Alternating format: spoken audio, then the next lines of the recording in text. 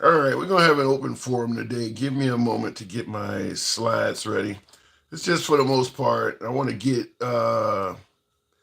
get some input from you folks. We're gonna have an open forum. Let me get my YouTube horizontal going. Looks like TikTok is still here, so they indicated that TikTok might be gone in 24 hours, but apparently it's gonna live on at least for the show. So figured I'd come here and talk to you folks. We're gonna judge what's going on mainly because we're on what day three, Liberation Day Part 3. But today we're going to have an open forum where I just want to hear from you folks. Different opinions, what you got politically. I'm certainly taking your questions. If you got questions for me, political, of course.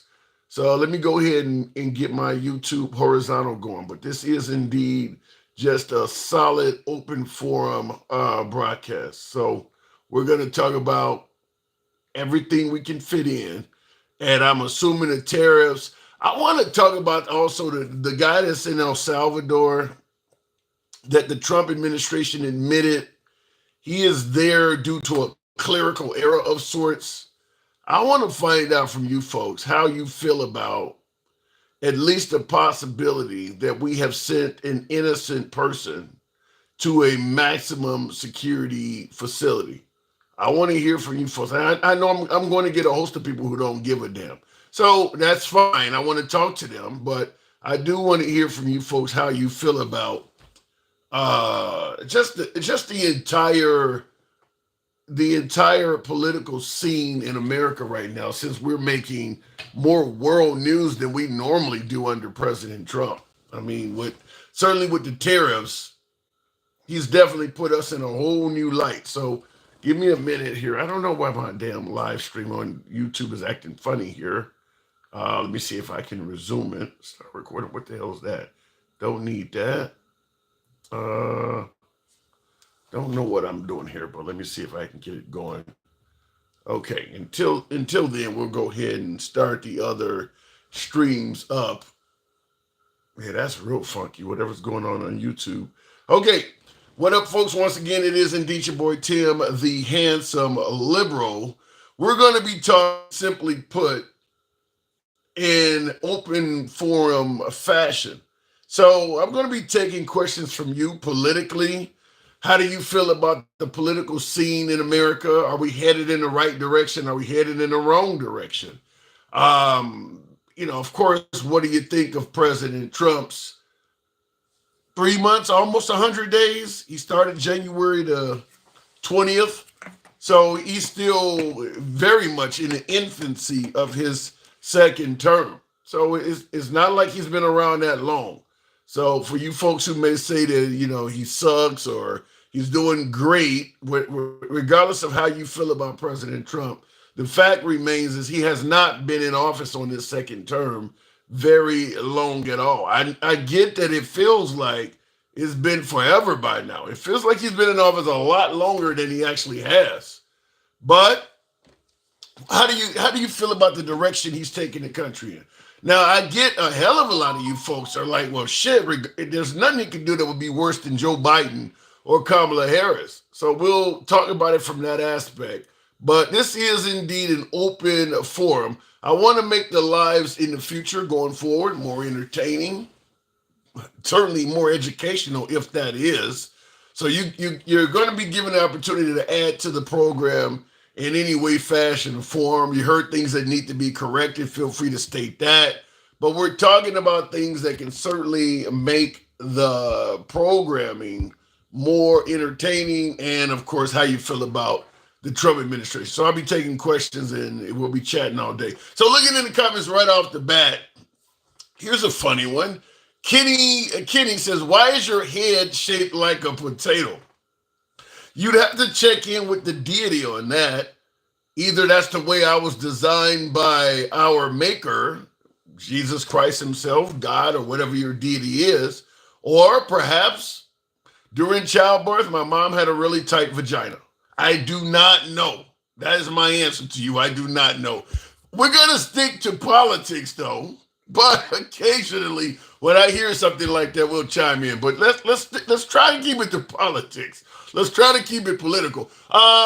Because if they are being important, I'd push my government to ban sales to the U.S.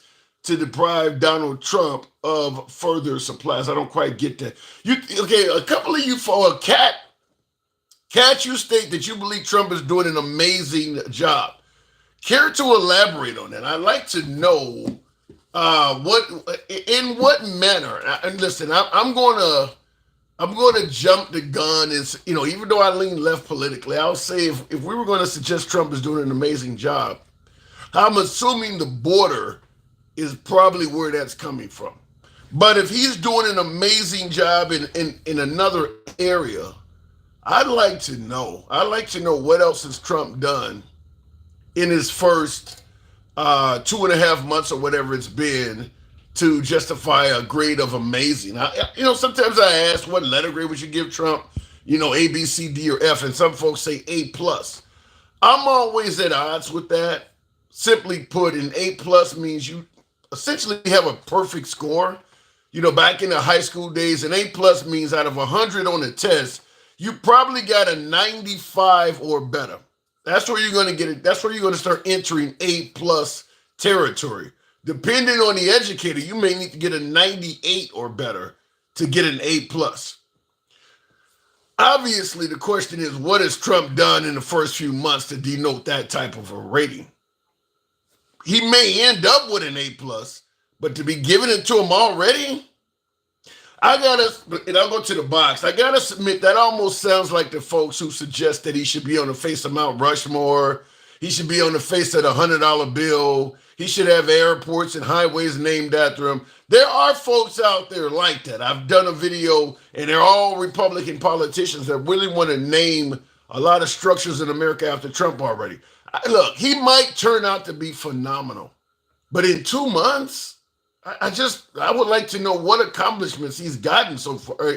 What accomplishments has he achieved so far to be that far along in the game? Because keep in mind, I don't believe we've ever had a living president that would receive an airport being named after him, or a ship, or a federal holiday, as one Republican politician. To get all that shit named after you while you're still alive? What did he do? I mean, we got politicians that defeated the Third Reich, ended the Civil War, freed slaves, ended this, gave women the right to vote. What has Trump? What has Trump accomplished to be that far along in only 2 months? I'd have to know. Anyway, looking in the comments, Doge, $1 trillion, says Eric. That could be a decent answer. The suggestion that he's found a tremendous amount of waste, fraud, and abuse, and that gives Trump an A plus. I'm not going to discount that. That could be a great answer for why Trump deserves a high grade. But for me personally, as I say often on the program, the jury is still out on that. What I mean is, a lot of the waste, fraud, and abuse that Elon is claiming is simply based on what they're telling you. It's not based on anything that has been proven. So for me personally, until they prove that, there's no way I can give them an A on that. I mean, they just told you they found all this money. And keep in mind, a lot of waste, fraud, and abuse they've claimed to have found, a lot of it's been proven to not be true. So their record on that is not anywhere near solid enough, in my humble opinion, to get him a high grade based on Doge. But that's not to say it cannot go that way. I'm not saying Doge is a failure. I'm saying Doge is unproven. So I'm not going to give Doge a bad rating. I'm not going to give it a good rating. I'm going to give it an incomplete. Because, like I said, most of the stuff that Elon and Trump were claiming with Doge, they don't provide receipts for any of that stuff. They have no receipts. You just have to believe it. And the folks that are giving Trump credit for Doge and giving him high marks for the waste, fraud, and abuse, they just are taking their word for it. So we'll see. Anyway, looking in the comments before we go to the box, Americans will end up paying a lot more for everything, from groceries to cars. I think so far, most of the financial analysis are agreeing with you that if the tariffs stay in place, things are going to go up substantially. Going straight to the box, the one and only Jeremy. Good evening, Jeremy. Welcome to the program. So this is a wide open political forum. So I'm taking questions politically and also asking that question. How do you view the Trump administration so far, going into almost their third month? B plus. Based on? Based on Doge and immigration. Okay. Immigration, I'm not going to argue with you at all. Doge, you just heard the spiel I gave about unproven. Yeah, I did. Do you trust everything they're saying about Doge to just be factual? I trust it about 90% of the way, so I don't trust it completely. Okay. See, like Elon's even admitted that he's made mistakes before. But the thing is like, you know, a lot of these government organizations make mistakes all the time. We just don't hear about it. Okay. Like it just happens, you know. And the thing is, I actually respect that these people are willing to correct the issues and do things the correct way. And yeah, so I'm perfectly okay with that. Okay. So they will not have to show you any proof. Because you trust them about 90% of the time, you're going to give them their grade based on what they say. Well, no, I think they need to show proof, but they usually do. Well, if you've given them a B plus already, you didn't get any proof. You gave them a high grade solely based on trust. Based on what they've done so far. Which is what? You haven't seen any proof. Well, they proved a lot of USAID's corruption. I don't even know if they accurately proved that, because they started talking about money going to Gaza, and it turned out Gaza was in a different country. It wasn't in the Middle East. It turns out that it was still going to overseas. It wasn't maybe Gaza like Gaza next to Israel, but it was like Gaza in another location, in another place that just happened to be named the same thing.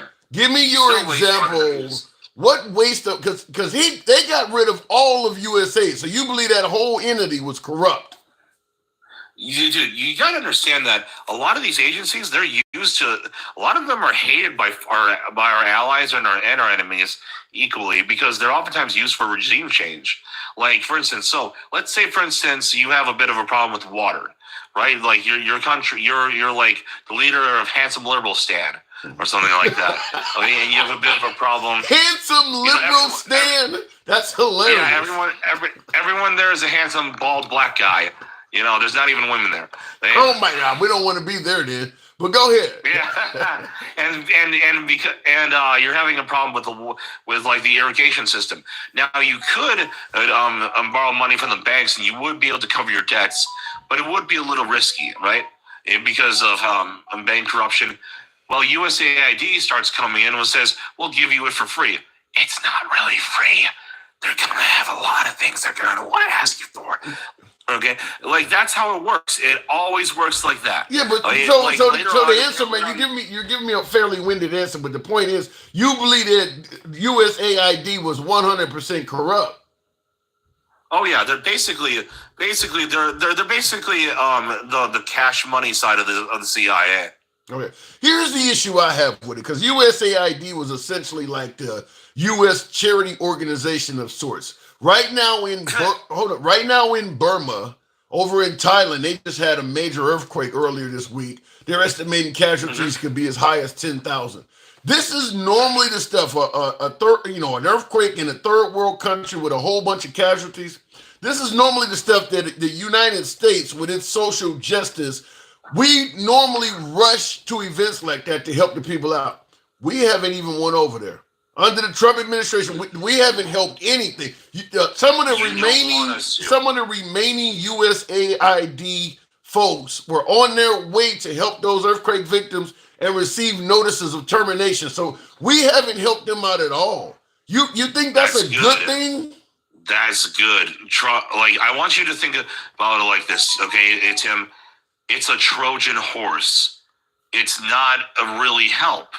If you like, is it really generous if I give you $1,000 and I say you don't owe me anything, but in reality I'm just softening you up so you can give me something you have? Wait, hold on, Jeremy. We're talking about people who are dying in an earthquake. What are you talking about? You owe me.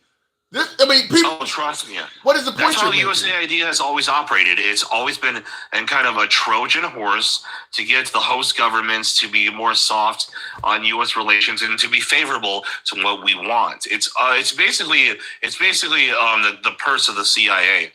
So what are you suggesting, that America provides no charity for nations in need anymore?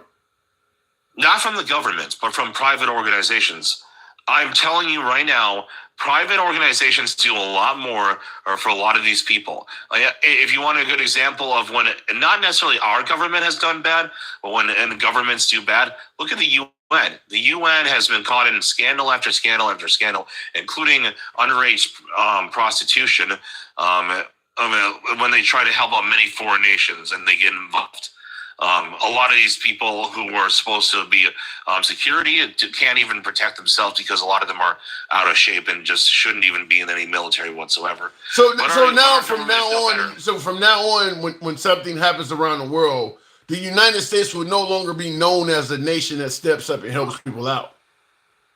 It's not really help. It is the thing. Anyone who tells you it's help is lying to you, or they're ignorant. Explain. Like Michael in the comment section. Explain what you're talking about. Well, okay, so we have seen in plenty of countries, is like especially in the Middle East or in Africa, where we'll give them quote unquote aid, and what we're really doing is trying to soften relations with these countries. And a lot of times, what happens is that let's say that I mentioned the irrigation system, okay. Let's say that Uganda needs more irrigation somewhere. Well, that oftentimes comes at when we give you aid, we don't just simply give you aid. We also get to direct how exactly the irrigation system is put in. We get to say things like what companies get to go in there, and they're oftentimes American companies. Okay, we get to say I don't get where you're going. I don't understand what you're saying here. You're talking about the point I'm saying is even this national disaster. You want to know how it would go down? That happened in it was Chile. You mentioned, right? Okay. This is in right. Burma. This is in Thailand. Okay, they just had an earthquake. Thank you for correcting me on that. Thank you. You want to know how it would go down in Burma? All this, it was an earthquake, you said? Yeah. Okay. You want to know how it would go? Okay. It would go like this. The USAID would come in there. They would specifically say, that it's we're willing to help you. Here, let's give you some money so you can rebuild your homes. But we're not going to just give you money. We're also going to actually pay contractors that happen to be American only, to come in and they're in shambles. Who gives a damn? When you're in your worst moment, you're talking because about. It's not really free. It's never free. I don't give a damn. If I'm starving to death and I got a choice to either not take something from you that's not really free or starve to death, I'm gonna take the food. Yeah, but you could get that by being by just saying no to USAID and instead saying yes to something like the Catholic Church. You're assuming they have a choice. You ever heard of the phrase "beggars can't be choicing"? If I'm starving to death, whoever shows up with the food, that's what I'm eating. When it comes to huge natural disasters, the Catholic Church, tons of other Christian organizations, Muslim organizations, just religious organizations around the world almost always respond. I guarantee you, Ansem, you could look this up right now, if you really wanted to on the big screen. Okay, I guarantee you, there's going to be religious organizations that are responding right now to this disaster. Yeah, but that comes in pieces. It often is not enough of it. That alone is not. You need the backing of government finances. A country like Thailand, you're not going to have a bunch of Catholics show up and provide enough assistance on their own to actually be effective. You need right now, and guess who? The Catholic Church. Actually, the Catholic Church is the most charitable organization. It ain't enough money. It ain't enough. I mean, you're not gonna replace the assistance from the United States government with the Catholic Church. It just ain't gonna work like that. Maybe not to the exact same degree, but you can definitely substitute them pretty well. Okay, I know. The world, there are I think 5 billion of them around the world. They can absolutely scrounge up the money. There is a reason why government aid was created. is because the churches were not substantial enough. I mean, we started this out from the founding of America. Let the churches do it. They don't provide enough assistance. But not to mention, the churches often only want to help people who have some sort of belief in their religion. They're not going to go. Well, they prioritize people who believe. The church is not a. That's not a sufficient option, man. It's just not. It's not a sufficient option. You don't want to take money from USAID. You don't want it. So just starve. So just starve and hope the churches are enough. Yeah. Well, let me just tell you this. Most governments around the world hate the U.S., and USAID is one of the big reasons. A lot of them actually hate what the U.S. does with its foreign policy and how they use USAID to. To me, you sound like you're making up excuses to be selfish. If the people themselves say we want the money from USAID, you, the guy who don't want to give them shit, is saying no, you don't want this money. Yeah, because you don't want to give it to them. You're making up excuses to be selfish. No. Trust me. Okay, when I was Catholic, I used to give away a lot of my money. I'm not talking about being Catholic. I'm talking about being an American. You do not want USAID to help these people out. So you're telling them, don't take this money. They're happy taking the money. They need it right now. They're not happy. They're not happy. They begrudgingly take the money. Trust me, it happened. Okay. They begrudgingly take the money if they absolutely feel like the pressure is. Well, I'll tell you this. If you're in the middle of it, if you're in the middle of the desert and I hand you a water bottle, but I'm the one who made sure that you didn't find any water beforehand, and then I challenge you $2,000, and that's all the money you have. Am I really a good person? No, but I'm dead otherwise. So what do I do? Exactly. So what do I do? If my choice is either to pay you $2,000 that apparently I must have, or to die, what choice do you advise me to make? I advise you to wait. I advise you to wait just a little bit longer. I'm dying of thirst. You advise it. Okay, well I do gotta move it on Jeremy as always. Well, let me just say this. Now that USAID has not shown up to help, guess who else ain't went over there? The Catholics. There are no Catholics showing up. So just understand that. You said that if the USAID was not around, the Catholics and the religious, I don't hear a bunch of religious groups going over to Thailand. They haven't showed up. They will be there, trust me. Yeah, I'll come back with proof. Anyway, it was good talking to him. Right. Can't wait till Gangsta Grandma snorts another line of coke and then comes up and yells at you some more. As always, good talk, Jeremy. Thanks for coming through. All right, moving on. He's always welcome on the program, but I will say that there is a reason in this country why we've stopped using religious organizations to help people in need. They don't provide enough in terms of it's not sufficient. I'll give you a perfect example. Before food stamps and welfare, a lot of times in the Black community, rely on the church. Well, if the neighborhood is poor, there's not a lot of donations being made at the church to help out the poor people who probably are the ones that made the donation. It's almost like trying to squeeze blood from a turnip. If you're in a poor neighborhood, because the churches in the wealthy neighborhoods are going to have that same mindset of make America great again, America first. The churches that are in the wealthy neighborhoods are going to say, take care of our own people before you start taking care of others. And what the end result is, you never get around to taking care of other people. I got somebody right now in the comments saying that. Instead of taking care of other folks via USAID, how about taking care of Americans first? Trump has ended USAID. He has ended taking in poor, impoverished immigrants.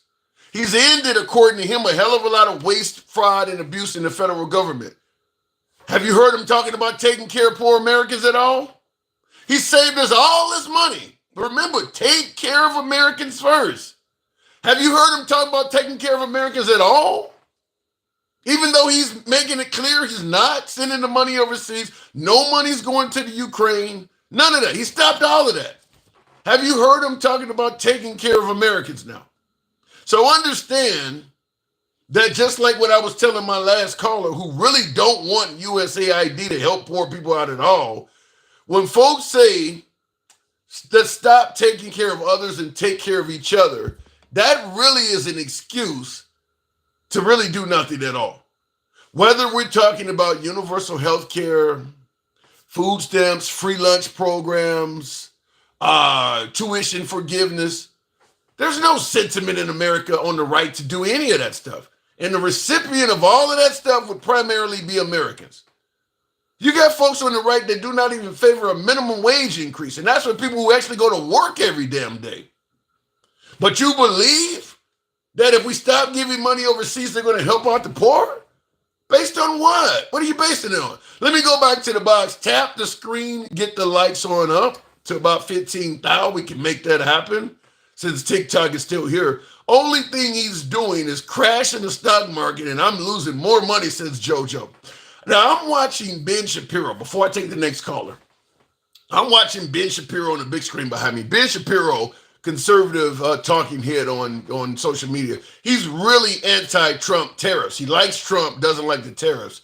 In his comment section, people are saying you ain't lost any money on the stock market. They're claiming that only way you're going to lose is if you cash out, suggesting that you should ride the storm of what Trump is doing in hopes that you're watching your stock, your portfolio, your retirement package dwindle down to nothing. But if you ride it out, it'll come back up. Similar to my last caller suggesting you should turn down USAID, starve a little bit, and hope some Catholics come riding up on camels. That's what it sounds like to me. Anyway, going back to the box, helping U.S. citizens was never his intention. I don't think he's ever campaigned on it. I gotta tend to agree with that. I'm going to go ahead and stick my feet in the water here. I know there's always a shark or two when you get close to the bank. I know that. I know that on a program like this. There's always a shark or two swimming around. I'm going to stick my feet in the water, knowing that I have perhaps cut my big toe. And I know there's a bunch of sharks in the water. We're going to the one and only Gangsta Grandma. Good evening, Gangsta Grandma. Now, I haven't been fluffy this time, I'm assuming. Oh, my TikTok husband. Now, you don't want to yell at your ass tonight with your bald-headed ass. How you doing? I'm doing good.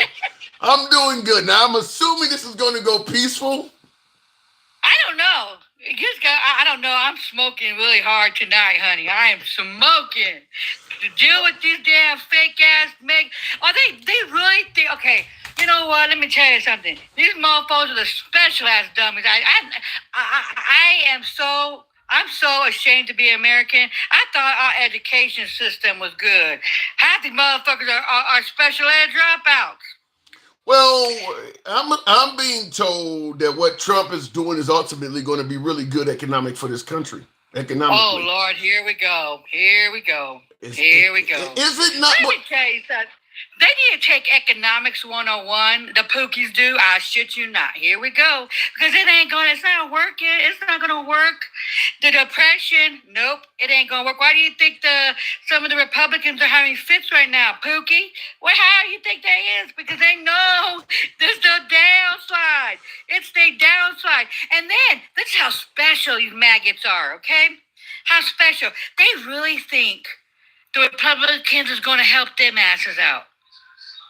Well, you just see my last caller now because I brought up USAID and they're not helping earthquake victims. USAID helps the poor for HIV and stuff. We should be out there doing that. We should be number one doing that because we are so-called the freedom. You know what I mean? We're the so-called the richest people out there. But let me tell you something. The Republicans, Pookies, Ray-Rays out there, you fucking... Who the hell are these? Who are Pookies and Ray-Rays? The Ray-Rays and the Pookies and the white tea people in the trailer parks, they're the ones that voted for this shit. They really think that the Republican Party... the Republican Party is going to help but I gotta ask you the obvious question because this is the rebuttal you're going to hear. Do you think Biden or Kamala Harris would have done any damn better than Trump? Yes. See, when I voted for we. Okay, we. I didn't vote for I voted for we. I have a beautiful home. You go look at my picture. I have a beautiful home. I wanted somebody else to take the opportunity to get them a beautiful home and to feel proud to live in the United States. Okay? That was my intention to vote for her. She was going out on a limb to do that. For who?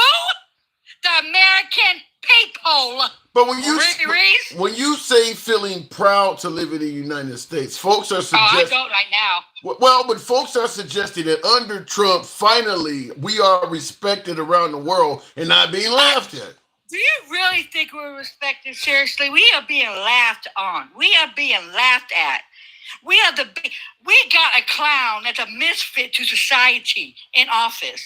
Okay? Hey, you know one thing that makes me sick to my stomach? He wouldn't even go to the four members, and I guarantee they're all black, African-American people, the soldiers that got unalived. He didn't want to go salute them. You know he want to go do pop, pop, boom on his golf course. Pete Hegseth, what you talking about to meet when their remains came back and he didn't show up? He didn't show up. Ain't that some shit? Trash ass bitch. I know you do believe that Trump has an issue with people of color. Oh, honey, that just proved it, right? That just proved it right there. Okay. But if it was a white teen man, I guarantee he'll go salute. Wait. He didn't go to the bodies, for God's sake. You know what? Let me tell you something real personal. When my husband got unalived and he came back in a draped coffin, guess who was there? Obama and Biden. Wow. Both of them was there. Did you actually get to meet them? I met them. I shook their hand. That's why I like Biden. He understood. I couldn't even look at my husband. I wanted to look at him. They told me not to go look at him. Remember him how he was. Okay? So please, miss me with the bullshit. That fat fuck in there that needs to choke on a fucking damn Big Mac. He couldn't even go do that. Well, you keep saying this choking on a Big Mac. You're not being serious. Hold on, wait a minute. You're not. We talked about this yesterday. You don't seriously wish for the president to perish. I'm sure you're joking, right? Does it look like I'm joking? No. I hate that man. Look what he's done to our service members. So what he just did to the four people that just got unalived. And you know what? The other countries stood for them. So you believe that because when they brought the remains of these folks home who were soldiers of color, you're saying that you believe the only reason Trump didn't show up is because they were non-white soldiers? Duh. You really think he's that racist? You walk like a duck, you talk like a duck, you're a fucking damn duck. I mean, that's a pretty strong accusation, essentially. Why is he not up there? Why didn't he show up then? What's his fucking pathetic excuse? I'd go golfing? Prior obligation? Get the fuck out of here. It's not possible he could have had another prior engagement planned? Excuse me. That's our military. You drop everything for our damn military. You go out there, you're supposed to be his number one? No, bitch. He's a fucking... Yep, I gotta bite my tongue. If I go to TikTok prison forever. We don't... You don't think he's not racist? That just showed you that bitch is a whole damn racist. I'm going to, because I have rotating audiences, different people every day. So for this audience, I want you to tell me what's making you indicate that Trump is intolerant or doesn't like people of color. He just proved your point. He just proved that event, not showing the photo, that event right there proves that he's racist, in your opinion. Yes, that is right there. 4 black men, unalived. But the other country stood there and gave them with both the flags, American flag and their flag, and gave them salute. Our president even go do that. That's a disgrace. That's a disgrace. Did he provide any official reason? I get that you believe it's due to racism, but did he provide any reason? No. He had to go to golfing. Legalizing segregation now. What the fuck? If you guys can't see that, you little maggot ass bitches, if you guys can't see Whoa. You know, you do understand that some MAGA just wanted the economy to be back on track. Why are you disrespecting MAGA? The economy wasn't the The economy was good. See how special these fuckers are? The economy was good under Biden. We didn't have a collapse. It was good. The only thing that hurt Biden is that he took it from Donald Trump. Donald Trump fucked us in the ass without a condom, okay? That he did. He fucked us without a condom. Whoa. He thought that the virus was going to end and all this. The unemployment was 14%. Inflation was over 9%. Oh yes, that was really bad. Then Biden came in and got down for 2.8. You didn't like the economy under Trump. We didn't have any wars going on. We had decent gas prices. You don't give them on under Trump. What the hell are you talking about? 67 of our members of military got unalived. How many got unalived under Biden? 13 at least. That's why. Why was that? Why was that though? Because Donald Trump gave 5,000 Taliban a right to leave. Yeah, but the evacuation, the way we didn't have time. We did not have time to go and do it. They told Biden if they didn't get out, they was gonna go after our service members. You sure you ain't making excuses for the Biden administration out of? Why am I making excuses? Let me tell you something about Biden, okay? Let me tell you something about Biden. Biden, you know what? He wasn't the perfect goddamn president, but he did it. He came through us to more than this dipshit over here is. And what I'm saying is facts. Go Google it. Google's free. He came through while not even admitting that he was in over his head in terms of his age and cognitive ability. You don't hold him accountable. Who does the kid of his age? Have you seen this diaper bandit over here? You don't hold Biden accountable for trying to stay on too long? Why? He was good. He was good. I don't think everybody knew he was older, but he was good though. I don't think America sees Biden as quote unquote good. There's a reason why he lost. Yeah, because you have dipshits that's so uneducated and they're fucking fools. Don't know what it is now. Let me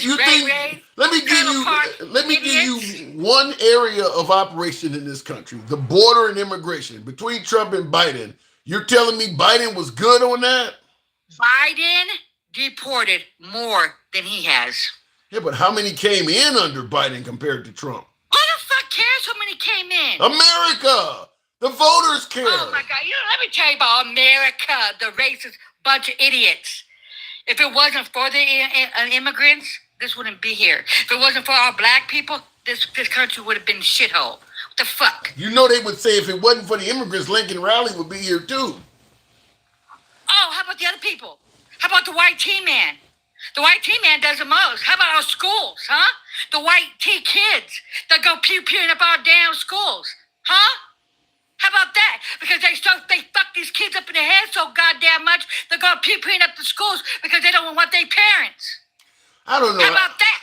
I don't know. To me, it sounds like you taking a moment to attack white people. What? The white tea people are go look at it. Go look at it. Go look. Who's the most evilest in the United States? White tea man. Who does the graping? The white tea man. It's all statistics, please. Go Google. Google's free. Who does the pew-pewing up in the schools? White tea kids. Then why the hell is the prison so black? Why? You know, boy, aren't you? Oh, you fluffing bad, aren't you, Pookie? You a black man. You're asking me why? Are you fucking serious? I gotta ask what's going on. I gotta ask. What the fuck are you smoking on? I'm smoking on knowledge, I guess. I gotta ask. What knowledge? What? Why do you think black people are in there? Well, why? Because it's injustice. And half the motherfuckers are probably innocent. All they got did petty ass crimes like, trees.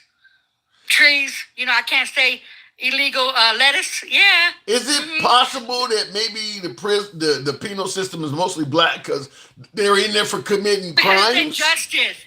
You want to tell you, if the white tea man does the same thing as the black man, who goes down for it? The black man do? Yep. Right. Go figure, huh? Go figure, right? Mm-hmm.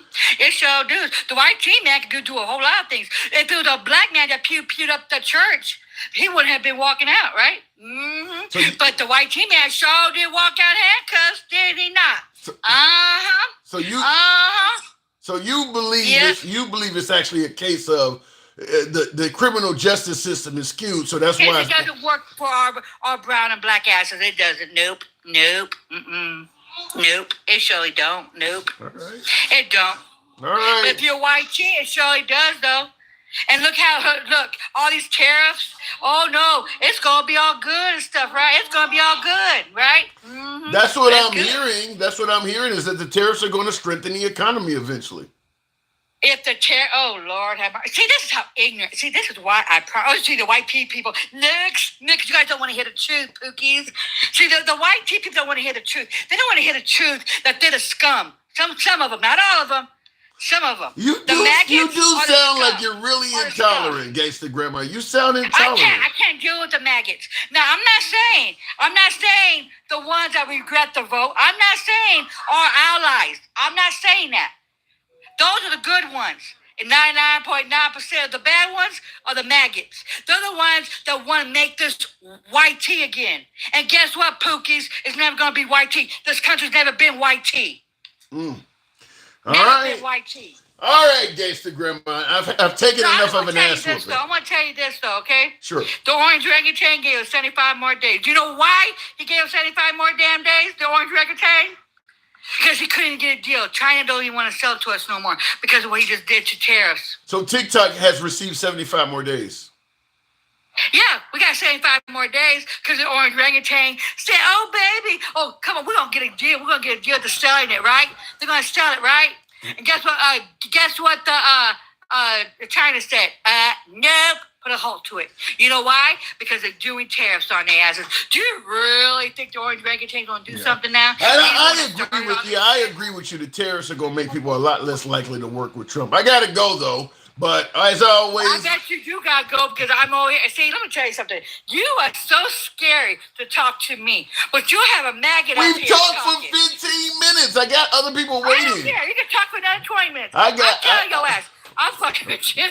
I gotta go roll me up on. But I promise you this, though. The maggots are gonna be crying at the end of the fucking day when they gotta pay more. The eggs gonna be through the damn roof. And guess what? The little televisions and all that so-called shit is gonna go through the damn roof. Who they gonna complain? Biden. We'll see. I gotta go. Appreciate it. The way she said Biden. What movie is that? Byron. Anyway, tap the screen, get the likes on up, which should be at least about 25,000. Let your thumbs not be lazy. Tap the screen if you're watching on YouTube or YouTube horizontal. Feel free to smash that like button. I always say it. We don't block, ban, or censor. If I can find my... We are MAGA friendly, as always. Nevertheless, liberals are welcome on the program as well. We go left of Bernie Sanders, so I'm having a dinner with Q. Understand, we don't block, ban, or censor anybody. So you're going to hear opinions of all sorts. You can be critical of anyone on the program up to and including the host. I think my last caller was a great example of that. That was Gangsta Grandma. Always welcome on the program. Mike! Appreciate that. Thank you for the support. So looking in the comments briefly, tariffs have made other countries rich and has decimated the American middle class and manufacturing in America. You know, I will say this, Blue Girl, or I think this is Blue Girl 77. I don't think it's tariffs that has made other countries rich. I think it is greedy Americans that has made other countries rich. China didn't force our manufacturing to go to that country. Greedy Americans that did not want to pay you and I a salary commensurate with American labor laws found out we could get cheap labor in China. Remember back in the day, Nike and all of this shit, they were willing to deal with kids to avoid paying you and I a decent salary. Keep in mind, even the jobs that remain here, they're not even raising the minimum wage on that shit. So the tariffs sound really good, but in reality, our problem is in-house. It's just the same with the migration issue, with the immigrants. They're bringing in fentanyl, they're child trafficking, they're taking our jobs. No immigrant is forcing an American to hire them. No immigrant is forcing an American to ingest fentanyl. No immigrant is forcing Americans to partake in trafficking. Americans want that shit. So we're picking other entities to poke fun at and blame when in reality, all of these issues are coming from in-house. You got to stop Americans, greedy businessmen that want to get access to cheap labor from sending the jobs overseas. You can't blame the fucking Chinese for taking the money. The Chinese didn't force this. The Filipinos didn't force this. Vietnam didn't force our call centers to go there. Americans decided I can make a hell of a lot more money if I get rid of this perfectly English-speaking call center person, for lack of a better way to phrase it, and hire somebody that barely speaks the language, but they charge me only a fourth to work for me than the American did. Remember back in the day, you could actually call and a person picked up the phone. They understood you because English was their mother tongue. Now all of a sudden you got to push one for English. And when you get the person that is talking to you, they got a thick accent, but they tell you their name is fucking John. You think that country forced that? No, the people that hired them did, and they're American. So until we're willing to blame the problem for where it's coming from, which is in-house, none of this shit's going to go away. The minute Trump is gone, you know what they're going to do. They're going to force, the lobbyists are going to try to go right back to getting them to pass laws that allows them to access cheap foreign labor. And that will come all by way of Americans. So you can keep blaming all these other countries, but the problem is in-house. Anyway, looking in the comments, billionaires aren't going to pay enough to buy grocery under these tariffs. I don't get that comment there, Flesh Muppet. Wow. You said billionaires are not going to pay people. Oh, I get what you're saying. And that is a good point. Before I go to the next caller and tap the screen, get me up to about 30,000 so we can, 35,000, we can take the next caller. I agree with that 100%. What you're saying, Flesh Muppet, is that Trump is suggesting the tariffs will lead to jobs coming back to America. That sounds great on its face. He's providing no explanation at all as to how Americans are going to be able to afford products that are being now created with American labor. I'm watching you folks on devices that'll probably damn near double or triple in price, or talking to you folks on devices that'll probably damn near double and triple in price if they're made by Americans. Imagine how much an iPhone or a Samsung Galaxy or your tablet will cost you if the people making it are all Americans. Have you heard Trump talking about increasing American salaries at all? It's a big difference between creating jobs and actually increasing salaries. So I don't see where that has been thought out at all, because everything will go up in price. Just think about how much televisions cost before they were being made overseas. Remember the old Zenith, RCA, Magnavox from the late 70s and 80s? That shit was expensive. You paid more for a television in the late 70s than you do now in 2025, damn near 50 years later. Back in that era, if you bought a floor model TV in the late 70s and 80s, and I know because I was fucking alive back then, you paid $300-400 for a TV. In that era's dollars, you're paying $300 or $400 for a TV now 40-50 years later. The TV you purchased then, adjusted for inflation, that TV would probably be thousands of bucks because it was made by Americans. Has Trump spoke out of what he's going to do about that? Anyway, going back to the box and tap the screen, Curtis Mathis, I don't know what that means there. Each job has value for the individual who went to school, not the person, but the position.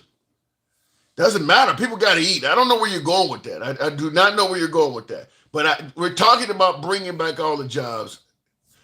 And the things they make are going to go up in price. There's no denying that. People making, you got folks making electronic devices, making cars and all this. If everything comes back here, the price of everything is going to go up. I don't see how you can get around that. Arsha, fine. Good evening. Welcome to the program, Arsha. I saw you in there last night. We tried to bring you up. Good evening. Sorry about that. Hi. Hey. So this is kind of an open forum. So we're willing to take questions politically, but I do want to ask you, because we haven't talked about since the tariffs. We're talking about what he called Liberation Day. How you feeling? You think we're on the path to greatness? That doesn't sound good.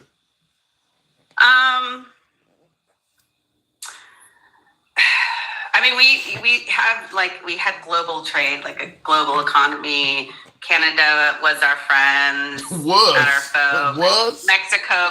Mexico was our ally, not our foe. Like Australia was our, so obviously this move has greatly not only affected people's pocketbooks, but also relationships with countries in the world, which at the end of the day, regardless of the cost of eggs or anything, if something were to happen, like another 9/11 or another situation, having your allies being willing to come and support you and risk their lives for you, they might not be willing to do that now. Are you suggesting that if there was some type of, let's say, terrorist attack in America or something with our interests abroad, that some of our former, I guess, some of our allies might not be counted upon to help us out? Well, I don't know. I mean, I heard the Prime Minister of Australia, saying, this is not what friends do. We're obviously no longer friends. So, yeah, I mean, are you going to put your, servicemen and women out there to help somebody that you don't believe is a friend? Like, we no longer are standing for certain American principles. But is this really America or is it Trump? I mean, listen, Australia, they've actually fought alongside America in every single war we've been involved in. Do you believe that Canada?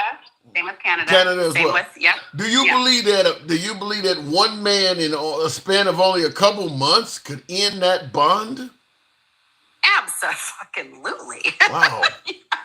I mean, man, you can have a bad boyfriend, right? Like you a toxic relationship, and you're just like, I gotta go. I need therapy to get over your toxic. Yeah.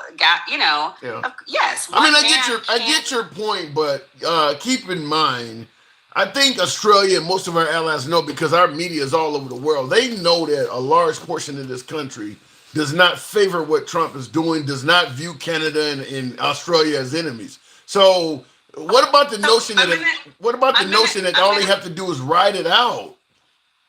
I'm going to put it to you this way. Canadians have become more patriotic, not saying that they weren't patriotic, since his rhetoric than ever before. I live in the state of Hawaii. I am not Hawaiian. I just live in the state of Hawaii. I work in hospitality, so like resort industry. My husband is a GM of a resort. Generally, around this time of year, $1.2 million a month comes from Canada into the state. Just the state, just hold on, of Hawaii. It's down to 200,000. So 20%, less than 20%.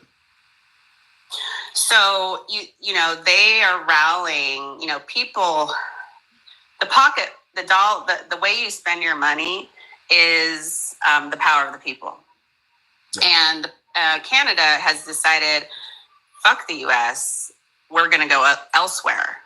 I cannot tell you how many times I've seen that. I didn't even think about Hawaii, but that is a good place also to, they call them snowbirds or whatever. Florida is really dealing with that because a lot of Canadians go down to Florida, and a lot of places, they're dealing with it. Even the border areas, like near Vermont and New Hampshire up there where people cross the border. The Canadians have pretty much started saying fuck the United States. If you're thinking about $1.2 million going into the economy of one state every single month and it dwindling to 200,000, the Hawaiian economy is driven by tourism. It's not driven by sugar anymore. It's not driven by coffee. It's tourism. And, that's deeply going to hurt, the people here. So yes, one man can definitely change relationships. Wow. What about the notion that if you ride it out, we'll all reach the path of glory in this? All you got to do, look, Trump said temporary pain for long term, I want to say pleasure, but temporary suffering. But at the end of the day, there's going to be a rainbow, a pot of gold at the end.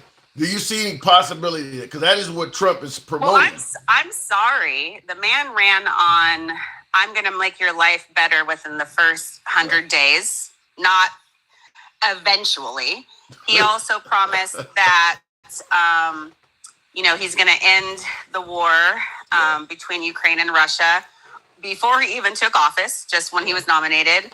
Gaza and Israel is shittier now than it's ever been.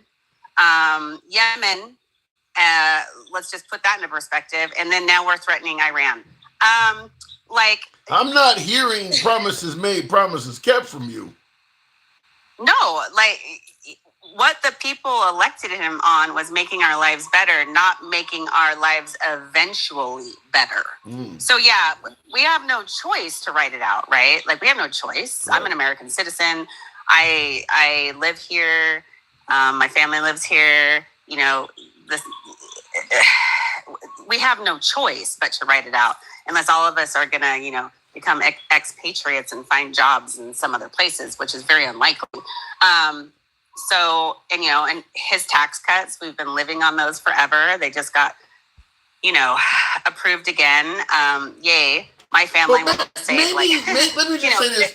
Maybe as someone who leans left, you're not seeing things clearly or something of sorts. I want to read a comment to you. Timothy Richner says, why you always put people on that don't know shit? So I'm going to ask you, what is it that, why do you think there's so many folks on the right that see things totally different than you're saying? First off, I do know shit. I've taken economics. I love history. I've taken government classes, civics, which they don't teach anymore. Reaganomics don't work. Giving billionaires and millionaires tax cuts does not trickle down to the middle class or the average person. Otherwise, we would all be living well. And I'm a middle class human. I mean, a family. I don't know if you got a call, I'll give her a moment for her phone. Maybe somebody's. Okay, you dropped down. Go ahead. Yeah, 2 kids, public school, full time, have healthcare, all the things. We live modestly. Let me ask you this way. Both Biden and Trump have both completed a term. Were you doing better under Trump's first term than Biden? I don't know. Trump's first term, we were on lockdown. Not the whole term. That was only in the last year. It seemed like, only a year. Out of the 3. Was my life better? I feel like America was on fire. People were marching. There was riots. But they're going to suggest that people that were marching in the riots were mostly liberals. Well, they can suggest that, but we did have a reckoning, an awakening. I think that during Trump's term that America became worse. Why? Because, lockdown, everybody was in their bubble on social media. So, it wasn't one of those things where we all gathered together as Americans in unity, like during 9/11. Right. And solidarity. It was more like... You were mentioning Canada. That's what Canada's doing right now with Trump's threats and the way Trump is talking to them. He's actually galvanizing that country. That's what's happening to them now. Correct. And, I think with, like myself personally, how I'm going to spend my dollar and where I'm going to go. And as a company that I'm spending money on, it's always the power of the purse, right? You can choose where and how you want to spend the money. That's really all we have as citizens on a day-to-day life. Here in Hawaii, most cars are either Toyota, Subaru, or something, because you need to be able to drive over lava fields and, have 4-wheel drive. So that's going to be very, cars are already more expensive here just because of the way they get here. So that's going to, they're saying that an average family, buying a car might have to pay $3,000 to $3,000 to $3,500 more. Well, I can't even imagine. Thank goodness we don't need new cars, but add that to buying on an island when you're out in the middle of the freaking Pacific Ocean. It's like your food costs and all of that. It's like, it's going to make things rougher. Do you, in regards to tourism? And not only that, but because he's canceled USAID, I just want you to know that how many people in the state of Hawaii, children, I mean, these are families that work their asses off. I know people that have 3 jobs. They go to one job, they go to another full-time job, they sleep a couple hours, put their kids to school, and so on, because they love living in this environment, and the fact that we are, we are very community driven. Mm-hmm. But food insecurity is huge. In Hawaii. Yes, food insecurity is huge. So USAID, food banks, such on, getting them, food shipped because they had a deal with mainland farmers, right? Because mainland farmers need to get their food out, right? That's how you make money. Right. So USAID provided, helping with the food banks, and,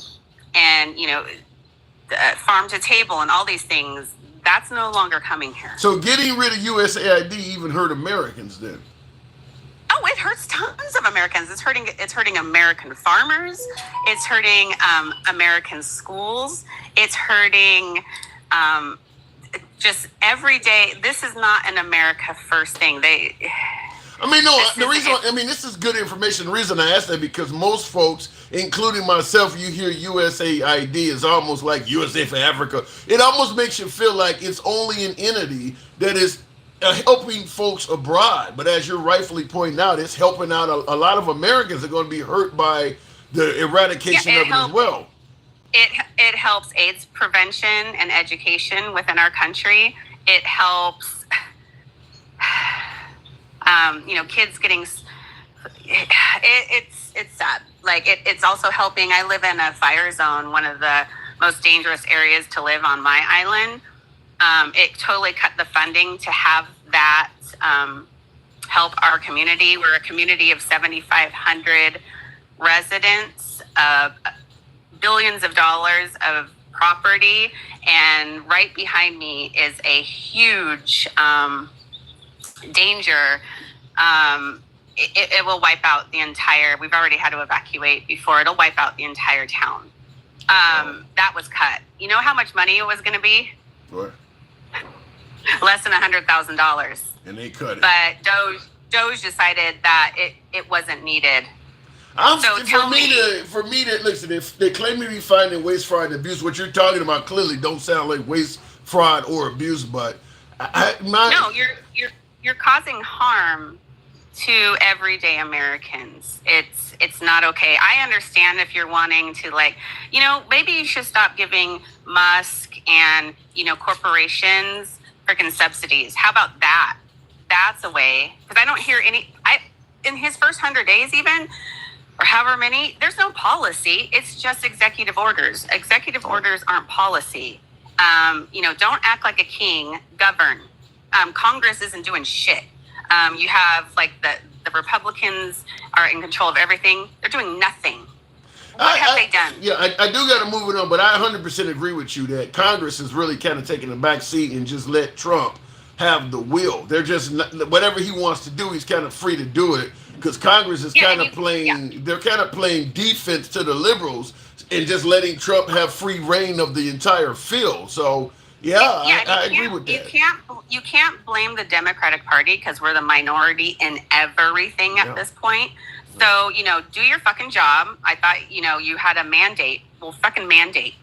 Don't just, Well, the right thinks he's doing a good job. They're giving him an A+. They want to put his face on Mount Rushmore. I got to move it on, Arson. I would, wait, hold on. What I want to say to the right is the right average American that voted, give me a list of 20 things that your life is better today. Give me a fucking list. It's been 3, it ain't even been 3 months yet. You're moving too fast. Hey. He was going to change the world and make our lives better. He lied. He lied a little bit. Listen, you know how every president is viewed on their first 100 days. That's your mandate. That's what you're elected. Every president, not just him, Obama, Biden. We gotta Lincoln. wait till he gets to 100 days. Right now, he's in his 60s, I think. I don't think he's still got a good month before he enters 100 days. So okay, well, do some shit. Stop golfing and go do some shit. Do some shit. I like that, Arsha. Thank you. All right. All right. Do Bye. some shit. That's the new term. I wanted to respond to a comment I saw on the YouTube side. Tap the screen, by the way. Trying to get up to 50. We can certainly get up to 40,000. Tap the screen. Give me a good minute there. We'll take the next caller around 40. And I see Black Baby Boy said exactly. Stop golfing. And look, they deserve a little bit of a break. I mean, my guess is when Trump is on the golf course, he's still running the country. He's still probably taking phone calls, talking to his assistants, and giving orders. So, I mean, I'm not going to say they shouldn't be able to do it. I mean, it's got to be one of the toughest jobs on the planet. You got to let the man be able to do something to unwind. Real quick in the comments, I wanted to respond to a comment coming from Police Cam Reaction. States giving millionaires tax breaks keeps them in America. If we overtax them, they'll just leave and do it in other countries, and then we have no business. Here's the problem with that. That should not be fucking allowed to happen. It should not. I mean, that's like Epstein left and went to another island to do what was not legal here. It shouldn't be legal to, if you're an American taking business overseas that you're going to ultimately sell back to America, the Chinese would not allow you to do that. They would look at that as some sort of threat to the financial security of their nation. They would not let their businessmen do shit like that. My opinion, it shouldn't be legal for American business folks to fire a bunch of Americans, take their business overseas when they're still, their primary customer is still going to be Americans. You know, like a Steve Jobs, the late Steve Jobs, for instance.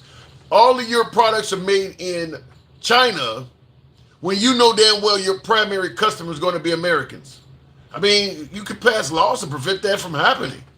If you pass a certain volume of product and a certain percentage for that volume we know is going to be American consumers, by law, once you get past a certain point, you either have to have your company still in America or we start dealing with your company tax-wise specifically. I mean, other countries would not let you do that shit. I mean,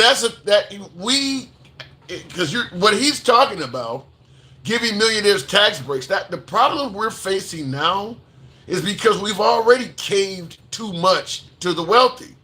We're just letting them just do whatever the hell they want at the expense of Americans. So now they can say, well, if I got to pay taxes, I'm going to go and fire a bunch of you. You got to put a rein on them. That's where the problems are coming from, is you're just letting them do whatever the hell they want. No, if you're going to create products that you're selling in America, what Trump is suggesting, if you're going to create products that you want to sell in America, you got to create them in America. There's no fucking tax break for you doing that. You're doing your patriotic duty for the damn country. We're not going to pay you for that. If you want customers here, you make this shit here. You don't get to demand a price for that. The prize is the people purchasing your shit. So you can't let the wealthy continue literally bribing the American people out of his wealth. Give me a tax break or I'm leaving. Well, shit, take your whole fucking business and all of that with you. Isn't this isn't this what MAGA says all the damn time? If you don't like the country, get the fuck out. Why would you support letting businesses do that when you know damn well it's harmful?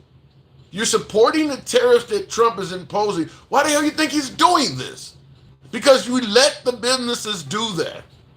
So until you I keep saying this, until you rein in the Americans that are causing the problem, this shit ain't gonna go away.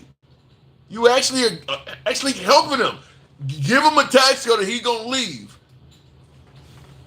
Just think about where the problem's coming from. Anyway, looking in the comments, just so everyone knows, it was the orange clown who last made a trade deal with Canada in 2018. Laughing my fucking ass off. Which trade deal are you referring to? Let me go back to the box. I'm very disappointed in President Trump, says Bobby Covino. Did you vote for him? No, I'd have to ask that.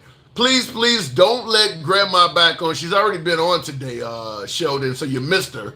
We can only handle so much stupidity. She was the second caller. Let me go back to the box. I think Instagram is clear, so we'll go over to TikTok. 40,000. Give me up to 40,000 so I can take the next caller. Tap the screen. What Warren Buffett said, Trump is making the best economic decision he's seen in 50 years. I didn't hear that, Trey. I did not hear that. And in fact, I heard one of the social media programs talking about Warren Buffett. I did not hear any claims that Warren Buffett favored the actions of Trump. I'd like to know where you got that one from. Because Warren Buffett tends to lean left. He's the one that talks about, his secretary pays more taxes than he does as a billionaire. I have not heard him bragging about Trump making a great decision. In fact, I haven't really heard any wealthy folks outside of what they can find on Fox News suggesting that these tariffs are a good thing. There is a reason why both the right and left have not done what Trump did. Now, I will say this before I give me up to 40, so we can take the next caller. I will say this before Trump did what he did. I think that there's a case to be made in creating a trade war with China. There are some countries out there that does not have the best interests of the United States at heart. China being one of them. But Australia, Canada, France, Germany, these countries ain't trying to fucking hurt the United States. There's no way in hell we should be treating China and Canada in the same manner. That just makes no sense at all. I don't see the logic in that. The idea that Canada is taking advantage of us like China is, I just don't see that. I don't understand where that's coming from. But I will say I got to give credit to Trump. He's been able to convince literally millions of Americans that people we've been allies with their entire life is damn near the enemy. I don't know how he was able to do that, but you got plenty of MAGA that is hating on Canada and Australia and all these kind of, like they've actually been on the side of America your entire life, taking advantage of you. Why do you look like a very well-fed Siamese cat? Like I said, we're taking questions, but that's some crazy shit. The rich hate Trump. I don't believe that, Marto. I don't believe that. The fact that you base your life on what celebrities say, no reply with it. What? No, I don't. Oh, you're talking to somebody in the comments. Are we at 40? Almost at 40. Looking in the comments here, NAFTA and the Pacific Trade Agreements shipped manufacturing out of America. Well, it ain't NAFTA. It's not the agreements that's shipping manufacturing out of the country. It is greedy corporations in this country that want to do it. And then they lobby to politicians to pass laws that allow them to do it. China hasn't been an ally of ours probably since World War II. Why would you ship your manufacturing to an actual enemy of the nation? Simply because they can do the job for cheaper. Literally, you're selling out your own damn country. Why would you let the enemy do your labor? Other than, well, I was able to save more money with him. It's literally a sellout. The Chinese military that is slowly but surely becoming competitive to America's, to ours, all of that's for the most part being done with US dollars. If we had not shipped all of our manufacturing and all of our jobs to China, they would still be far behind us militarily, financially, you name it. All of that's coming from us at the expense of making a few Americans wealthy. A few people in this country got super duper wealthy by being able to access that cheap labor and put the entire country in peril for that. That shouldn't be legal. You shouldn't have to get somebody a tax cut to stop them from doing that shit. It shouldn't be legal to do it. The idea that the right is saying, well, you got to give them a tax cut and they're going to do it. You should be actually favoring laws to prevent that from happening. You shouldn't have to pay Americans to do shit that's damn near patriotic. Looking in the comments, exactly, which is why we need tariffs. That's that the Democrats did not. You think the Democrats are the only ones that didn't stop factories from going? Show me all of the shit Reagan was doing. George H.W. Bush were doing to bring jobs home. Really? That's one of the craziest ass comments I've seen. You can't blame this on party. You got to blame it on wealthy Americans that were lobbying to both sides. President Trump himself stated he would be a good candidate for president because he knows how both sides work. He's donated money to both sides. This isn't a Democrat versus Republican thing. This is a rich fuck versus poor people thing, where they wanted to get access to cheap labor at the expense of the jobs you and I may have. Looking at our salaries, by the way, going back to the box, you're not going to, I mean, like I said, we've had plenty of Republican politicians. You watch some of the older shows that had outdoor scenes. I'll take the next caller. Like Chips, Hawaii Five-O for some of you guys who may be old enough. Television shows that had outdoor scenes. Hell, even probably shows as late as TJ Hooker. You notice on the street, all of those are American cars. So a lot of this shit started in the Reagan era, by the way. So you're talking about it's Democrats. By the time Reagan was out of office, you had a lot of Datsuns and Nissans and all that shit was on the street. You go back to the late 70s, all of the cars were American.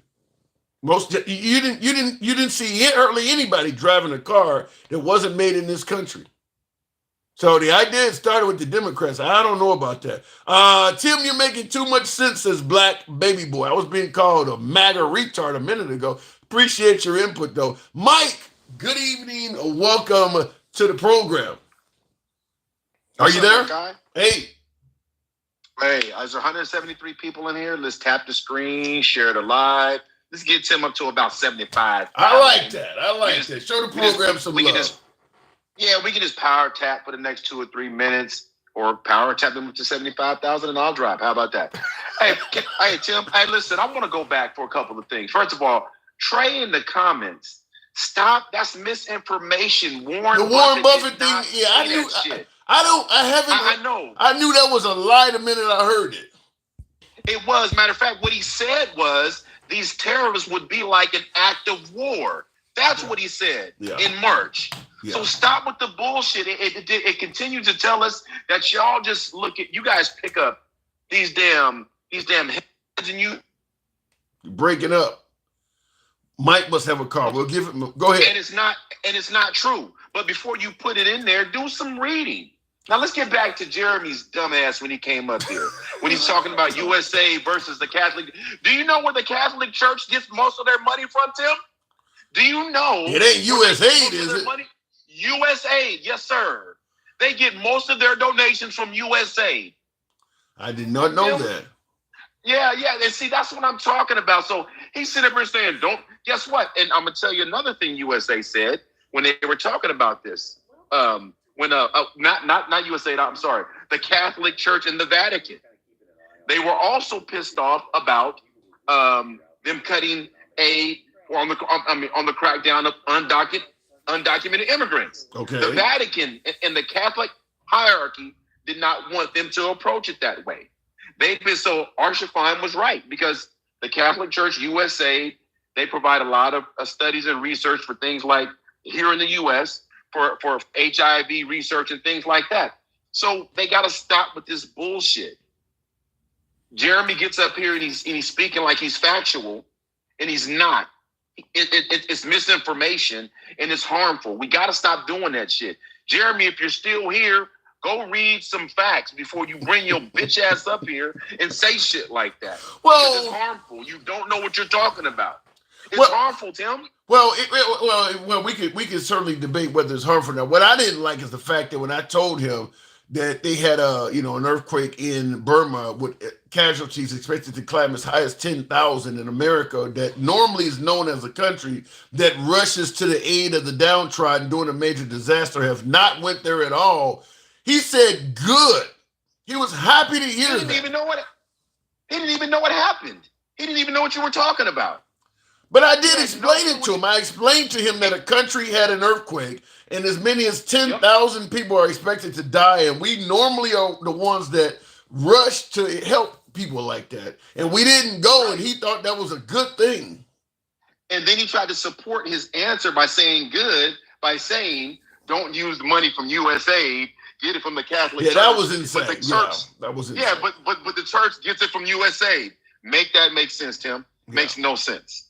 You know, and here's the thing. I don't know why people would be surprised that Donald Trump would not be there to give these U.S. soldiers the popular reception. I'm because surprised. You think I'm surprised? Why do you think that is? I was surprised to hear that.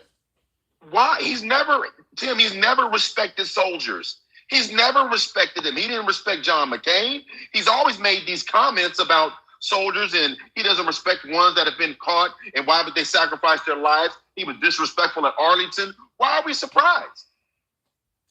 Why are we surprised? Because he's an American. He's an American, and you just don't expect that. But Tim, again, his resume says he would do this. His resume says he would do this. And let's, for the record, we have to go back to his first term. You know, I believe it was the first week in his first term, we had an attack on Yemen and we lost soldiers then. Right. And then early in this second term, we got another attack on in Yemen with the Houthis. I mean, listen, he's never respected the military. That's not my opinion. That's facts. The way he treats our veterans, the way he speaks about our veterans, it's fact. In the history of this country, have you ever heard a president be so disrespectful to someone like he was to John McCain? Have you ever seen that before? No. But John McCain, you know, the belief though is that they just had a spat between each other, and it wasn't about the military. But where did he take it, Tim? He took it to my war heroes don't get captured.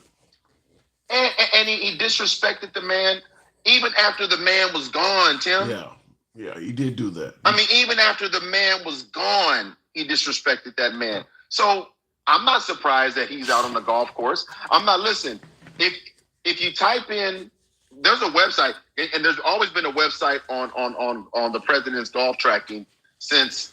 I'm not, well, you know my opinion on that. You got the most difficult job on the damn planet. I don't have a problem with him golfing as long as you're getting your job done. I mean, his constituency, which is MAGA, they're very happy with the job he's doing.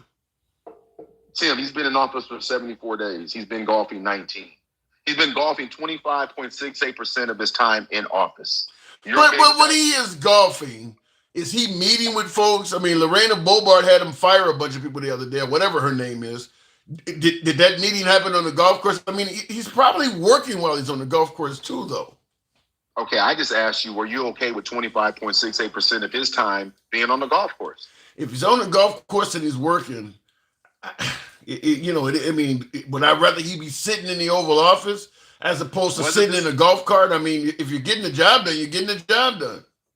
Wasn't this the same guy that said he wouldn't have time to be on the golf course? Wasn't this the same guy that drilled the man exaggerates and lies? I'm not gonna day one, 24 hours. I'm going to agree with you. The guy is not known to be truthful, but I'm simply saying on the golf course doesn't mean he can't be working.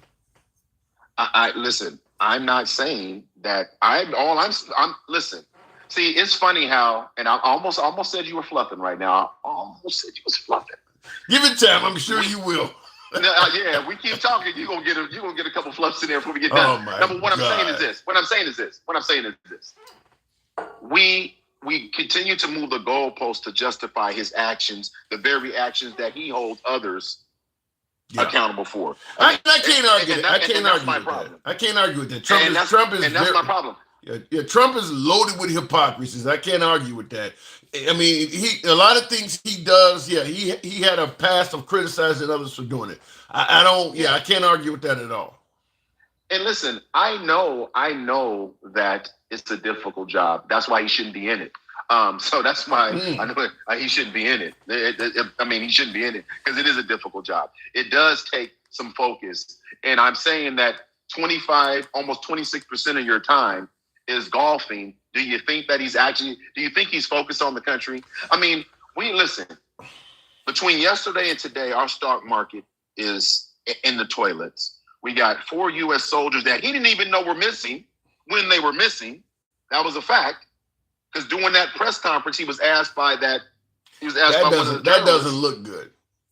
And he said he didn't know anything about it. Yeah, that doesn't look good. Right? Well, here's the point. Let me just say this. In regards to Trump, I think his, people say, I plead the fifth, or I cannot recall. His default answer to a lot of shit is, I don't know. I mean, I don't know if he didn't know about it or not, but his default answer to a whole lot of stuff is, I'm not aware, I can't recall, I don't know about it. So you expect to hear that a lot from Trump. That's kind of a default answer with him. Okay, fine.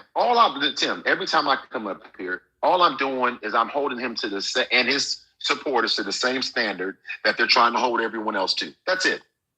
That's fair. That would not have been his supporters would not have accepted that answer had it been Biden.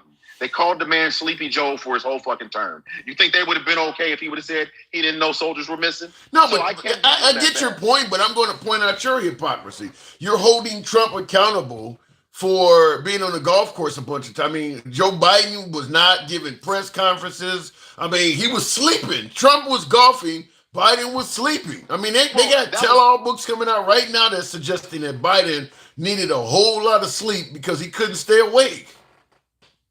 Again, Tim, when that book comes out and when those facts are there, I'll acknowledge that. Okay. Right? Do you need the book to come out? I think that after seeing him perform in the debate, do you really need a book? Come on, Tim. Now, listen.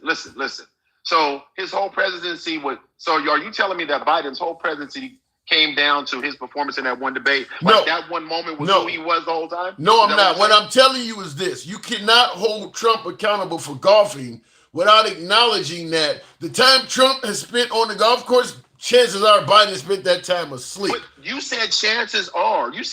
I'm telling you what factual time he spent out there, and you're sounding like Johnny Mathis in this motherfucker. Chances are. Don't do that, Tim. Come on now. You can't do that, Tim. I'm just simply saying, you look at Trump on the golf course and you say he's not 100% participating in his place of employment. Biden is falling asleep at actual meetings on TV. You don't hold him accountable for that? No, now I'm going to say you're fluffing. See, you walked right into a fluffing moment. But here's the thing. We're talking about, I don't believe that, okay, I'm going to use your bar right now. Okay. When Biden came into office, I'm going to go back in time real quick. When Biden came into office and he was dealing with the pandemic, he was front and center the whole time. Say that again. It was a pandemic. He was front and center the entire time. Right. Do you think the entire time he was on camera? No, but do you think he would have been on the golf? This is to be honest, Tim. Do you think Biden would have been on the golf cart today when U.S. soldiers were coming home and we're dealing with this financial crisis? Do you think that's where he would have been today? I seen 13 soldiers that were coming home get killed under Biden. What are you trying to tell me? Was he present? Was he there when the bodies came back home, Tim? Did he do his job? Come on now, Tim. Many would suggest his actions are the reason they came back home in body bags, though. The fact that you're there to meet him at the airport, you want credit for people that may not have been dead. These people are dead because of your administration, but you want credit for meeting their bodies at the airport? That's not my argument, Tim. My argument is the president of the United States, historically, over all administrations, when we have soldiers come home, they do the right thing and they're there. That's what I'm saying. Okay, I'll give you that. I'll give you that. And the optics look fucked up that you're swinging the golf club today. Yeah, I'll give you that. The optics look bad. The optics look bad. But again, but his resume, his history shows that that's probably what he would do. That's all I'm saying about that. I'll certainly agree that when their bodies are being returned, the day it's happening, you being on the golf course, the optics of that does not look good. Where you got Pete Hegseth going to meet the families in the body, and it'd be different if you were in China or somewhere meeting with some world leader, but you're on a golf course. Yeah, the optics don't look good. I'll give you that. Yeah, that's all I'm saying. And in the optics with where we are with the stock market and the trade wars and everything else going on, and he's out swinging golf clubs. It's just that's not what we want from our leader. Our leader is supposed to be standing firm, like Obama did when he stood at attention for 45 minutes when those soldiers came back home. But he's showing us that he doesn't care. He's showing us that these things don't matter. You know, and that's the sad part. So when we're having these conversations, facts matter. Facts matter. How we're perceived on the world stage matters. And it appears, I believe he doesn't give a fuck, but it appears that he does it as well. Well, right. Let me just say this. I want to let me interrupt you for a minute to respond to a comment in regards to what we're talking about. Someone, Mickey EL says, "Damn, the president doesn't even get a golf break. Damn, there is no pleasing some people. They will just come up with anything." I would agree with your point with the viewer there, Mickey. I would agree with you up to the point where if the bodies are coming home in body bag or in a casket for in this case, that ain't the time to take that golf break. Yeah, the president deserves golf breaks, but not Pete Hegseth is presenting them with the flag, and you're out on the golf course. There isn't really no defense for that. I mean, like I said, if you're meeting with a world leader or something like that, unfortunately, I could not get back in time to be with your family, maybe make a phone call, but you're on the golf course. There is no defense for that. There really is no defense for that. Listen, there's a time and a place to golf. I'm not, listen, and here we go with the extreme. I didn't say ever. I just pointed out there's 25.68% of his time since he's been in office, he's been on the golf course. I'm not saying that presidents shouldn't get a break. They always get a break. But it's also costing us millions to do so. So it's not just the time, it's the resources, right?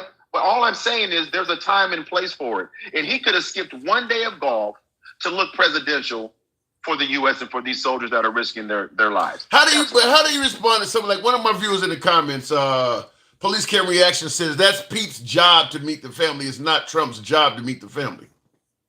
What I'm saying to whoever that is I damn, how many times I got to say it?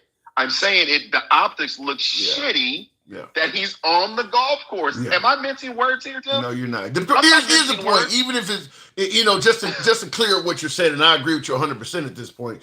Even if it's Pete's job to do it, then go in fucking hiding while he's doing that.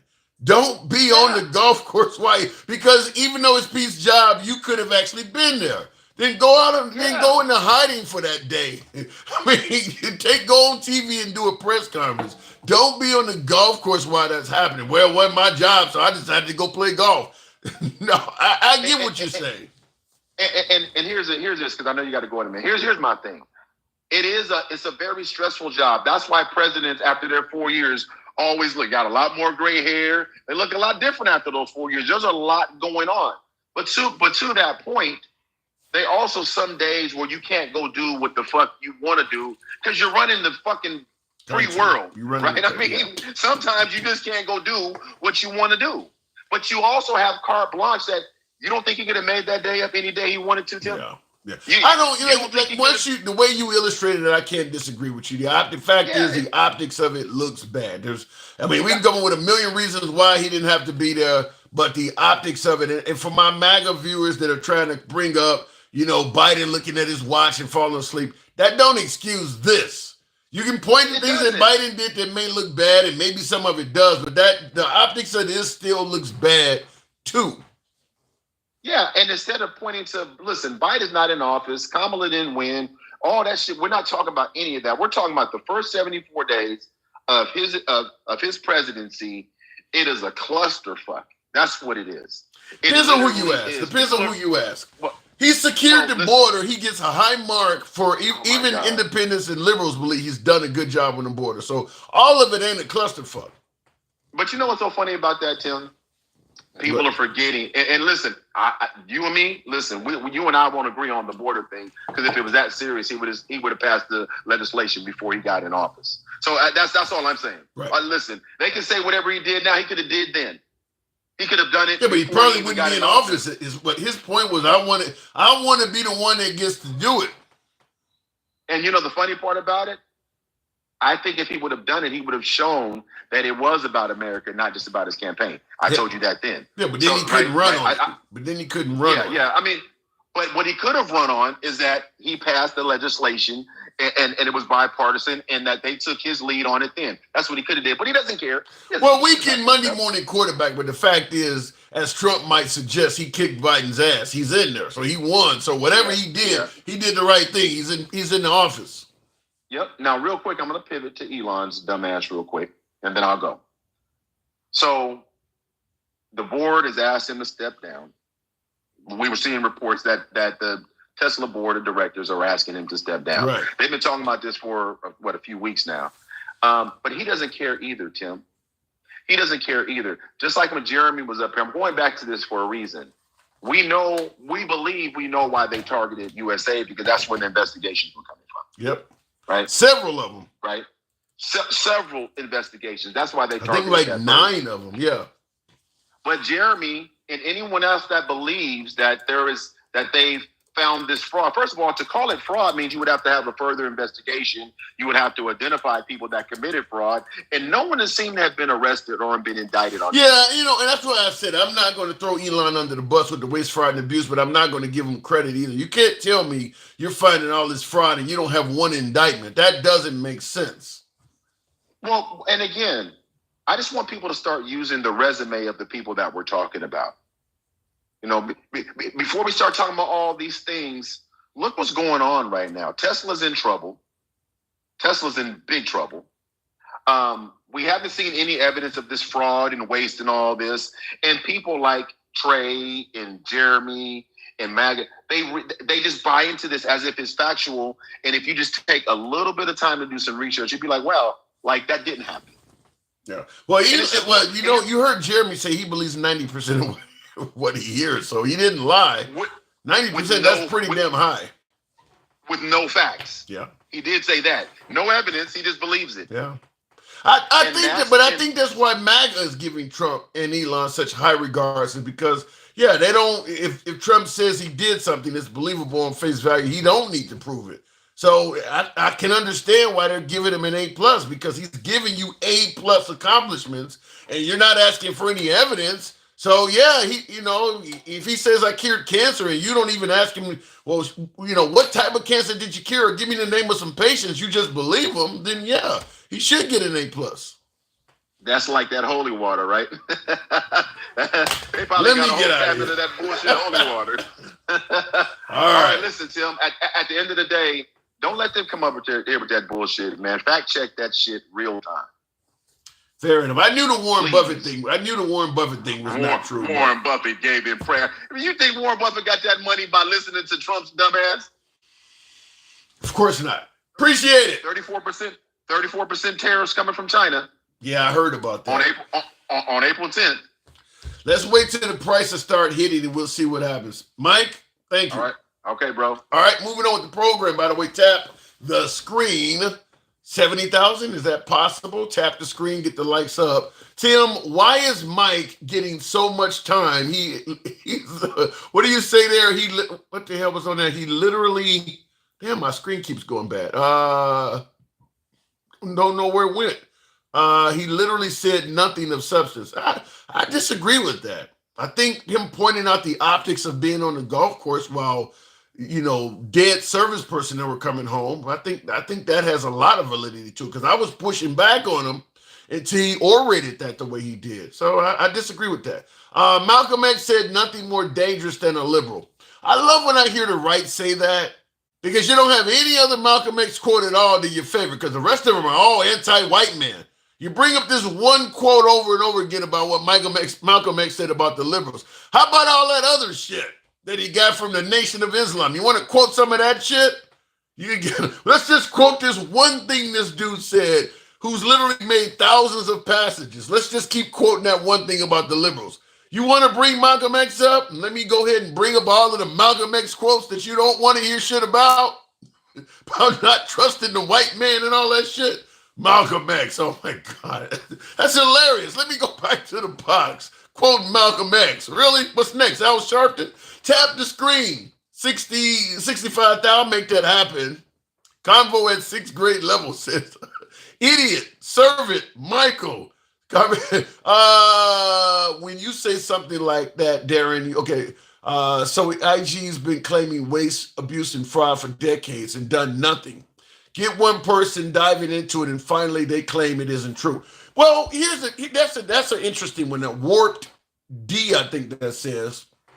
You say that the IGs have been claiming waste, fraud, and abuse for decades, and they've done nothing. All of a sudden, Elon comes along and he's diving into it, and finally, and they claim it isn't true. Well, the solution is simple: show us that it is true. I mean, that was really, really simple. You're bragging about all this stuff you're finding. How hard is it to prove some of this stuff? You got hundreds of people you're claiming it. I think thousands of them, he said. Trump said millions and millions of people receiving Social Security that are over the age of 150. That ain't that hard to prove, is it not? You can't show me some folks you arrested where you can show proof that they cashed a check. Some dude that's only 39 cashed a check that was reserved for somebody that was 150. If people are claiming this stuff ain't true, how hard is it to prove some of it is? So yeah, they're gonna say that what he has said is not true because he is claiming things and they're finding out a lot of it ain't true. When you suggest you found 80 billion and it turned out to be 8 million, do people overlook that? When the numbers are inflated like that? The solution is simple: just provide evidence of what you're doing. And that would shut them up. What you're basically doing is you're demanding people just trust you. That's it. You have no right to question what I'm saying, whether it's true or not. Which leads to the obvious question to all of you folks: do you really trust your government, whether it's liberal or Republican? Do you trust that your government is always telling you the truth? Because apparently we have a government in place now that do not want to be questioned. That doesn't make any sense to me. He didn't say millions of people on fraud or Social Security. He said they were spending millions extra. I'm just simply going to put it this way. You can't tell me you're finding all of this waste, fraud, and abuse. Fraud is a crime. Where are all of the arrestees at? Where are all of the people you're arresting? That's all I'm saying. It's no different than all of these immigrants that are coming over here raping and murdering everybody, and you're not producing a bunch of rapists and murderers. Is it wrong to ask for proof of what you're saying? You flew an aircraft down to El Salvador, hundreds of people on there. I'm hearing they're gang members. Now, you said rapists and murderers.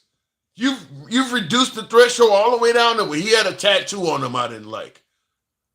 Give me some of the folks that actually raped and murdered people. Where are they at? Well, let's talk about Lincoln Riley. Weren't we talking about her last year? You got hundreds of people. This is the only name you can come up with. I'm willing to give them credit where credit is due, but I do believe you should have to prove your work. I don't believe you should just be taking at face value is the point I'm making. They just found a recording of Schumer in 2018 making the same statements Elon has been. Okay? And if Schumer had came out and said he was finding a waste, fraud, and abuse that Elon has found, the right would be telling him to prove it. I don't see any point. Look, I am totally willing to give Elon Musk credit for waste, fraud, and abuse findings. But I want to see evidence of it. I'm not just going to go by face value. What's next? You want to give Trump credit for saving all the dogs and cats in Springfield, Ohio? Going back to the box, we'll go straight to Steve Horton. By the way, for folks who are wondering how to call in, we're on Instagram Live. We're on TikTok Live. Come on over. We'll bring you right up. I think I got somebody on Instagram. We'll give this next caller a chance to come up. If not, we'll go over to Instagram for the next caller. As Google it right now, the articles are still there. RJ, you guys are talking to each other. We'll give my caller a minute. Apparently, it's not coming up. They allow all the time need to audit the Pentagon. Yeah, like I said, I'm not going to ever believe that anybody that leads the government, whether it's Biden, we've seen with his cognitive abilities, Biden made it sound like he could do another 20 years as president. He wasn't telling the truth, but we're supposed to assume that Trump always is. So if he says he's finding waste, fraud, and abuse, I don't think it's too much to ask him to show us the receipts. The actuality that people are arguing that you should not be asking for proof. You should just trust him. That does sound like some type of authoritarian government figure or something. You know, you can't question Kim Jong Il. You should just take his advice. Or Kim Jong Un Il's the father. But I mean, the thing about it is, look, if he's done it, I'll give him credit for it. Going back to the box, we'll go over to Instagram. Sherbert, good evening. Welcome to the program. It's on X, so it must be true. Yeah. Good luck with that, right? X is owned by Elon. So, yeah, you're not going to have anything anti-Elon hardly on X. Sherbert, good evening. Howdy, Tim. Hey. So, we're on Tariff Day 3. Now, today's kind of an open forum. So, we're taking, political questions of any political questions de jour, but we're on Day 3 of the tariffs. Now, I know how you feel about the tariffs. I know it's not a pleasant scene. Am I correct? 100%. Okay. Any chance at all this turns out good for America, though? I can't really see how. It would take like 10 years for us to get the manufacturing into full gear that Trump is talking about. It's not a 2-month, it's not a 6-month thing. So I don't understand how we could even get it done. Well, so because obviously his supporters view this as something great. Why are you sounding you're sounding more doom and gloomish? His supporters are sounding very celebratory. Where's the difference and what's causing that? I have an anecdotal. I have a story that actually happened to me. Sure. Where I was looking to get a job here in Texas, where they were going to build a whole refinery, and then Trump's steel tariffs hit like right before they were going to build this facility, and then that facility got put back like 2 years. Wow. Yeah, and this was a major company. This wasn't just a startup trying to make shit happen. This was a major company that builds stuff all over the world, and it didn't matter. We couldn't get it done because we couldn't afford the steel at the time. You know, it's interesting you would say that because when you think about all the things that may be built out of steel, there's probably going to be high rises and buildings and things like that that may face that same issue where you were about to quote somebody of the price of constructing a facility or a building, and now you don't know what to tell them, because this stuff may actually go up 25-30% in price. So you may need to go talk to your investors and tell them they need to come up with a lot more money. Yep. I just had the engine in my car explode. Damn. God, they warrantied it out, and it's a Kia, so it's a known issue. But if this happened here in 2 months from now, I don't know if they would warranty the engine because they got to get the parts in from Korea. Wow. And it's all going to be bad, and all of these people that are just overlooking the struggles of people that can't handle a $500 emergency. We're just supposed to tough it out with another 20 grand added on top of any car. But that's what I keep saying is that you're right. The expectation is that goods and services will go up in this country. And you are correct that it sounds like the president, who's talked about temporary suffering, expects that Americans, as you say, that might be living check to check to just be able to handle it. But it does make me keep continuing asking that question. Why does MAGA seem to agree with him that, there's people that are struggling and living paycheck to paycheck, but they are capable of handling the temporary suffering? I mean, MAGA seems like they're in it for the long haul. Well, Tim, you were the perfect example, not you specifically, but your show is the perfect example of seeing how MAGA reacts and Gen X and Jeremy don't seem to actually care. They're just willing to put up with anything because they like how it sounds. Well, Jeremy really surprised me today when I gave him the example of hurricane, gave him the example of folks dying in an earthquake and no longer receiving charitable aid from America. And he was like, good. That one really took me back. That was diabolical. I'm like, damn. Wasn't there a bunch of tornadoes like a month ago out in the middle of the country? And as far as I know, there was no disaster relief going to any of those people. No, I haven't looked into it, so maybe they have brought some in, but it's my understanding that they didn't.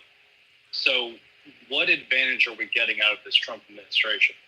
Cool, the border is closed by your say, but we could have done something about that before if Trump hadn't vetoed the bill.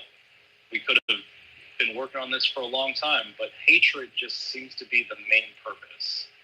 And it's real dumb. I don't like bullies. You said hatred seems to be the main hatred of who? Of what? Well, apparently Australia is ripping us off forever now. And apparently it sure feels like we hate Australia, or at least Trump hates Australia right now.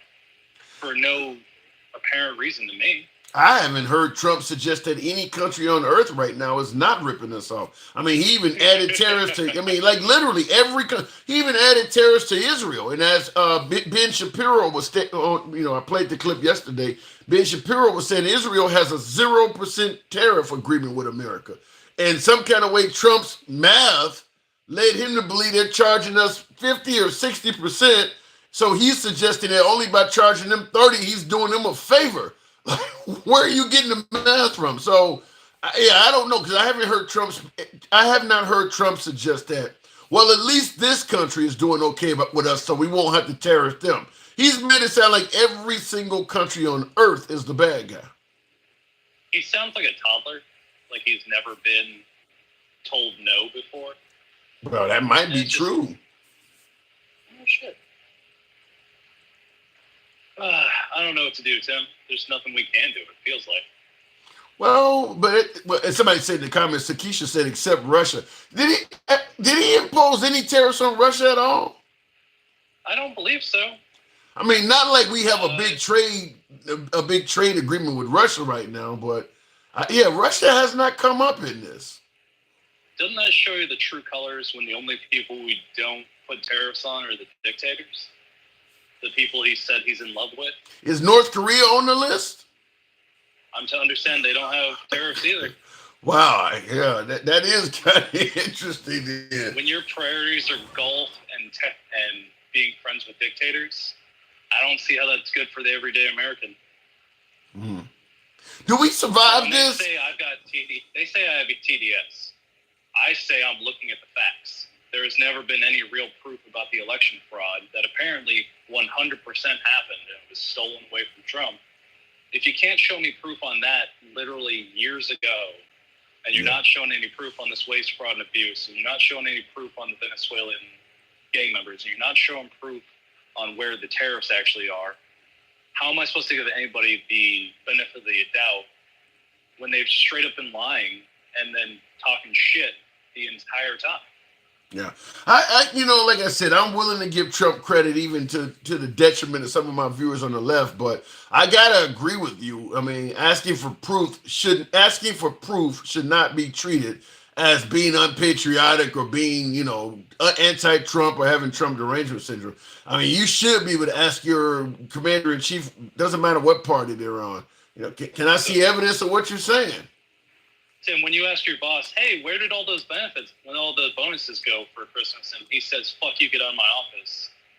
I probably don't want to work there anymore. Yep, yeah, and that is 100% true. And that's but it's crazy though, in this case, it's like asking your boss, what happened to those Christmas bonuses? And the other co-workers are telling you, get the fuck out of here.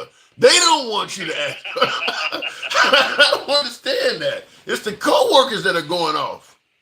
You got the free coffee, Tim. When you want your goddamn bonus? How dare you? Yeah, just like an unappreciative. We got you a pizza party. Wasn't the pizza party good enough, Tim? I guess just a whole bunch of unappreciative liberals. Maybe that's what we are. A bunch of unappreciative liberals. So I was pretty appreciative during Biden, and I can see that he was losing his mind, and I was super unhappy when it looked like it was Biden and Trump, the two oldest fucking assholes to be running for president. But then still now, the old asshole is in there. So what are we supposed to do? Trump third term, what say you? I'll be protesting at the Capitol. Yeah, you've told me that a few times. Well, I vow to be there. Well, you're not exactly. Locked up. You don't exactly look like Enrique of the Proud Boys. I don't know if they would treat you the same. Well, maybe I'll get some face paint. I'll go full orange like Trump, and then they might mistake me. We'll see. Grow my beard full again. Oh, well, if you put on a Viking hat, I hear they like those type. I'll probably put a sombrero on. That might be fun. I'll see if I can mail you a Confederate flag. That also tends to help as well. So we'll see. Now, a sombrero wearing the Confederate flag as a cape. That'll be just right on. A sombrero with the Confederate flag as a cape. That looks like somebody who got some real PTSD or somebody who's really just confused. South Texas, Tim.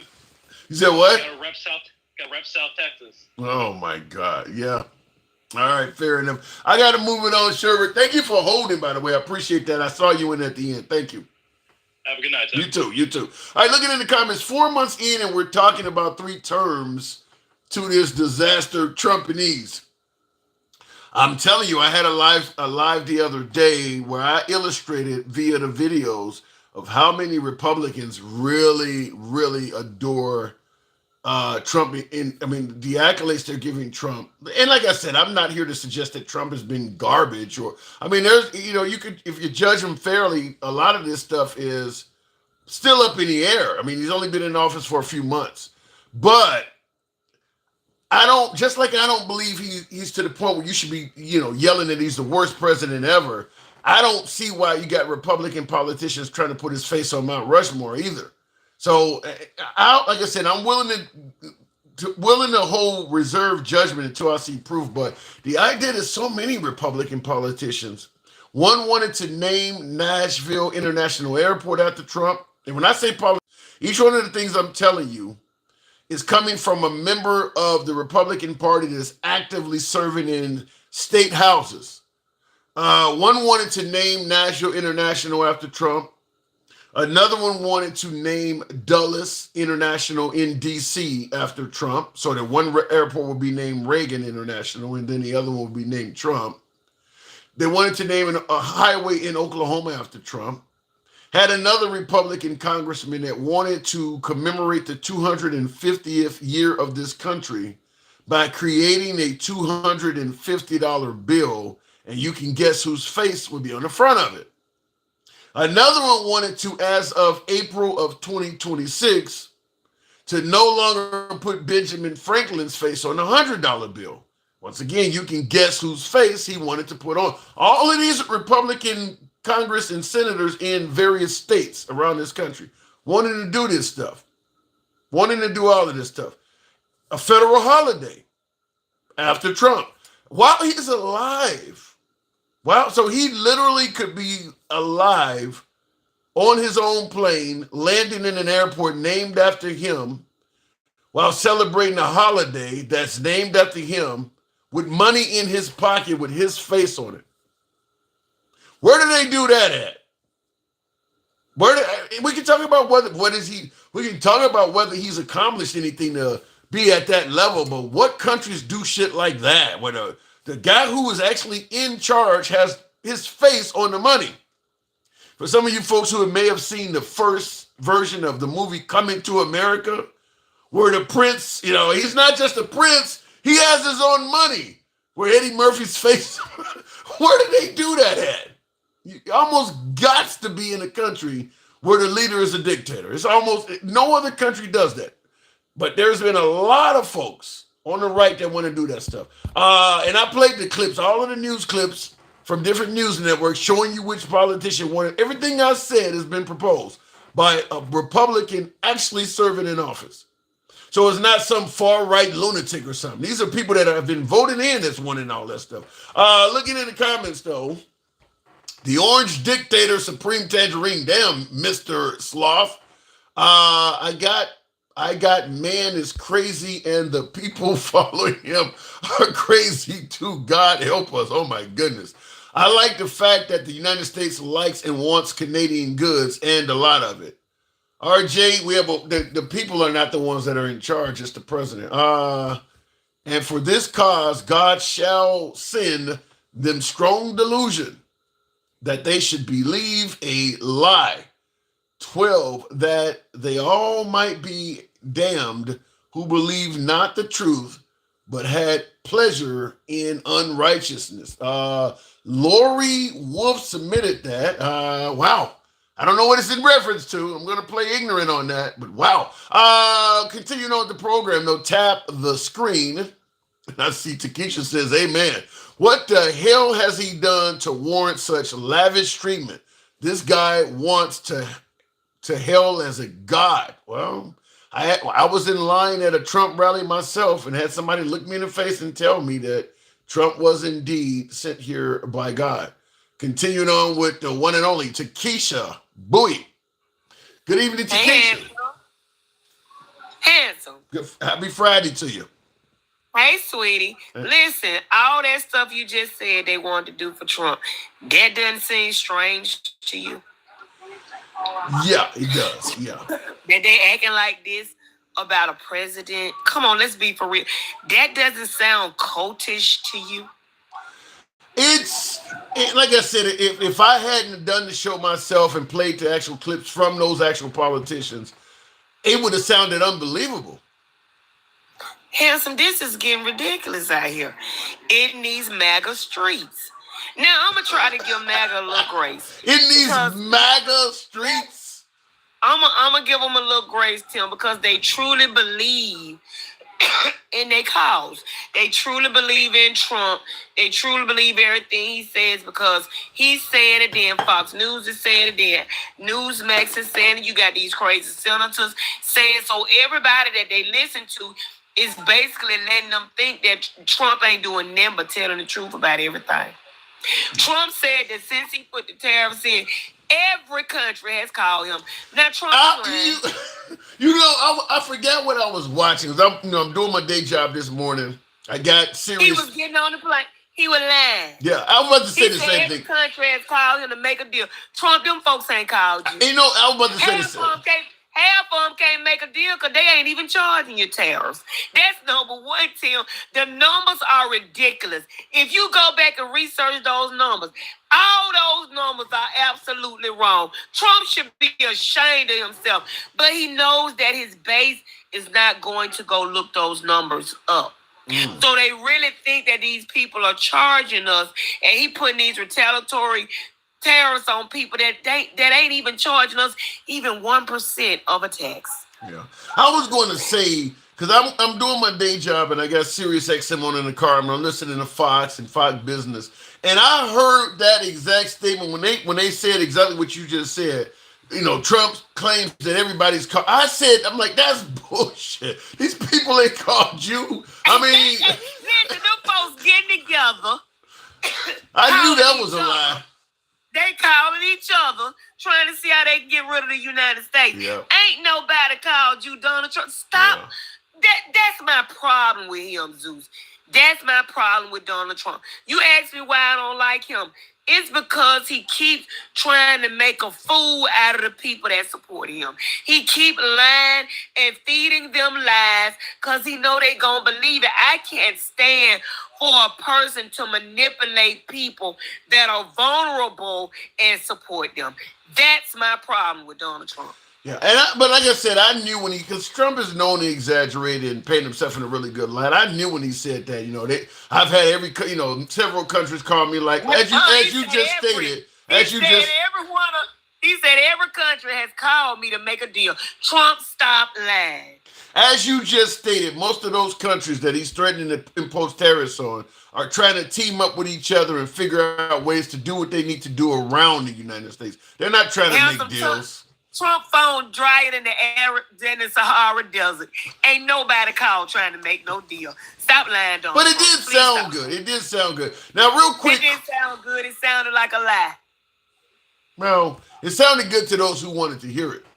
Well, it sounded like a lie to the people with common sense. Let me say that. Well, while you and I are talking, Chris Lohman on YouTube says that the new name of my show needs to be The Racist Liberal. What are we saying?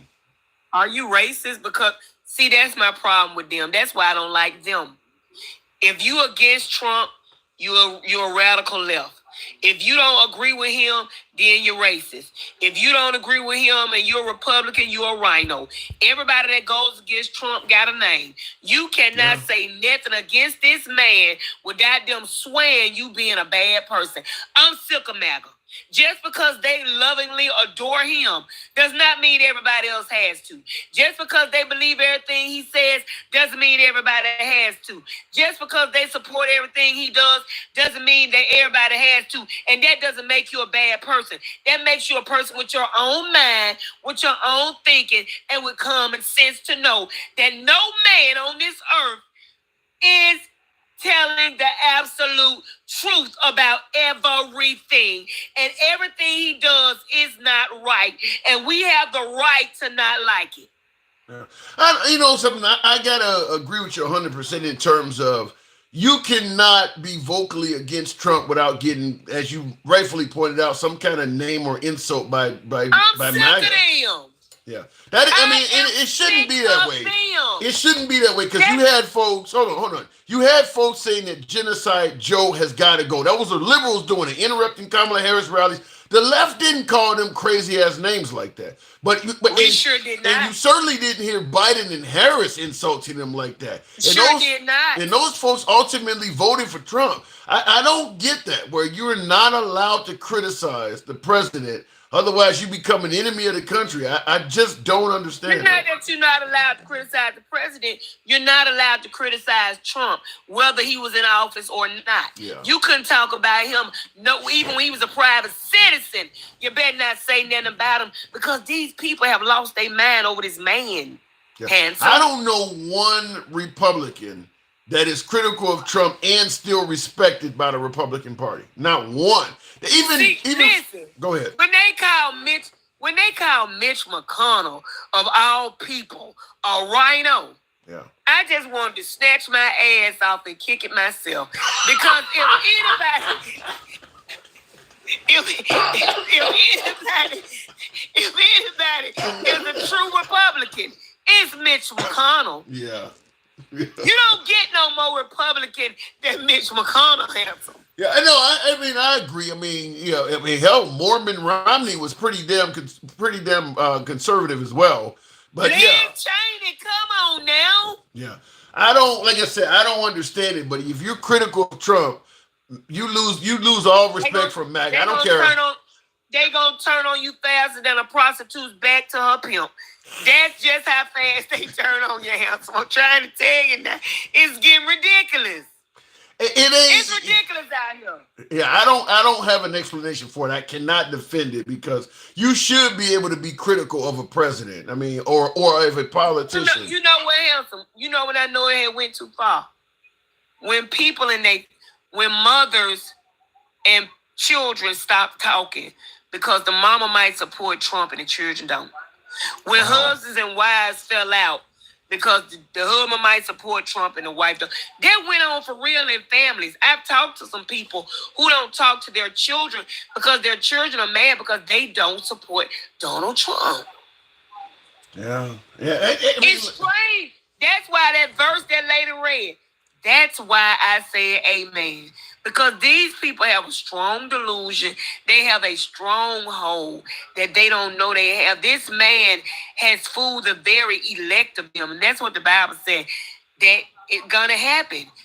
They got itching ears and he tickling them. You hear me?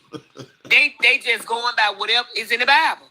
Is it not possible that Trump has done such a phenomenal, his leadership has been so phenomenal that is the reason why they like him so much? No. Not at all. They was crazy about Ronald Reagan. Did they act like that about Ronald Reagan the way they acting about Donald Trump? No, not at all. Not at all. I've never seen anything like this. That's my whole point, Hansel. This is a strange thing that's going on. But then I gotta ask, where did it come from? Okay, what is it about Trump that's making? I mean, you're talking about this cult and all of this. What is it about Trump that made folks fall in line and become that devoted to him? In your opinion, he never left off the scene. He repeated the same thing. He kept having rallies, Handsome. Remember, he never stopped having rallies.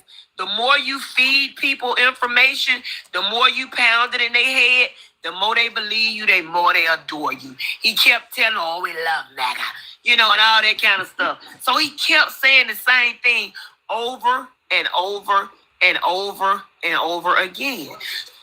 So it got locked into their brain. So and now all they hear is Donald Trump love me and everything he says right and everybody that's against him is wrong. That's what people that's over cults do. They learn how to manipulate the mind, and that's what he's done. Wow. So he is indeed probably one of the best politicians we've ever had then. It sounds like he's really mastered the game. It ain't that he the best politician, he the best cult leader. He done passed Jim Jones. You don't think that? Wait. Jim Jones, people drank the Kool-Aid and took their life for Jim Jones. Do you believe MAGA would take their life for Trump? Let me tell you something. I heard when Trump was running again, this man said, my caller is dropped. We'll give it a second for her to. Your children back here with no dad and no husband. Wait. Repeat that again. Repeat that again because you dropped. Repeat that again because you dropped out for a second. I said I heard this. Yeah, you're still dropping out. And I was like, and leave your wife and your kids. You hear me now? Yeah, I can. You were dropping out. Go ahead. Okay. Can you hear me now? Loud and clear. Okay, I'm delayed, Tim, for some reason. I don't know why. Okay, I'll go ahead and drop you then if something's going on because it's making it hard to communicate. All right, Takesha, real quick, I did want to give you a clip of what I was talking about before we move on with the program, and I will ask that you tap the screen, get me on up to 85,000 on the likes. You know what we always ask. Anybody who's wondering how to call in, I'll repeat. TikTok and Instagram Live is where we're also being broadcast live. That's where the callers, the audio portion of the program is coming from. So we go left of Bernie Sanders, Trump having dinner with Q. So don't ever believe that because your opinion is right, you're going to get limited, you're going to get banned, or you're going to get, we don't talk down the guest on the program. So it doesn't matter what your political opinion is, even if you're critical of me, you will be given plenty of time to speak. So understand that. This is not one of those kind of programs where we're attempting to have an echo chamber. Most of my callers right now, because Trump is in office, lean left. But when I was heavily critical, the show was heavily critical of the Biden's economy a year or two ago, a large portion of my audience was right. The problem is a large portion of the voting constituency in this country does not like hearing counter opinions. So when I get anti-liberal, my MAGA viewers increase. When I start pointing out things that Trump does wrong, the MAGA zone out, unsubscribe, don't follow, don't tune in, and then the liberal side increase. That's kind of what me and my last caller was talking about, is that everybody only wants to hear good things for their side. My opinion is if your side is fucking up, you're not doing yourself any good by only wanting to hear positive things about what your side is doing. Like right now, the tariffs are the talk of the land. Most financial analysts believe that those tariffs are probably going to lead to increased price costs, recession, bad things. MAGA don't want to hear that. Listen, if that's the person's career, their job is to be a financial analyst, why would you discount them solely because they're saying something that you don't want to hear? That don't mean it's going to go away. So I don't know where that goes, but where is Q handsome? Are they done? Q is kind of like BLM when there's no police incident taking place. Q is there. Q is kind of similar to the Tea Party, the folks with the mask mandate that surrounded the Michigan Capitol building in the state of Michigan under Gretchen Whitmer. They're there, but right now they're in leadership. So they're not going to, if Trump, let's say we had another pandemic and Trump started telling people to wear masks, Q is going to remain dormant. The Tea Party is going to remain dormant because it's coming from Trump. Like the tariffs and all this shit. If Biden was doing this, the right would probably be pretty fucking upset. So Q is still there. It's just there's no reason to come forward. I'd suggest that if Kamala Harris had won the election and Trump started saying that she stole it, you would probably see Q. You would probably hear about them. They're not going to come up with conspiracies against their own guy. So they're there. They're just dormant right now. You'll hear from them again. I guarantee you that. Looking in the comments real quick. Tar Heel, yes, you can on Instagram. We'll go to the box, bring up the next caller. Trump is a businessman, not a political career person. if he's making fun about running for a third term, he sure sounds like a career politician to me. He wants to be in the White House longer than anybody else has been there since FDR. He's sure starting to sound like a career politician. I don't know about that anymore. You know, that sounded good in 2015, that he wasn't he was an outsider. He's not a typical politician. You can't use that in 2025 at this point. He's a politician. He's been in politics now since coming down the escalator in 2015. He's a politician now. He's been orbiting around the White House for 10 straight years. You're a politician now. You can't be out on prom talking about you're not a typical student. You're about to graduate. You're a student now. This ain't freshman orientation. You're a student now. He is certainly a politician. Tar Heel, I'm trying to bring you up, and it's not letting me do that. I'll try it again. Tar Heel 69, not to be confused with Takashi. Real quick before that, while I'm trying to bring him up, I'll give you a quick clip of what I'm trying to play or speak to you guys on, so you know that I'm not making this shit up. Today's President's Day. Hold on a second here. I may need a little bit more volume on this. Honors the birthday. Today's President's Day holiday honors the birthdays of George Washington and Abraham Lincoln. One upstate New York member of Congress believes President Trump's birthday should also be a federal holiday. Republican Claudia Tenney, who twice represented the Binghamton area in Congress, has introduced a bill that would designate June 14th as a national holiday honoring both Trump, who was born on that date in 1946, and Flag Day, which is observed on the same day. Tenney now represents the 24th District, which encompasses a large swath of upstate New York, bordering Lake Ontario. So she's trying to make his birthday a federal holiday while he's still alive. Understand that. Post on X, though, that comes in from Representative Luna. This is out of Florida, and she has introduced legislation, she says, to carve President Trump's face onto Mount Rushmore. You can see this post here again on Twitter. She did say in a release here today, Congresswoman Anna Paulina Luna introduced legislation to arrange the carving of President Donald J. Trump on the iconic Mount Rushmore National Memorial in South Dakota.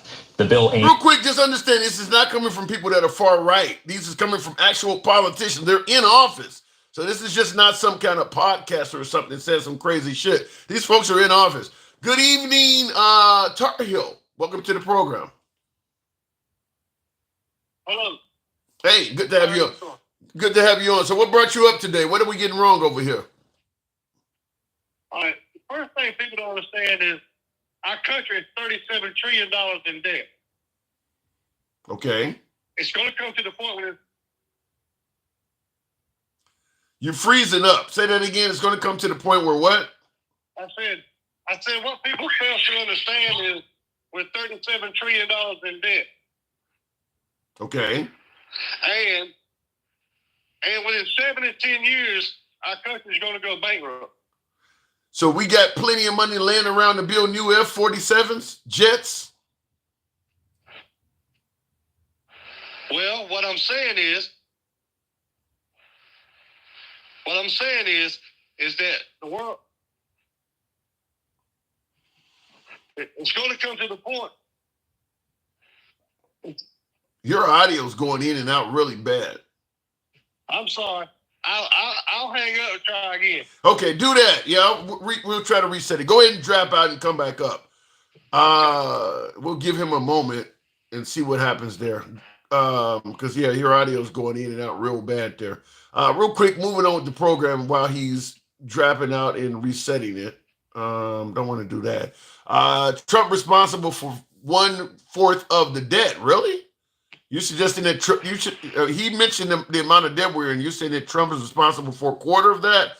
I do believe that under Trump's first administration, yeah, he certainly ran up the deficit significantly. And then we got to certainly throw George W. Bush in there. You know, we always talk about the liberals and their entitlement programs. The right ain't taking credit for the fact that that 20-year war that George W. Bush started, that's got to be at least a trillion or two right there by itself.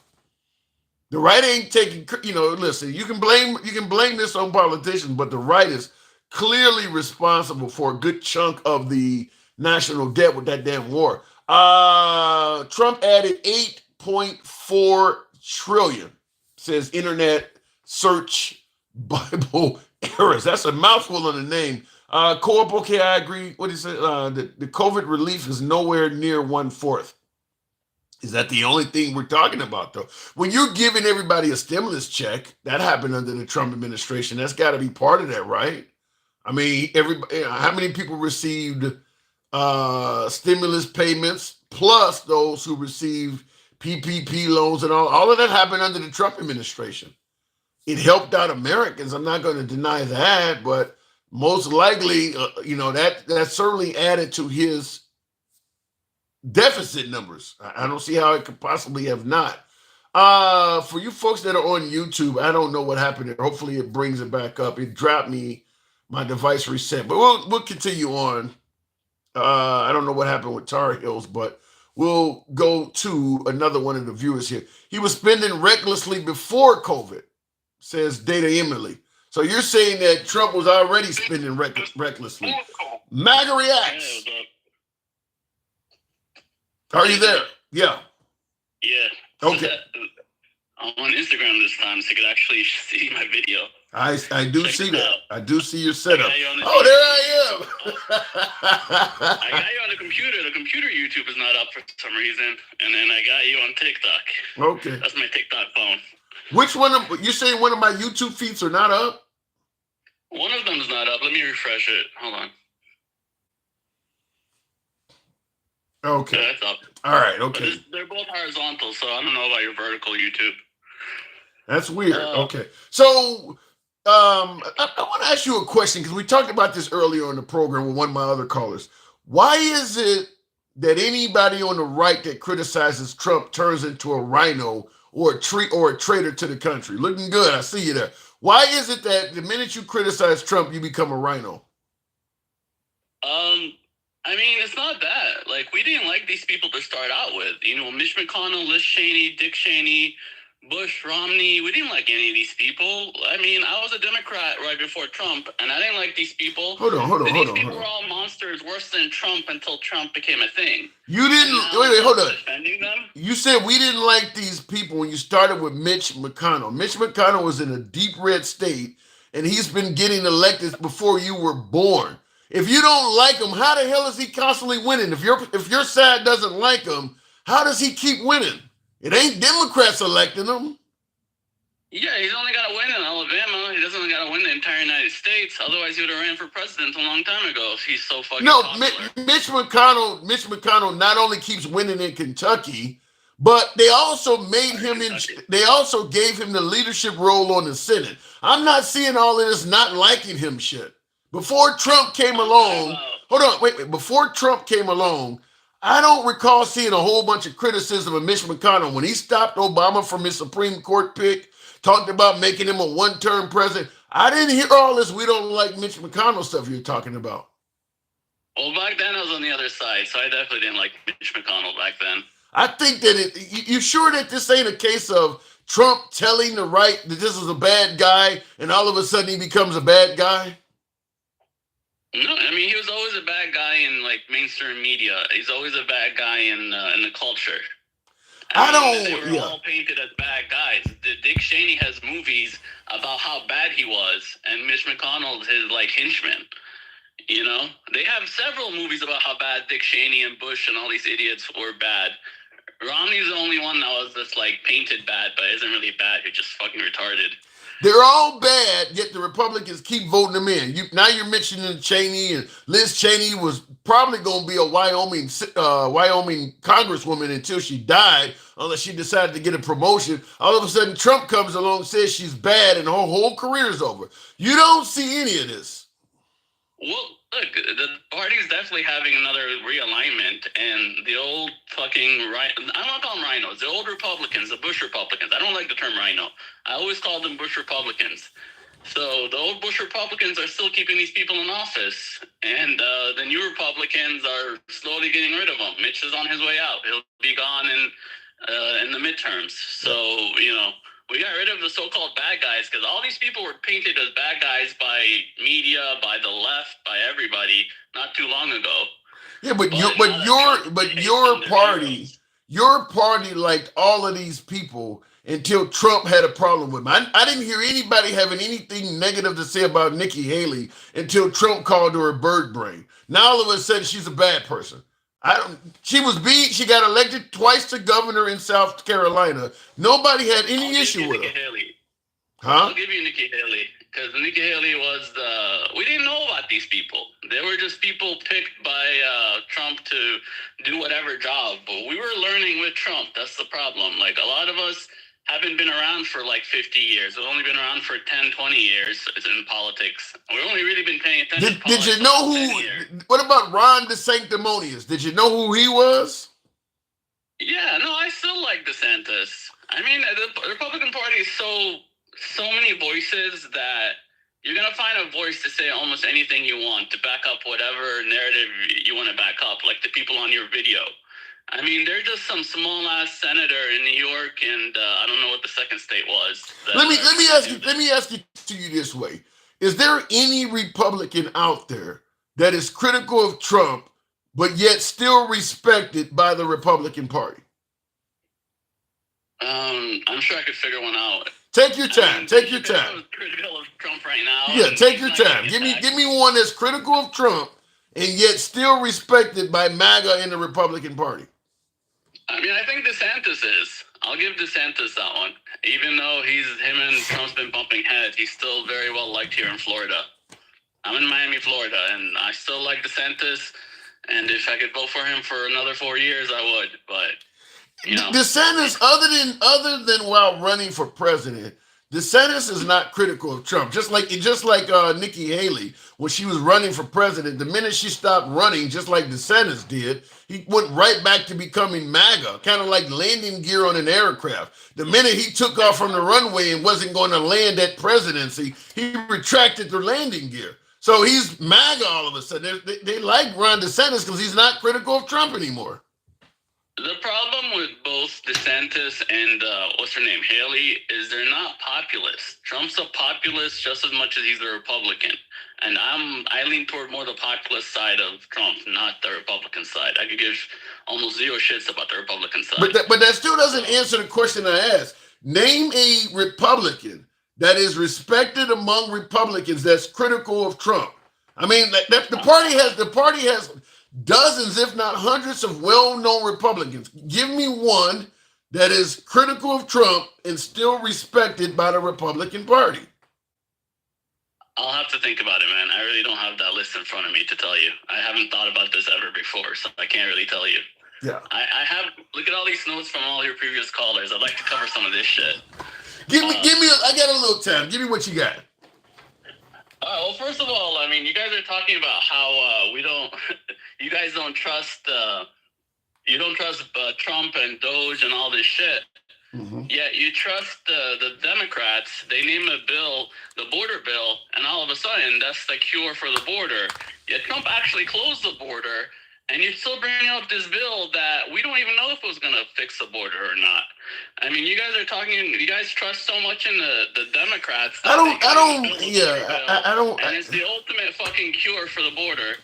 But Trump has actually closed the border, and you guys are still bringing up this border bill that most of us believe wasn't going to do shit. Okay. And that goes the same for the infrastructure bill, which didn't provide any EV chargers or any internet to rural areas. Elon Musk has personally provided more internet for rural areas, and Elon Musk himself is the only reason most EVs could sell right now, because without his charging system, the EV thing would have been a disaster. Like, there would be no EVs without Musk, because even in I have a Tesla and a regular Rivian, I would not be driving. But hold on, let me before you get into the EV thing, let me tackle your statement on the border bill wasn't going to do shit. You do realize that for the most part, Biden caved to what is the guy from Oklahoma or whatever? That border bill was for the most part authored by a Republican. So if it wasn't going to do shit, Biden isn't the one that came up with what was going to be in that bill. He just was agreeing to it to save his political career. But that border bill was created by a Republican. Langford. Yeah, I seen the comments, Langford. That was a Republican border bill. Well, what was in it was not Republican at all. It just gave you more asylum lawyers, more people to, like, he got more border patrol, but you know the border patrol, the 1,500 they were going to hire, they were just going to be processing asylum and processing. Sorry. Well, I'm going to say just like I did when I asked you about give me some Republicans that can criticize Trump without losing their mind, because Trump can change your mind on things. The same applies to that border bill. The Republicans were okay with that bill until Trump basically told one of them, "Don't sign the bill, or I'm going to end your career." So you're saying that the border bill wasn't going to do anything, but it was created by Republicans, and they were totally okay with signing it until Trump got involved. I don't believe that at all. As soon as we found out about it in the public, we were all against it, even without Trump. Anyone who read that bill I read it, and I just didn't like it. There was nothing in it that was actually going to close the border. Plus, you saw how, like, a year later, Biden closed the border without a bill, and Trump closed the border without a bill, and the border was secure before without a bill. So that bill was bullshit. This is a trick that the Democrats do that we're very aware of. They name something the border bill, and passing it alone is the success. Like, I'm waiting for results. Every time you ask me how these fucking tariffs are doing, I tell you I don't know. I'm waiting for the results. So you're also waiting for the results in regards to what Doge is doing too, then, right? Yes, 100%. I've said that with Doge too. I'm waiting for the results. But with this border bill, just passing the bill is, yes, we fixed the border because we passed the border bill. That's how Democrats fucking do this shit. Same with the infrastructure. They passed the infrastructure bill, or when it was called the inflation bill. They passed the inflation bill, inflation's fixed. Yeah, it took 2 more years to fix it, and it took the fucking, pretty much a little recession to fix it. But no, it was the inflation bill being passed in the first year that fixed inflation. Even though most people tell you it caused inflation. I actually think you're kind of saying the same thing I'm saying. You're just saying it in favor of the Republicans as opposed to the Democrats. You're saying the same thing, that you don't want to give credit to somebody just because they did something until you see proof that it's actually happened. But you're holding the Democrats accountable, but you're not. I mean, well, you're saying you're holding Elon accountable, but you do understand that a large portion of your party is celebrating Elon as the best thing since sliced bread, even though he's essentially provided no proof at all, right? I mean, Elon has, through his businesses, has earned some trust with us. And same with Trump. Trump's, through his record and history, and the fact that he's working his ass off. I can't even believe that they're complaining about him playing golf when, that's politics. That's politics. He has rallies every day. How does he have time for rallies if he's playing golf every day? How does he have time to do anything if he's playing golf all the time, according to the left? But well, but that's politics. I mean, fact is, if we were doing the exact same thing under a Democratic administration, saying tariffs, whoever the Democratic president was playing golf at the same rate, the right would be criticizing them. Some of this is just politics. I don't care how great the country. I don't care how great the country is being ran. If you're taking as many days playing golf as Trump is, the other side, whichever side it is going to be criticizing you. I mean, when Obama was in office, they were criticizing his golf game, and he played less than Trump did. I thought it was basketball, but yeah, I guess he played golf. They were criticizing his fucking choice. They were criticizing his fucking choice of suit colors. They were making him anything. He didn't wear a flag lapel. You know, he had a debate on stage. The flag wasn't in the background. They were picking anything they could find on Obama. Yeah, no, I'm with you. And again, I understand these things, but, it just doesn't change the fact whether it bothers me or not. And I'm just waiting for the results. The tariffs aren't even implemented yet. I doubt anyone has paid a single dime in tariffs yet. Yet the stock market's down $3 trillion. How's the stock market down $3 trillion if no one has paid a dime in tariffs? Because they can see the writing on the wall. You don't wait till a car runs over you. You move out of the way if you can. I mean, fact is, we see the Trump tariff car coming down the highway. People who have stocks are getting off the highway. They're getting out the way. That's what's hurting the market, is people see what's happening and they're making moves. That's actually a very good analogy, because some idiot will crash the car thinking he's going to get into an accident instead of actually trying to avoid the accident. And, and sometimes there was no accident coming. They just thought there was going to be an accident coming, and they crashed the car because they overreacted.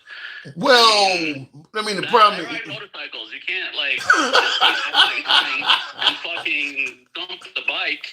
You actually have to try to save the bike, and you could, most of the time, find a way out. Well, you need to understand what has happened. The guy has imposed tariffs. I understand people are going to be people, and the stock market is going to be the stock market and react to news more than actual results. But I think they've earned enough trust that where I could wait for results. Yeah, I don't. Well, that's going to be from person to person in terms of opinion.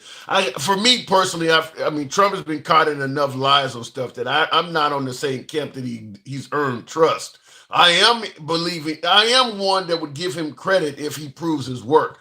But I'm still waiting for the Haitian migrants eating pets and dogs to be proven. I'm still waiting for the 2020 election. Trump says a lot of things that he does not prove it. So for me, I'm not going to say he's earned trust. He says a lot of things that are not true.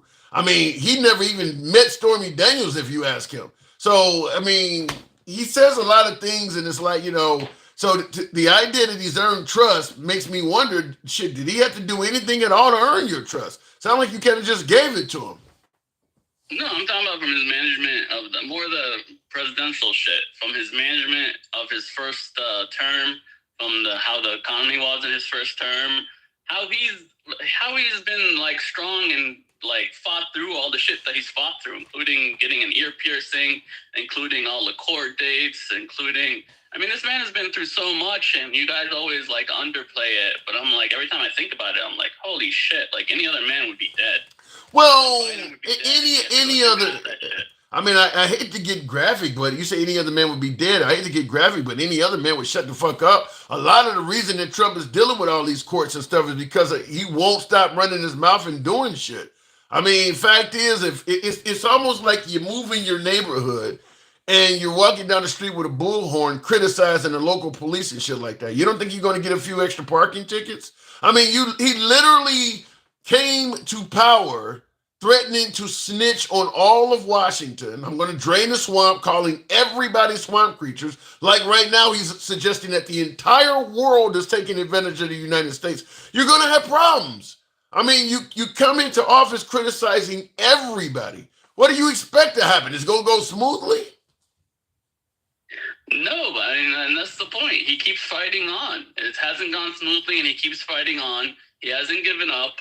He has, your car example, you're talking about a driver gave up and crashed before the accident even happened, and he just keeps fighting on, and that's why I give him a chance. I don't even know for the underdog in a way.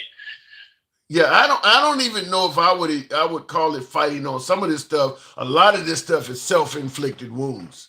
Some of the court cases you're giving out judges home address and shit like that. That's a self-inflicted wound. So now they're in there filing. Now you got to show back up to court because you've been found in contempt. That ain't the court fucking with you. That's you fucking with the court and not getting away with it. So some of the stuff that you guys are claiming that people were messing with him is because of stuff he was actually doing. Yeah, but like I said, overall, I think the pros outweigh the cons. The things he's accomplished. Again, I'm not giving him a pass. I'm just giving him some time to prove that he's right.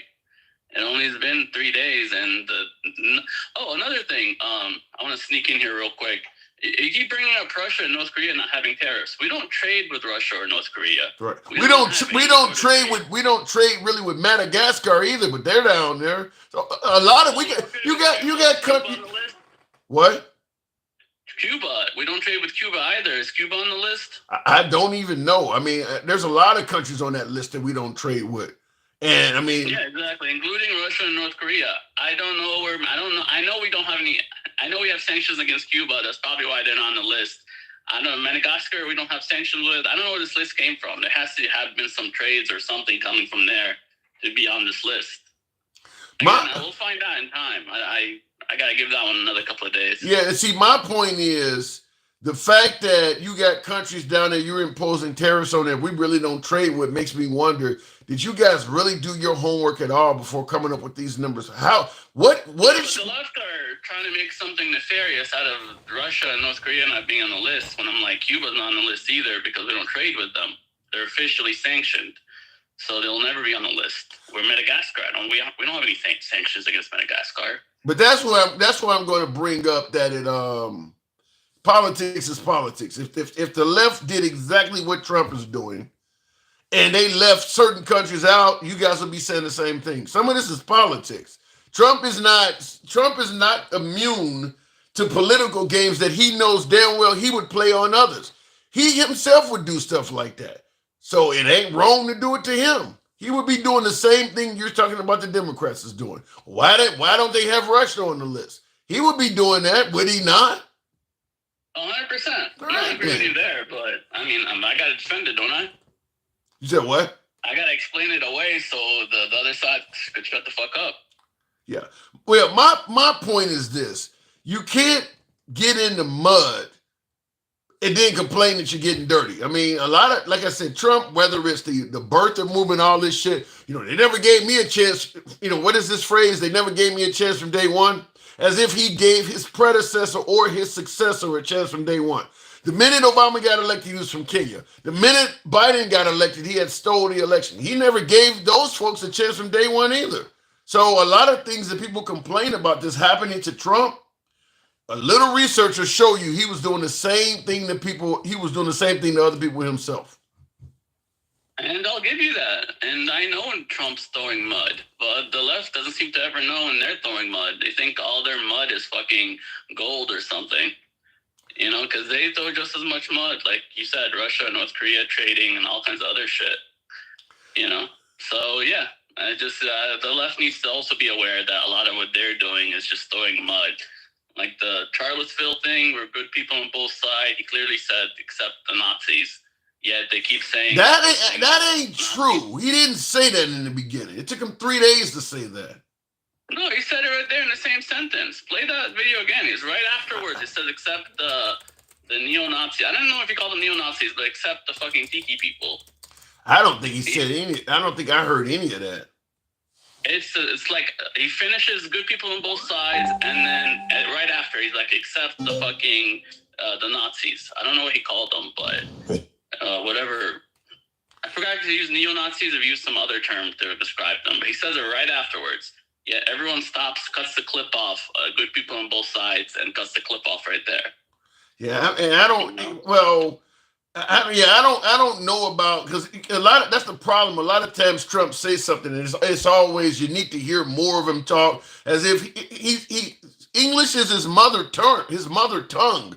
I don't know why you always got to hear more of what he say to make sense out of it. I mean, he can't give a statement without folks on the right saying, well, there's more to it. Like he speaks English, but hold on. Let me, just for what you said, this is his, as you say, he said good people on both sides. You're telling me he added more.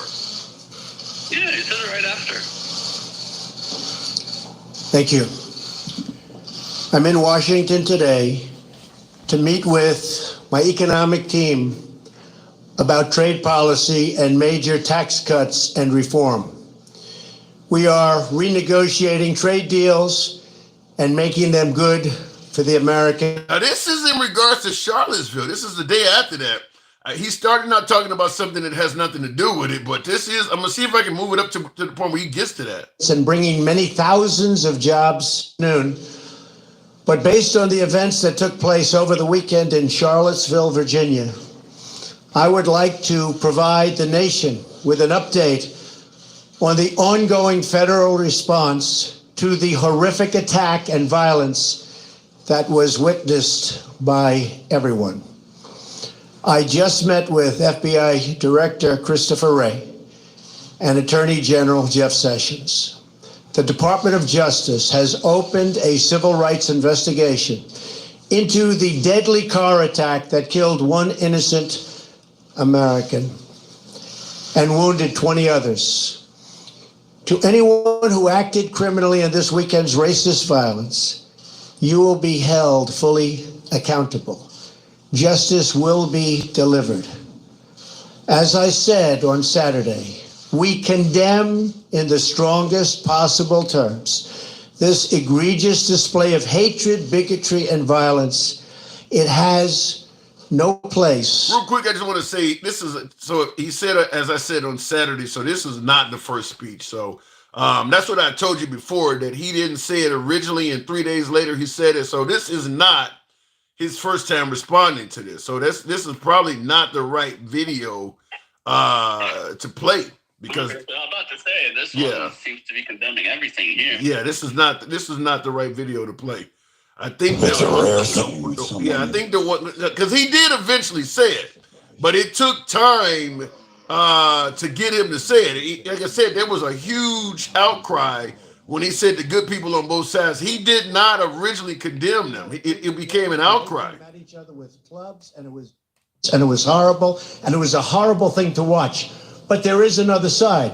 There was a group on this side, you can call them the left, you've just called them the left, that came violently attacking the other group. So you can say what you want, but that's the way it is. On both sides, sir? You said there was hatred, there was violence on both sides. Well, I do think there's blame. Yes, I think there's blame on both sides. You look at both sides. I think there's blame on both sides, and I have no doubt about it, and you don't have any doubt about it either. And if you reported it accurately, you would say. Neo-Nazis started this. They showed up in Charlottesville. They showed up in Charlottesville to protest. They didn't put themselves down. And you had some very bad people in that group. But you also had people that were very fine people on both sides. You had people in that group, excuse me, I saw the same pictures as you did. You had people in that group that were there to protest the taking down of, to them, a very, very important statue and the renaming of a park from Robert E. Lee to another name. George Washington was a slave owner. Was George Washington a slave owner? So will George Washington now lose his status? You're telling me he's going to condemn them in this? I believe so. I don't even know if this is right either. He sounds like he's defending them, man. I'm not going to hear that. I got to move it on, but I don't think you're going to hear what you're suggesting. But yeah, he's just condemning them. I'll see if I can find it for next time. All right, appreciate it, man. Thank you. All right, moving on with the show. I don't think, like I said, if I can recall, during that era, they were really attacking Trump because he said good people on both sides, and he did not condemn them. And he later did it in that first video I said, which was a few days later when he had time to get out there and say what's right. So looking in the comments, Takesha says, MAGA makes me sick. Damn. You have about 15 more seconds. What does that say before you say it? All right, real quick in the comments. Infinity. Stock market Biden plus 21.5 trillion in 4 years. Under Trump, 2.0, which is the second term, you're saying it's 9.6 trillion in under 3 months. Trillions don't lie. It may take 2 to 3 years just to recover. Are we great yet? Depends on how much the recovery is. Depends on what the recovery is like. I mean, I guess if we have, the problem is, let's say, for instance, it does take 2 or 3 years before they start building, factories and stuff in America and all the jobs come back home. It could lead to Trump going down in history as doing something that's really big and brash and bold and successful for America. But he probably won't receive credit for it while he's alive, even if it goes down like that. And many do not think it'll happen that way. But let's say it does, because he came into office promising to do stuff fast, really fast. He didn't come into office promising to take years before people could start seeing economic benefits. This is completely different than what he promised. Now, overnight, 24 hours, which is what he promised. I get it, that's super fast. Maybe folks should know you can't do some shit overnight in 24 hours. But when you start talking about a year or two, no, you promised to do it faster than that. There's one thing to say you can do something in 24 hours, and it turns out you needed 5 or 6 months. But when you start chalking up years, you didn't deliver on that. You did at that point. You got to be chalked up as a failure on that particular promise. You can't promise you're going to fix some shit on day one, and after a year you're still giving excuses why it ain't done. You failed in whatever area that is. Plain and simple, you have failed in that area. So we'll see. But and of course, as I often state, if it does take him a year, 2 years, or whatever, my guess is MAGA will probably be along for the ride, and we'll be providing decent excuses for why it's taking so long. But I don't think he's going to lose support from MAGA because he doesn't deliver on that economic promise. The tariffs don't matter. If there's no plane in Congress at all to get rid of the income tax, we are just going to get double taxed. The tariffs matter. I don't think there's any scenario where those tariffs don't matter. I don't think there's any scenario on earth where you adding these huge tariffs to virtually every country in the free world, and that doesn't matter. The tariffs absolutely matter. They absolutely will matter because we're looking at the tariffs solely based on the financial aspect, and it's so much broader than that. So much broader than that. The goal is these countries are taking advantage of America financially, so we need these tariffs to correct things. They're not focusing on all of the residual effects of it, the broken relationships, the ruined alliances, the new alliances that may be formed with our adversaries. China's going to pick up a lot of trading partners because of this. All of that's got to be taken in consideration. We may lose whole trading partners because of this. Because China might cease on the fact that, well, if they're going to charge you this much in a tariff that you think is unjust, come do business with us. We'll charge you 40% less than that. So that's a trading partner you may lose. Whole relationships are going to be hurt between this. We're literally saying to make more money, we're willing to trade friendships, ruin relations. As long as we're making more money at the end of the day, we'll sacrifice all of that stuff. This whole thing is based on making more money for America, and we're willing apparently to sacrifice anything that it comes with to make that money at the end. So I'll ask you folks in the comments, if you could make more money, are you willing to potentially sacrifice the relationship we have with Canada or Mexico or Australia or France or the entire EU? Do you believe that money we could make by getting the tariffs to where Trump wants them to be, do you believe that is worth sacrificing all of those potential alliances and friendships and possibly making some of our adversaries even stronger militarily? Because once they start receiving money from those new relationships, they're going to get stronger. I mean, that's why China is so strong militarily now. It came by way of their partnership with us. Once we started sending jobs and all of our shit over there, they got wealthier. And they used a lot of that money to build up their military might. So all of a sudden, if Europe, the EU starts working with them, or, Australia starts slowly doing business, we know Japan and Vietnam are now working with China to come up with those countries have been enemies for a long time. They're now looking like, well, shit, we kind of got to work together if the United States is going to stiff us all. So do you think it's worth sacrificing partnerships, friendships, alliances, all of that if we can make more money? Because that's what we're doing. We're doing it for money. Looking in the comments, though, Trump is ruining the country, says Joe W. Wow. Will no sell my soul to the devil. Well, in the comments, broke as fuck says you just contradicted yourself. Let me know how. I'll correct it. State where the contradiction is at. Because that's what we're doing. We're willing to trade friendships, alliances, and all of that to make more money. The only purpose Trump is citing for those tariffs is to make more money for America. We're getting taken advantage of financially. So he's imposing these tariffs, and the tariffs are indeed hurting our relationship with a host of countries. I'm asking you, if we can make more money, is it worth doing that? Going back to the box, Shav, good evening, welcome to the program. Governor Trudeau can stand and pledge allegiance and like it. Well, Trudeau, calling a prime minister a governor, That's incredibly disrespectful. If you favor Trump doing that stuff, but then you complain when liberals say things about Trump that's wrong, I mean, to call a prime minister, a governor, suggesting that you should be bowing down to me, that is incredibly disrespectful. Shav, good evening. Okay, apparently he's not there. Shav, are you there? Okay, maybe not. We'll move on. There are no checks coming. Yeah, that's incredibly disrespectful for Trump. I mean, look, if it was Lil Rocket Man or something like that, you're being disrespectful, but you're doing it to one of our adversaries. That's one thing.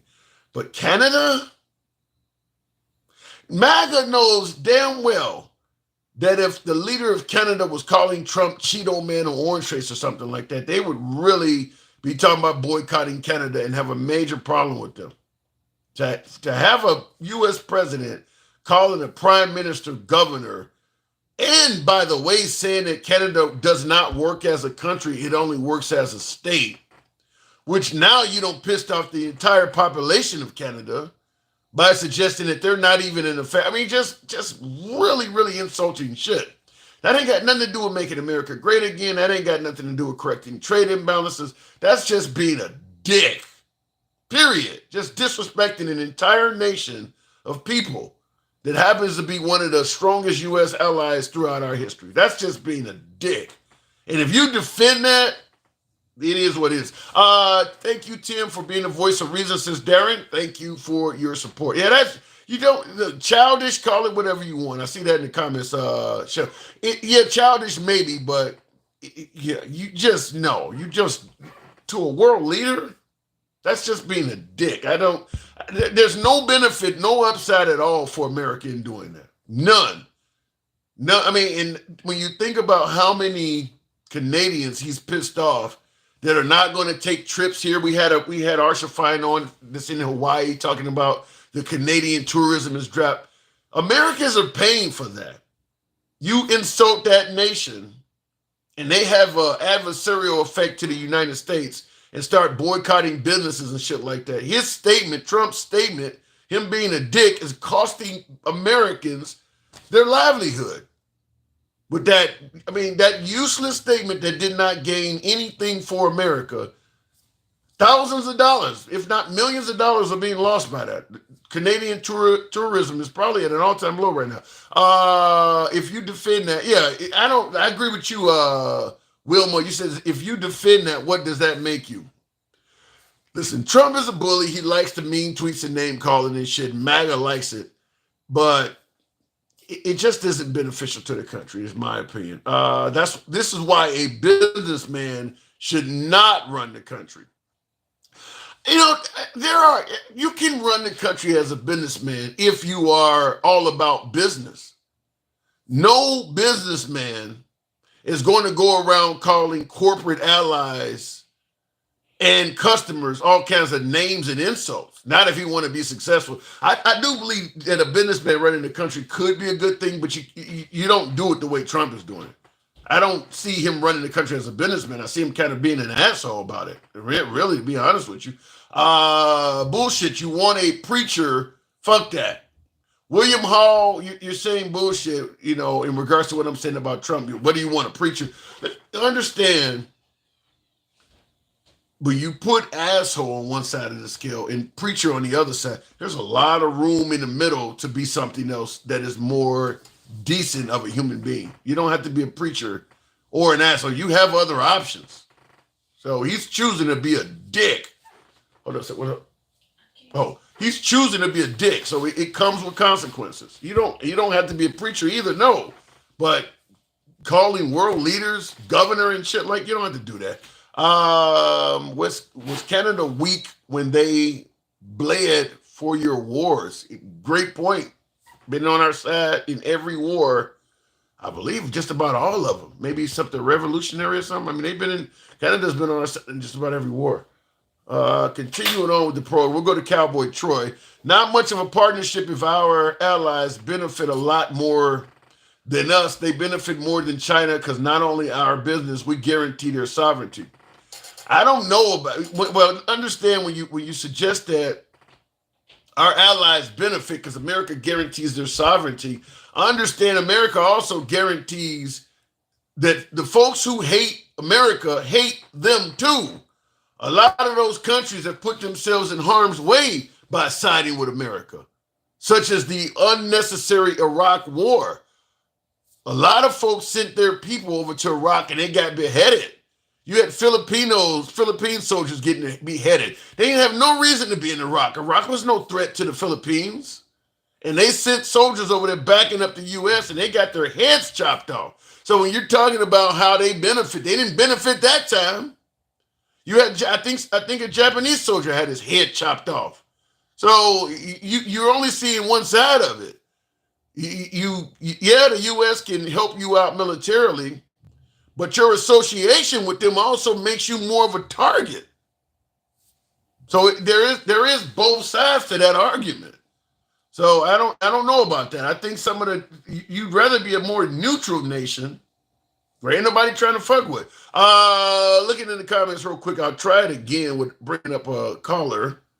I think my screen is frozen or something here. Let's try it out with Gordon 777. Don't know what's going on here. I may have to reset the live.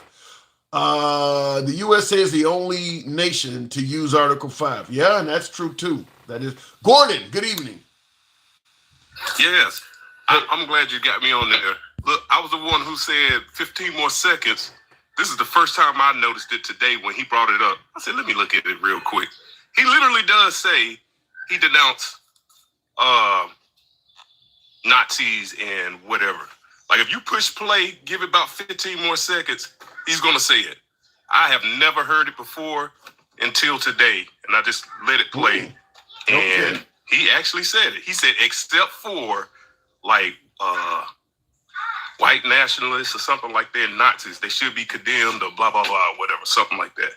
I just wanted to say that because it's not like I'm a Trump supporter by no means. I ain't even gonna lie to you. I think the things that he do is out of hand. But once again, if I'm going to be against him, I want to have the right. You want to be fair, and that's fine. I think I'll play it. I'll give it 15 seconds. If he says it, he said it. I think the issue is probably because he started talking about very fine people on both sides, and it's like one side was associating with Nazis. I mean, like, so who are when you say very fine people on both sides, except for Nazis, the other side was Nazis. I mean, look, let me put it this way. I've been to a couple BLM protests over the years. If I'm at a BLM protest and other members at the protest start talking about killing of cops and shit like that, I'm going home.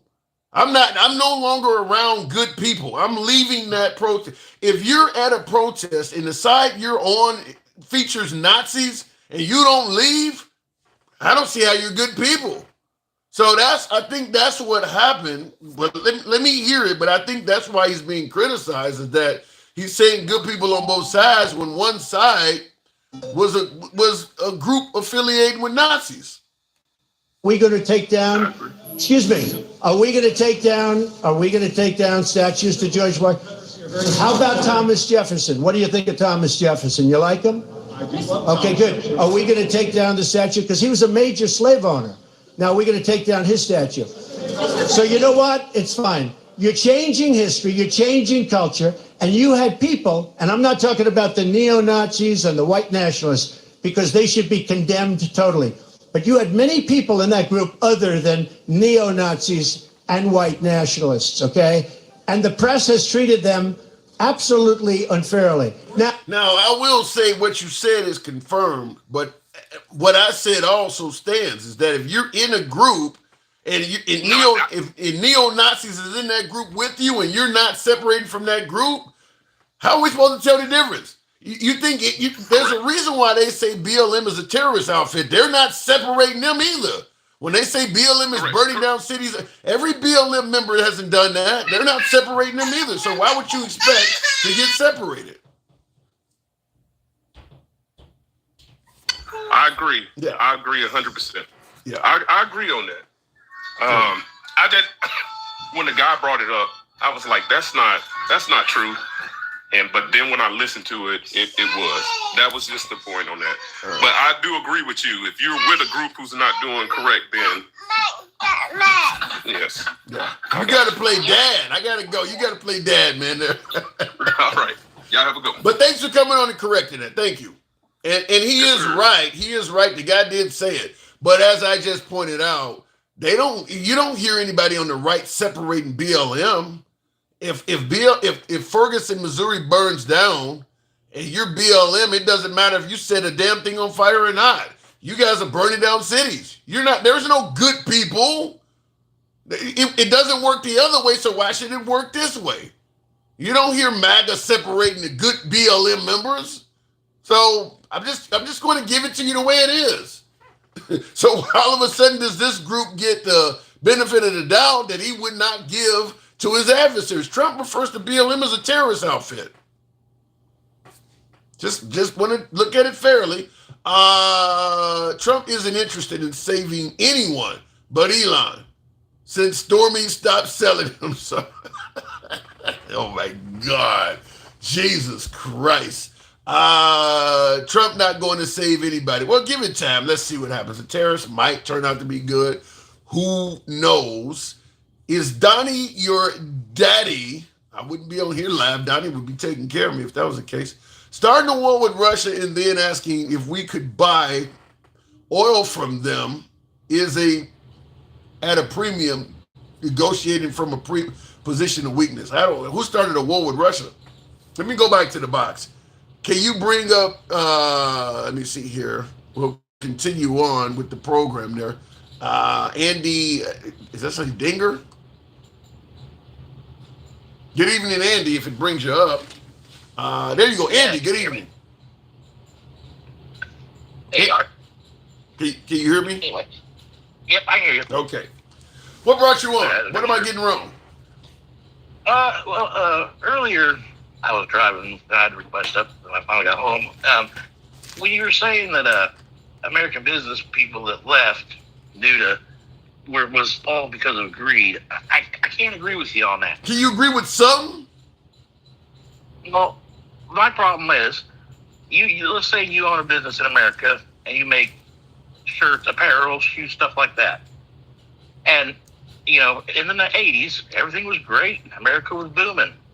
And then the 90s came around and we started to decide we wanted to become part of the global community. And we had some trade. Why did we decide to do that? Why did we decide to become part of the global community? I don't know. I was born. Greed! Because we can make money. Greed! But here's my issue. So you own that apparel business, and now they say, okay, we want to trade with other countries to help us become more of this global community. And now you've got to compete with a company in China making the same stuff you make that can send it over here for less taxes than would it take you to ship your product from Kansas to Missouri. Yeah. And now you're like, okay, and now, they don't have the same set of rules. No, but that's why I said it was greed there, Andy. Is that the reason? No, you would be ran out of business, Tim. No, hear me out. You said they don't have the same set of rules. The reason I said it's greed is because Americans in this country are the ones that wanted, as you said, to be on a global scale. We wanted access to that cheap labor. It wasn't that they were going to run us out of business. We wanted access to that stuff. It wasn't that that the Chinese were making. Yeah. Go ahead.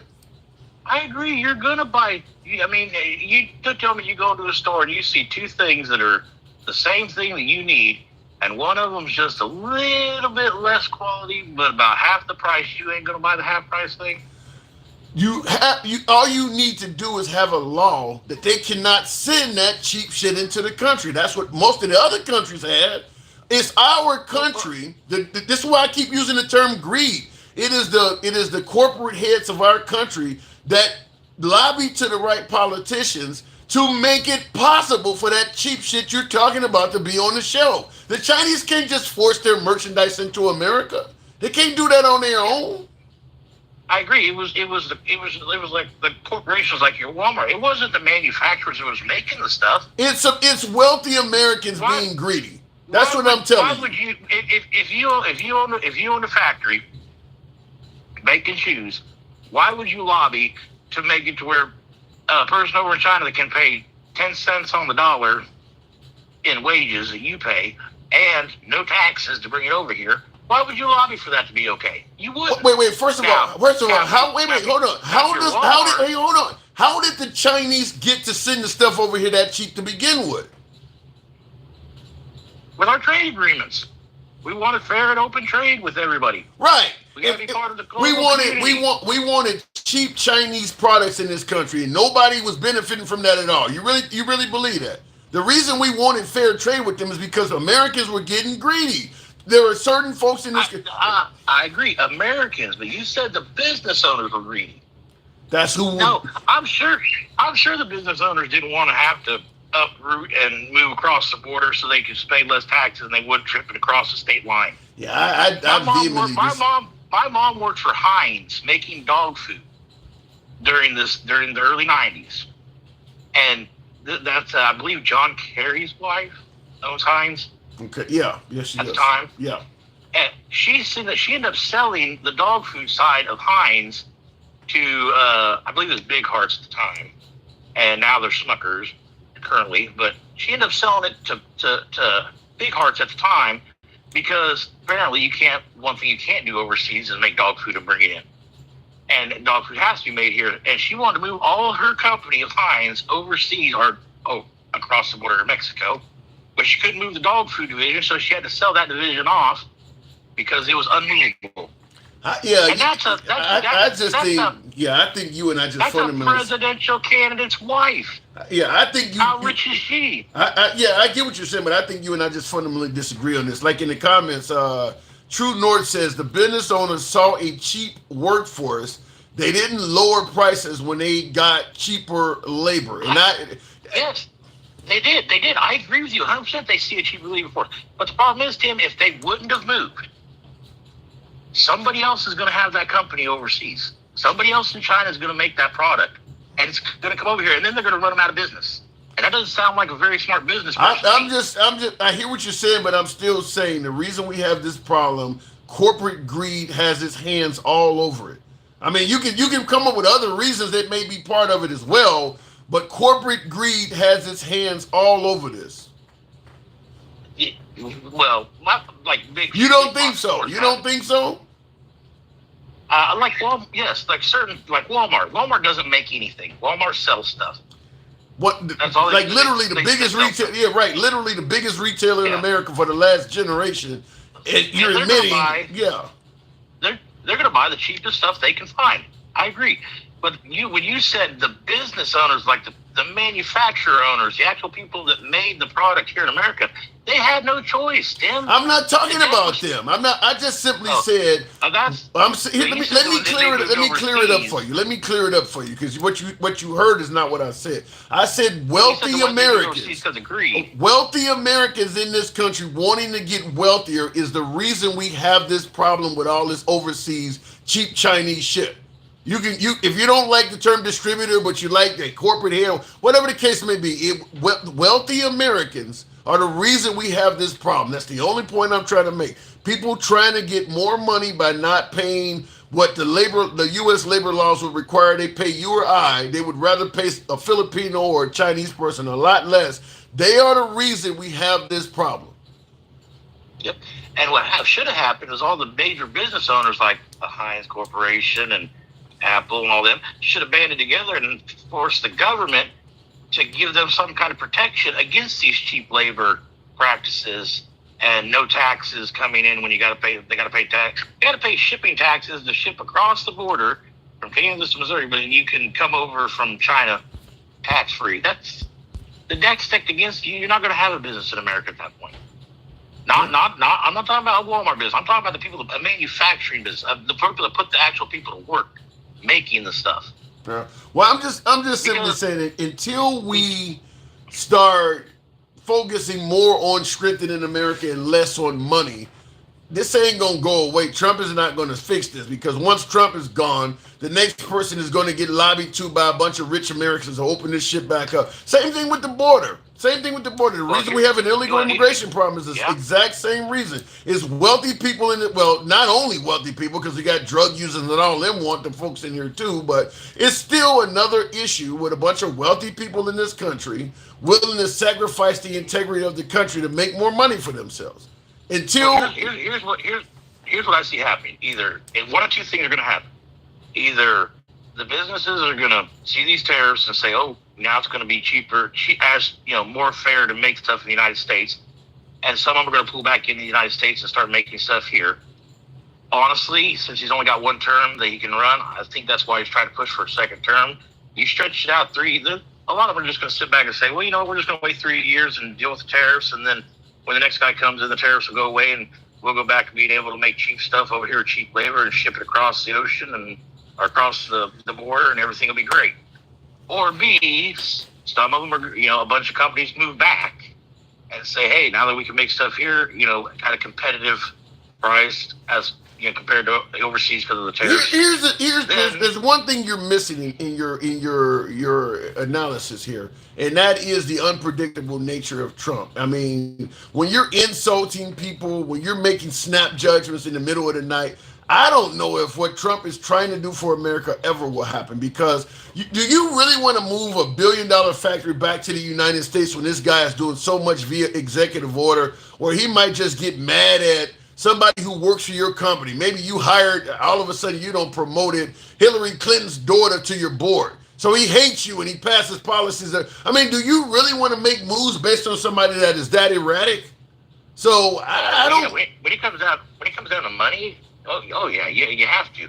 I mean, he can be hit. But the one thing Trump's always said from day one, on Oprah back in the 80s, was he wanted free trade. He wanted free trade and for businesses to have a chance in America to compete with overseas. I mean, that was back when he was a Democrat, and it hasn't changed since. I'm not seeing. Do I agree with the way he's doing it? I almost have to. I mean, you got to rip the Band-Aid off at some point, Tim. We bled 190,000 businesses in the last 30 years. Yeah. Eventually it's going to become the point where America ain't going to make nothing. We're just going to be 100% consumer, and at that point, how do you make money? Well, my issue is this, because you talked about how he's doing it. You're not gonna be successful at making deals when you're insulting everybody. There are people who operate on something known as principle. I don't care how much money you make. Some people are just not gonna let you talk to them like shit and mistreat them and embarrass them constantly on the world stage. And like we mentioned with Canada, for instance, calling a prime minister governor. I mean, you can't insult your way to glory. He did. I watched that interview when he was actually with Trudeau, and he told Trudeau, hey, Canada's, you guys you're fleecing us for billions in trade. And Trudeau's like, "Well, yeah, I know, our economy's in rough shape, and we can't afford to not do it." He goes, "Okay, well, I'm going to put a quarter tariffs on you." And Trudeau's like, "No, you can't do that because that'll wreck our economy and put us into a depression or a recession." And he's like, "Okay, so I can't keep you from fleecing us. I can't put tariffs on you to make it even from fleecing us, because it's going to wreck your country. Well, then you might as well become the 51st state at that point, because you can't survive without us." That ain't got nothing to do with calling a man governor. Well, and then he said, "And you can become the governor." He said that after. He has sent out tweets and shit that refers to Trudeau as governor. I mean, you literally demoting the guy. Well, he kind of demoted himself after he resigned. Do you not understand how bad you're making up all these excuses for why? I mean, you're insulting the hell out of this guy. Yeah, I mean, leaders of other countries insult Trump pretty bad too. You're still making so. In other words, hey, they're doing it to him, so it's okay. You're still making excuses for why it's okay for him to do it. Yeah. Stop fleecing America, and then we'll be nicer. So as long as you as long as you believe America, as long as you believe America is being fleeced, it's okay to just go around insulting world leaders. It's not a smart move. It probably won't gain him any points when they go to negotiating and trying to figure stuff out and become friends again. But Canada can't survive without the United States, Tim. No matter what Trump says, Canada and the United States will work something out. I don't know what it is. I'm not a politician, and I don't plan to be one. I'm not going to try to be an economist. They'll work something out because Canada can't survive without us. I don't necessarily know if that's true. The idea that Canada. You realize how weak the Canadian dollar already is. I know the GDP and wealth of Canada is greater than a lot of other countries that are surviving without America. The idea that they won't survive without the United States, I think, is pretty egotistical. I actually believe they could definitely survive without America. They're barely surviving with fleecing us in trade. What's going to happen when we? That's exactly what you make it sound like you making Canada sound like it's Ethiopia somewhere. Canadians are doing much better than you making them sound like they're doing. What are you talking about? Their economy is on the brink of destruction. We don't have to take over them. There's not going to be a war. All we got to do is wait for them to get into their depression, and the money that they'll need to take from us, we'll just buy them. We've survived multiple recessions in America and a depression, and Canada is nowhere near a Great Depression. I don't know. You're making it sound like they're almost in ruins. They're not that bad. Well, why would Trudeau tell Trump that that it would wreck their economy if they put a 0.25% tariffs on everything come out of Canada? I mean, Trump is claiming not heard it. Yeah. Wreck it. He said it would wreck our economy. Yeah, listen. I mean, why would Trudeau say that? Who knows? But their country is anywhere near close to ruin as you're alluding to it is. You hear folks. Hold on. You hear folks coming on the program right now that's saying tourism from Canada is down because they're pissed at the United States. If they're almost broke, why are they taking tourists? Why are they going? You know why tourism is down from Canada? Because you take $1,000 and bring it to come to the United States. You cross the border, you get $600.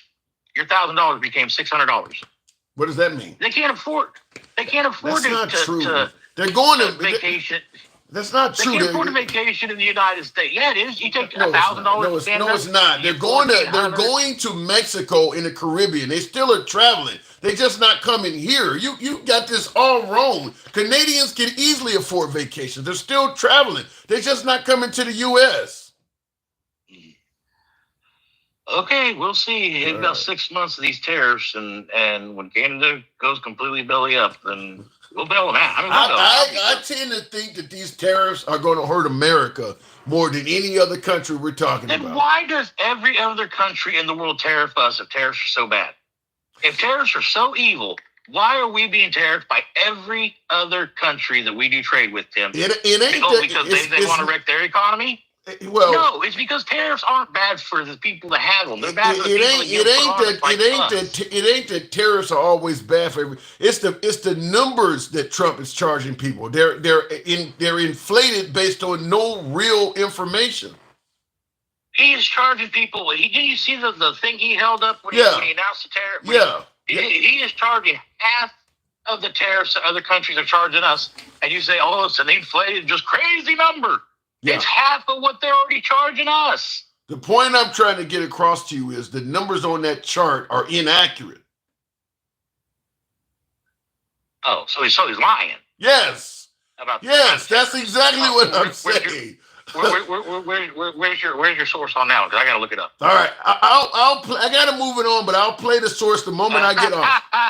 No, I'm about to play the source for you. I just got to move it on. Okay, I'll listen. Listen, thank you for coming through, by the way. You're welcome anytime. All right, real quick, because he did ask for this. I'll play a couple minutes of it. This is Ben Shapiro. I mean, so he's not exactly a liberal. For you, I mean, I'm assuming some of you folks may occasionally watch Shapiro. Here is the information. We played this on the show last night, but I'll play it again. He's talking about, because this clip is well over an hour long. I'm only going to play a couple minutes of the part that pertains to what Minnie was just talking about. But he's talking about the numbers that are on Trump's chart when I start this up. I think it's about right there. Let me see here. By the way, that we have a tariff. So according to this chart, for example, Madagascar is charging us 93% tariffs, and we ought to charge them 47% tariffs. Hey, that's what it says. That's what the thing says. There is only one problem with this. That is not remotely true. And if we have a trade deficit with Madagascar, then so the hell what? It's Madagascar. The GDP per capita in Madagascar is like $530 a year. Our trade deficit with Madagascar is a few $1 million.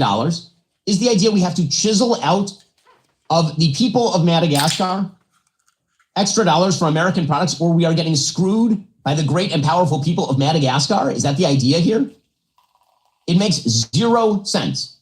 It literally has nothing to do with the actual tariff rate. How do we know this? We've got perfect proof. Yesterday, Israel, which already had almost no tariffs on the United States, 99% of all goods coming into Israel had no tariff on them from the United States. That was something that Israel did in the 2000s because they used to have high tariffs. And what ended up happening is that Israelis would come to the United States, load up their bags with a bunch of American-made goods, and then take them back with them to Israel to avoid the tariffs.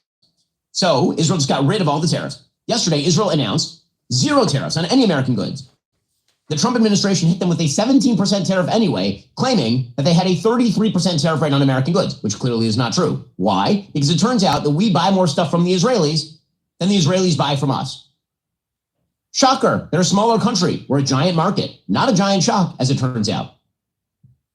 So this is pretty crazy because it turns out the trade deficit has nothing to do with the tariff rates. So we are punishing countries that have a low tariff rate with us. For example, like South Korea is listed on this chart as having a 50% tariff rate on us. The average tariff rate South Korea has on American goods, according to the World Trade Organization, is 0.79%. We have a free trade agreement with South Korea. It is listed on this chart as 50%. That's nonsense. It's not true. It just isn't true. And he goes down a laundry list of how many of those things that are not true. So when you ask me for a source, I'll give you Ben Shapiro. He certainly is not a liberal. He ain't MSNBC or CNN. So I guess you probably think Ben Shapiro's wrong now too. NG, US and the EU did it to ourselves. The EU by empowering Russia, buying their gas, by making China not knowing they said they wanted to destroy us. Damn, why are we shocked our enemies are doing what they said now that we enriched them? Yeah, I agree with that. We did do it to ourselves. The way we set things up, we caused a lot of our own issues that Trump is claiming he's trying to solve. MAGA ain't shit, says Will G. Now that they say Trump is just playing and will reverse the tariffs and claim victory. I don't know what. No, you're not going to. Trump has let it out. Trump has let the cat out the bag. He's damaged a lot of international relationships. You can't rein it all back in at this point. Unless we get another president in the next 4 years and that guy comes in. Remember Obama, the whole apology tour? Maybe something like that. But the damage that America has done with its allies around the world, it's not going to be healed under Trump. It's just not. I mean, so we'll see what happens in the future. Hopefully these countries ride it out. But under Trump, a lot of our relationships have taken a major hit. I mentioned him calling Trudeau prime minister and saying the country of Canada cannot survive as a nation, for instance. I cannot tell you how many folks from Canada view that as an insult. I mean, so, yeah, until the next guy comes in, our relationship with a lot of our allies is probably damaged for quite some time. In the case of Canada, we're spending $200 billion a year to subsidize Canada. I love Canada. I love the people of Canada. I have many friends in Canada. The great one, Wayne Gretzky, the great. How good is Wayne Gretzky? He's the great one. But we have, I know many people from Canada that are good friends of mine.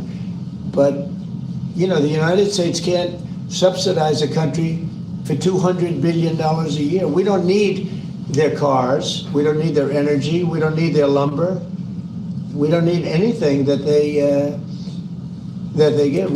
Like that right there is very insulting. Essentially saying Canada is useless to us. We don't need nothing. You need us. You don't mean shit to us. You need us. I mean, that stuff is very insulting. Do it because we want to be helpful, but it comes a point when you just can't do that. You have to run your own country.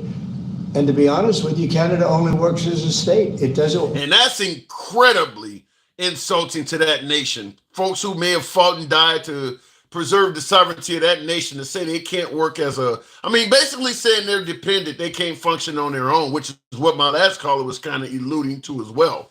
And to be honest with you, Canada only works as a state. It doesn't, we don't need anything they have. As a state, it would be one of the great states anyway. This would be the most incredible country visually. If you look at a map, they drew an artificial line right through it between Canada and the US, just a straight artificial line. Somebody did it a long time ago, many, many decades ago, and makes no sense.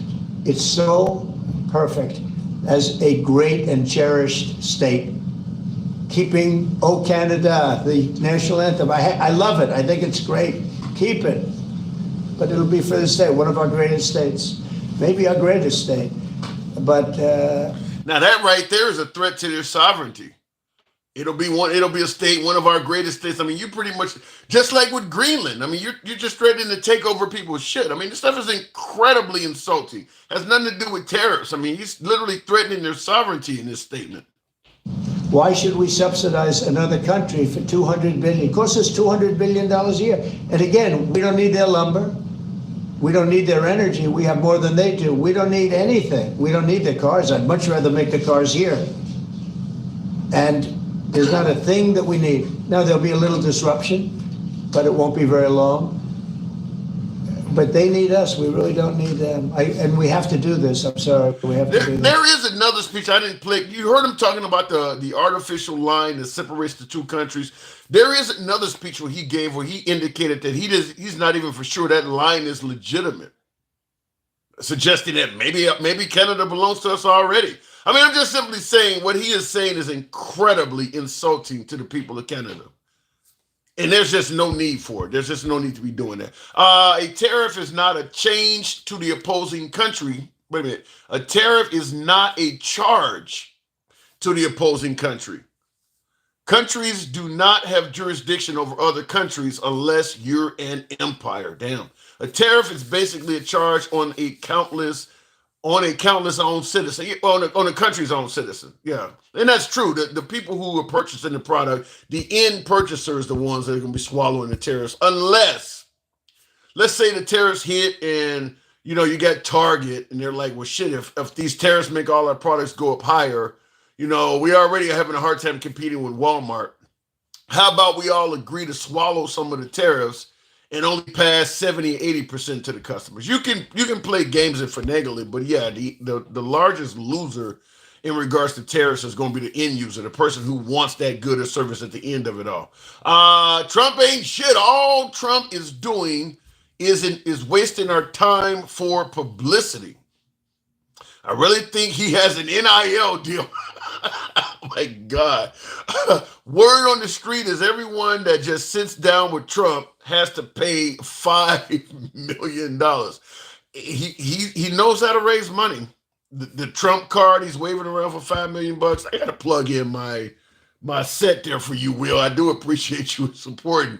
I forgot to plug in my box here. Tariff is a tax on the business that purchases the imported product. Yeah, but okay, you said tariff is a tax on the business that purchases the imported product. But that business then passes that on to the people who buy it from that business.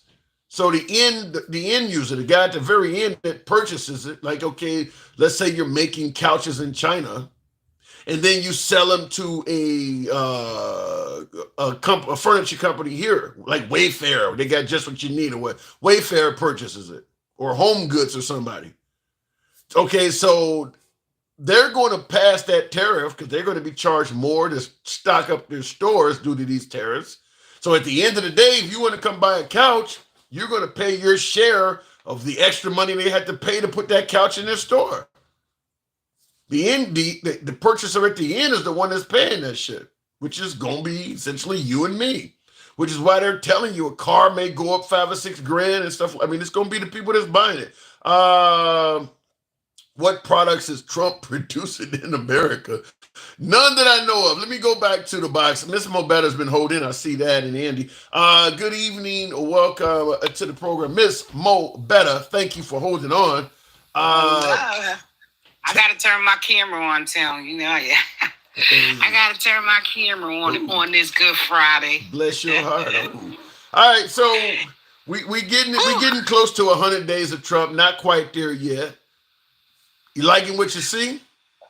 Why? It's only been close to 100 days. Why does it feel like we already been here for 3 years? It does. Well, you know something?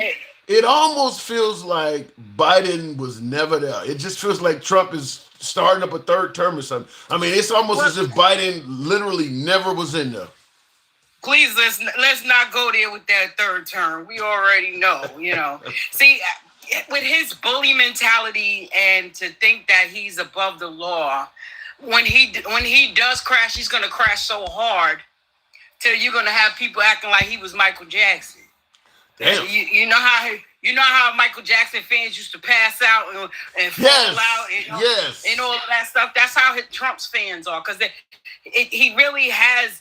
See, what he wants to be is some type of savior. So he goes around creating all of these problems and then backpedal so he can make it seem like he solved this problem. Same thing like he did with this TikTok thing. Yeah. Oh, the border. He told him not to run, so he pass the bill so he could have something to run on. So you're saying he's kind of like the Trump closed the border. So you're saying he's kind of like the arsonist that wants credit for putting out the fire. That's exactly what he is. That's how that's his whole persona. Damn. in a nutshell. You go around and like you were saying, he's around here creating all of these things. And when Obama did take office, he did have to go around the world apologizing to people like, listen, this is not. Listen, we need people just as much as they need us.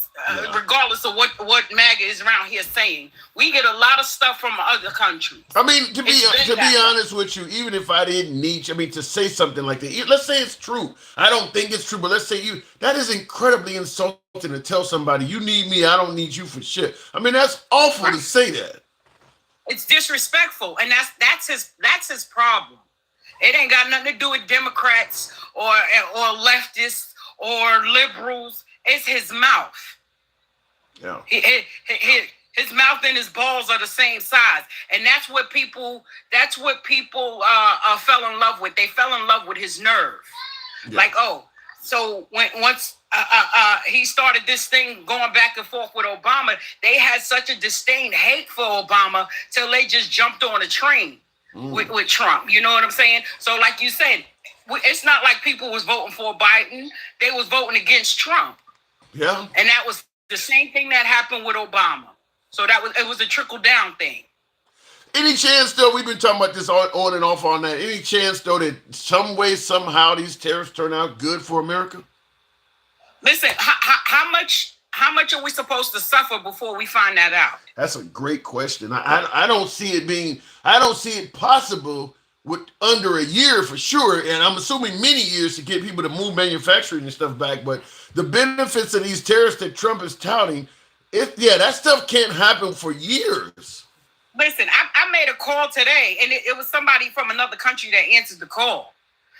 You understand what I'm saying? That MAGA hat you got sitting behind you, what does that tag say on there? Made in China. This one, I don't know. I have so many MAGA hats around here, but I do have one. I think I do have one that says Made in America.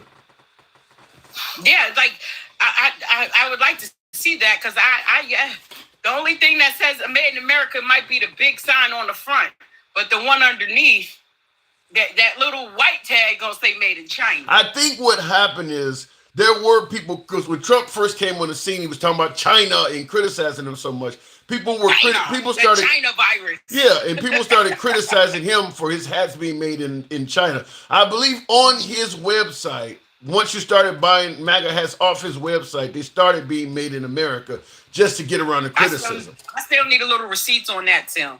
I do. I need some receipts, because most of our products, a lot of the stuff that we wear pretty much comes from China. This one says made in Bangladesh. So that's what I'm going to say. Not just there. There's other parts of the world that make most of the stuff that we deal with. So even if cars are made here in America, they still need parts from another country. Right. Now, my Keep America Great hat, which comes back from the 2020 campaign, It does, yeah. This is a Keep America Great hat, and it does have a label in there. I don't know if you can see it close enough, but no, you ain't gonna be. It does say made in China. This is made in China. Made in China. Most of them do. Yeah. Most of the ties that Trump wear, they might be American made now, but most of that stuff is imported. But then you should be go around. My thing is, all right, why go around creating enemies and starting these wars and trying to inflate all kinds of numbers and stuff when you can't provide the stuff over here that we get? I disagree with you. I think that ultimately Trump could get his wish and would take a long, because we used to make shit in this country. He could get his wish. The problem is not only will it take years, but he hasn't explained how are you going to pay American salaries for that stuff. If all of a sudden iPhones and stuff is made, because I remember when I always say this, when I used to start buying laptops back in the day when I was using them on dial-up and all of that stuff, a good laptop would cost you about $2,000 back then. They didn't have $500 laptops, and I'm talking about in early '90s dollars. They're cheap. They cheaped out. You know why? Because they're constantly making them. No, but because they're making them by people who get paid a lot less in China. Who gets paid less? Exactly. So the phones that we're on now, we're such a capitalist country, so they're gonna bring the price and still charge us more to make it. Wow. It's going to still cost us more because we are about making money, period. It doesn't matter for anything else. We are here to make money, and that's period. We don't care about your livelihood. Yeah, and there's just no way. If we are about making money and we're a capitalist country, and I agree with you 100% on that, there's just no way to be all about making money and all about made in America. Those two things do not work together. They don't go hands in hand. You're going to have to sacrifice some money to make it in America. Look how many businesses Trump himself are running outside of the country. But he messed himself up so bad here, so don't nobody really want to fuck with him. So he got to go outside. He got to go outside of here to try to still build himself an empire. But it just so happened now somebody put him back into those people put him back into the position where he think he's not even allowed in half of those countries that we name. I keep telling you. Do you really believe that? Wait. He's not even allowed to go to half of those countries. I mean, I know the guy. I know the guy got felonies, but do you really believe there are countries around the world that would not let him in? That will not let him in. If you are a felon, you are not allowed to go in certain countries. But and the next time I come up, I'm going to have those ready. I think they would let him in. I think they would let him in. I get what you're saying. Absolutely not. That's why he got JD Vance. What is he? The babysitter. Because Elon is the president, Trump is the vice president, and JD Vance is the babysitter. I'll be dying to know. You gotta watch that little kid putting boogers all over the fucking office. He's babysitting. I would really be interested to know what countries will not grant Trump entry, though. I can't imagine that. It's about 30. I'm telling you, it's about 30, at least 30-something countries that he's not allowed to go in as a felon. Really? And you really believe they would enforce that? Yeah, absolutely. That's why you think he ain't going nowhere. How many? Where has he been, other than playing golf? Yeah, he hasn't been. He won't even honor the deceased coming into there today. No, you're right. He hasn't been anywhere. I mean, he's disrespectful. And to go back to, you see how he's talking about those people taking down statues and all of that stuff, or what you trying to erase history? What is he doing now with that DEI and in Arlington trying to erase those graves and take away people out of books and different things like that? Is that not a double standard? Yeah. Not only is it a double standard, but I've said many times on the program, taking down a statue does not erase history. A statue is not history. It's a tribute to history. Saddam Hussein, once we toppled Saddam Hussein threw out Iraq, we took all those statues down. That didn't erase the history of Saddam Hussein. I mean, people still know who the hell he is. His history still exists in Iraq. A statue is not history. Right. No, it definitely ain't. But some history is not as good as others. You understand what I'm saying? Yeah. So the thing that he's trying to protect wasn't good to people like me.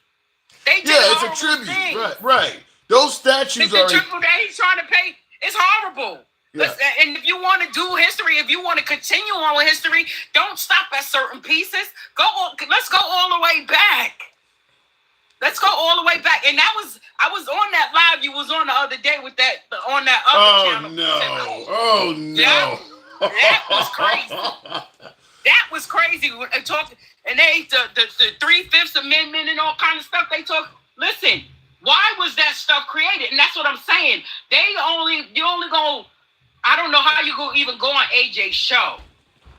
I like to talk to MAGA and Black MAGA. Sambo, he is the epitome of Sambo. Yeah.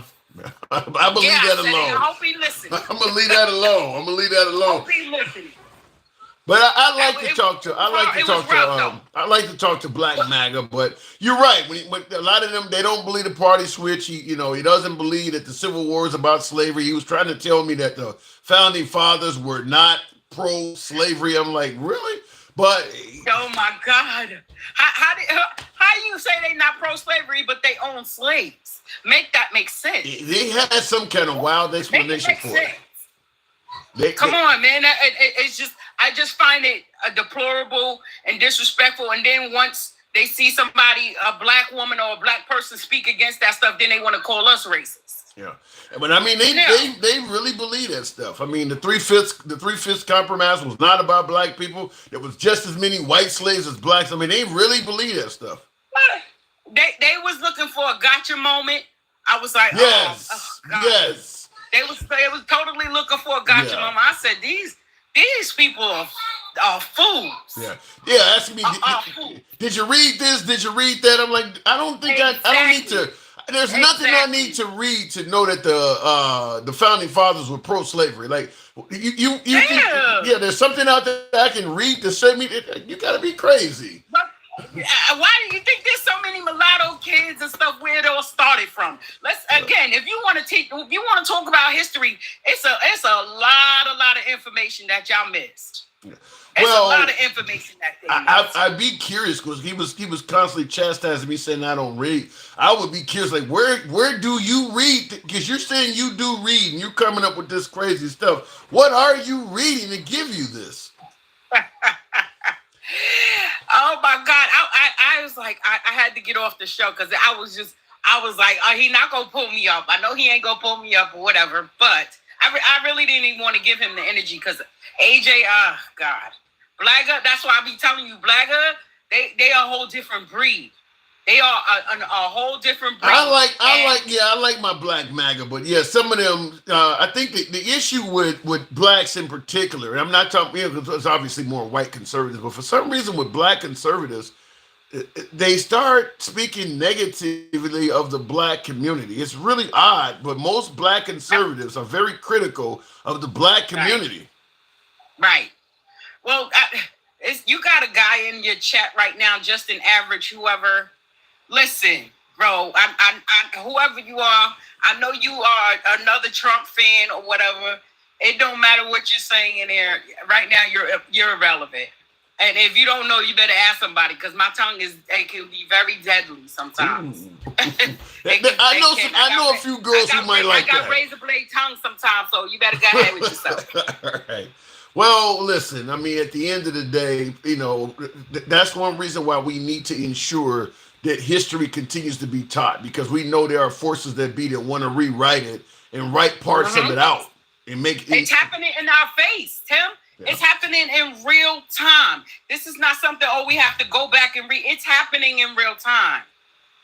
So that's like him making DEI the new N-word. Like it's just so bad. And we see who the actual DEIs are. Yeah. Most of them are in his cabinet. Look at RFK Jr. He had to go back talking about he fired the wrong people. Like you talking about people's health here. Yeah, I heard that. I heard that the other day. You talking about health, people's health. You can't afford to make those kind of mistakes. I heard that the other day that he had fired a large chunk of folks at HHS, and then all of a sudden, you're right, he had to hire some of them back. People that had came up with cures and shit, which actually shows that they're not doing any diligence on who they firing. He's not even a medical professional. Look how many kids. because of his lies. Oh. Well, look, don't take my word for it. Go and look it up. Because of the rhetoric that he was spewing about vaccination. Yeah, I've heard it. I have heard that. But I mean, the thing about it is we now know that one died from the measles just recently here in the States. That's what I was going to bring up, is that people are now catching the measles under his administration as well. Yeah. And he had people believing because of the melanin in our skin that we don't need as many vaccines. I can't believe when I heard that. Like, you know, back in the day, they used to say back in the day that blacks didn't need anesthesia because they can't feel pain and stuff like that. To have somebody saying that in 2025 is insane. It's insane. It's insane, and that means you're disregarding who we are. We're human, just like it. And again, that goes back to that 3/5 compromise. Again, we were listed as 3/5 of a human, right? Am I correct? You're correct. That's how they used to see us. They did. They used to. Well, I'm not even gonna go there. I'm not, because for the purpose of it was for tax purposes. Well, I gotta move it on, but you're right. They were doing it for financial reasons, so that they could still receive representation for the slaves without having to treat the slaves as human beings. Right, and they were treating us like we weren't human. They were performing surgeries on us without anesthesia. Yeah. They were stripping us. They wouldn't allow us to read. They wouldn't allow us to eat regular food, give us scraps, and they wonder why we're angry. Did it happen to me directly? No, but I respect and I honor my ancestors. I do. Well, I still smell their blood. So you'll never get me to sway away from that. Well said, Miss Mobetta. Thanks for coming through. Indeed. Always a pleasure. All right, moving on with the program. Rather, MAGA was pissed when Biden looked at his watch at a ceremony. Trump skips the ceremony altogether. I do remember that too. Biden looking at his watch. You know, we're talking about the service personnel coming back home in a box, and Will G is pointing out that, you know, Biden looking at his watch like he got somewhere better to be than what the families of these folks, and he points out, well, shit, Trump didn't even show up. Bama landscaper, I wanted to point this out because this is something you hear commonly. Anytime, you know, the atrocities that America committed throughout history, particularly on people of color. When people of color bring that up, you're just playing victim. I think Bama landscaper says you just want to be a victim. Here's what I don't understand. Every time Trump is on television, he's claiming to be a victim of something. The courts, the liberals, now it's the Canadians. I've never heard somebody victim mentality. And he is always, literally always claiming to be a victim of somebody. So I kind of wonder, even with the victim mentality standard or statement, if there's not double standards as Landon is putting in there. Always claiming to be a victim. Gordon, 777. Appreciate that hat and mustache. Real quick before I move on with the program, making enemies. Does she not realize China has publicly said they want to destroy us? Elon, president of the United States, who was president for discombobulated Biden. Wait a minute. Yeah, you said China has publicly stated they want to destroy us. A lot of countries have said that. I think Iran has said it. North Korea has said it. We've made a lot of threats to destroy countries as well. I mean, that's just adversarial politics, I guess. Canada has never said it, though. So I don't know why Trump is threatening the sovereignty of Canada. Greenland has never threatened America. Trump is threatening the sovereignty of Greenland as well. Now, I'm sure somebody in Gaza has spoken ill of the United States, but once again, Trump is talking about taking over Gaza. You know, the crazy thing is, didn't he run on making America first and getting out of overseas conflicts? He sure seems to be doing just the opposite. Panama, the cartel is now a terrorist outfit, so we have the legal right to go into there. Greenland is going to be ours. Gaza is going to be ours. And now he's talking about Canada is going to be the 51st state. Did he run on taking over countries? That sure sounds a hell of a lot like some kind of modern day form of colonization, if you ask me. Especially the 51st state. That's like the definition of colonization. Um, the president of Elon, who was president before. I don't quite get the end part of your statement, Edgy, about Elon Musk, though. Moran says, Tim, Miss Mo Better is going to pick Gen X's. Oh my God, not the sandwich. I ain't heard Gen X in a while. Miss Mo Better is going to pick Gen X and his sandwich for her vice president because she loves MAGA and Blagga. I never went with the blagger comment until I started hearing people call. I still call them Black MAGA, but people calling them blagger now. Real quick in the comments. Wow, how did we get Alaska? We bought it. Yeah, we got Louisiana by purchasing it. Purchasing is one thing. Trump has made it clear that if Greenland doesn't allow itself to be purchased, he's not taking the military off the table. I mean, they asked him, are you willing to take the military off the table? He didn't respond by saying, well, we're just trying to make a purchase. We're not going beyond that. No, he made it clear that if the purchase don't work, he might be willing to use the military. And J.D. Vance talked about it as well. So, no, you're trying to bring up Alaska. He's talking worse than that with Greenland. So he's talking worse than that with Greenland. Also wish we would leave NATO.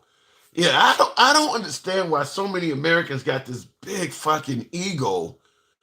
I'm gonna go to the next caller, but I do want to say this.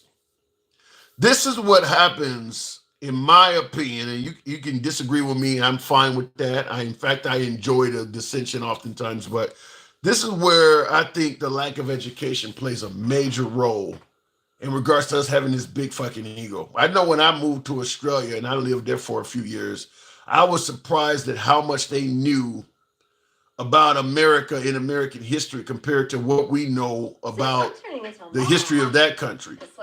Most Americans can barely name a single world leader outside of the United States. Even our neighboring countries, our neighboring allies of Canada and Mexico, a large portion of America could not even name who is the leader of those countries.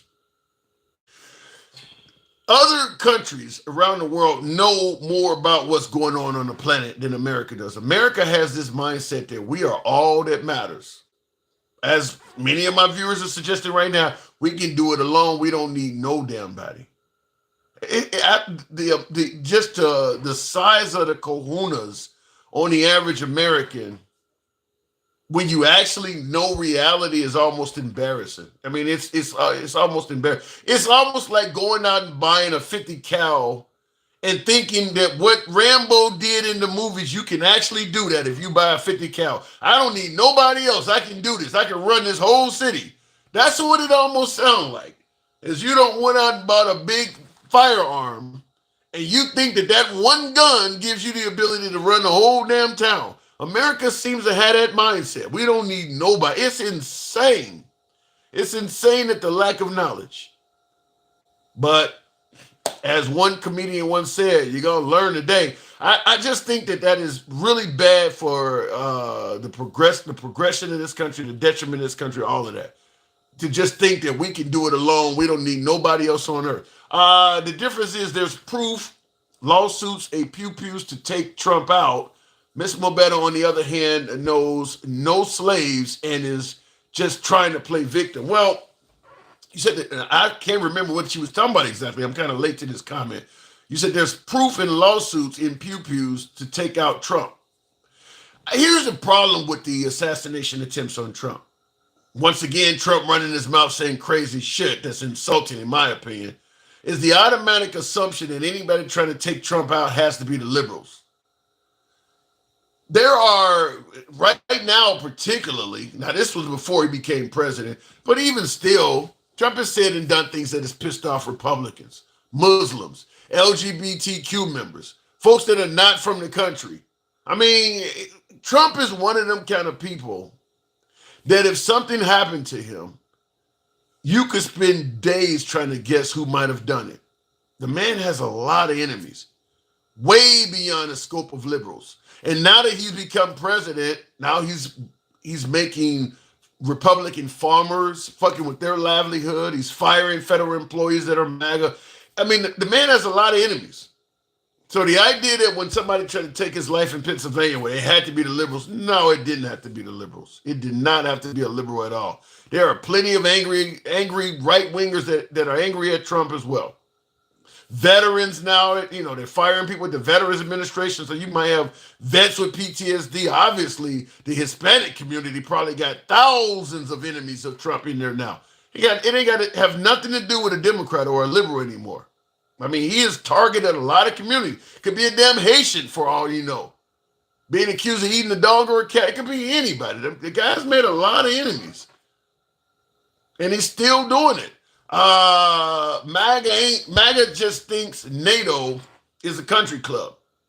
We don't need to pay into it. MAGA ain't shit. You know, I will say this in regards to what you were talking about, Will, in regards to suggesting that, you know, MAGA thinks that NATO is a country club.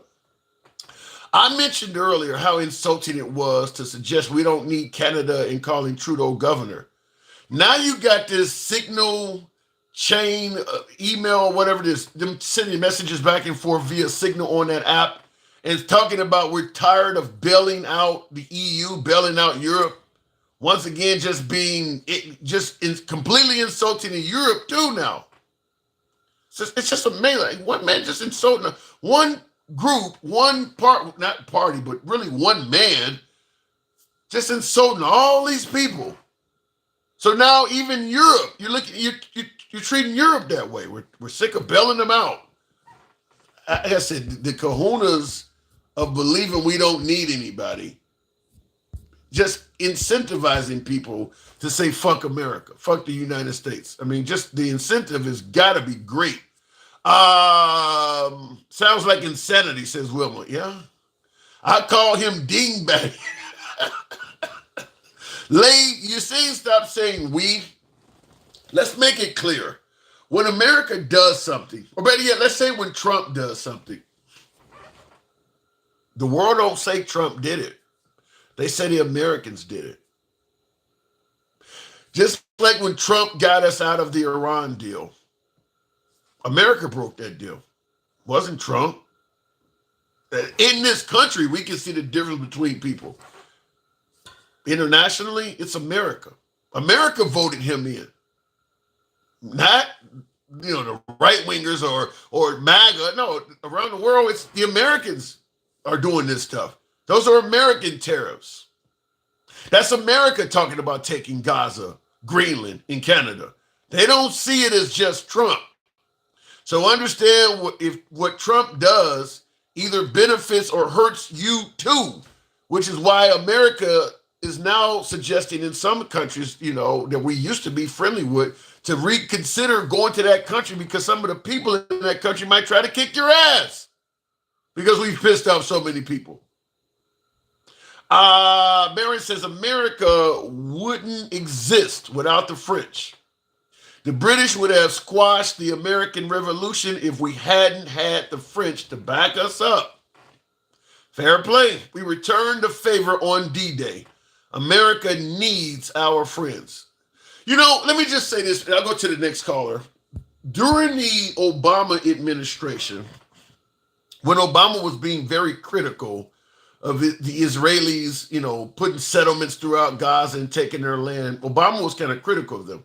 The Republican Party, I believe several Republican congressmen, and some of you folks in the comments, I'm sure, remember this, to show that they did not have solidarity with the actions of Obama being critical of Israel, on their own went to Israel to let Israel know we don't back Obama criticizing you.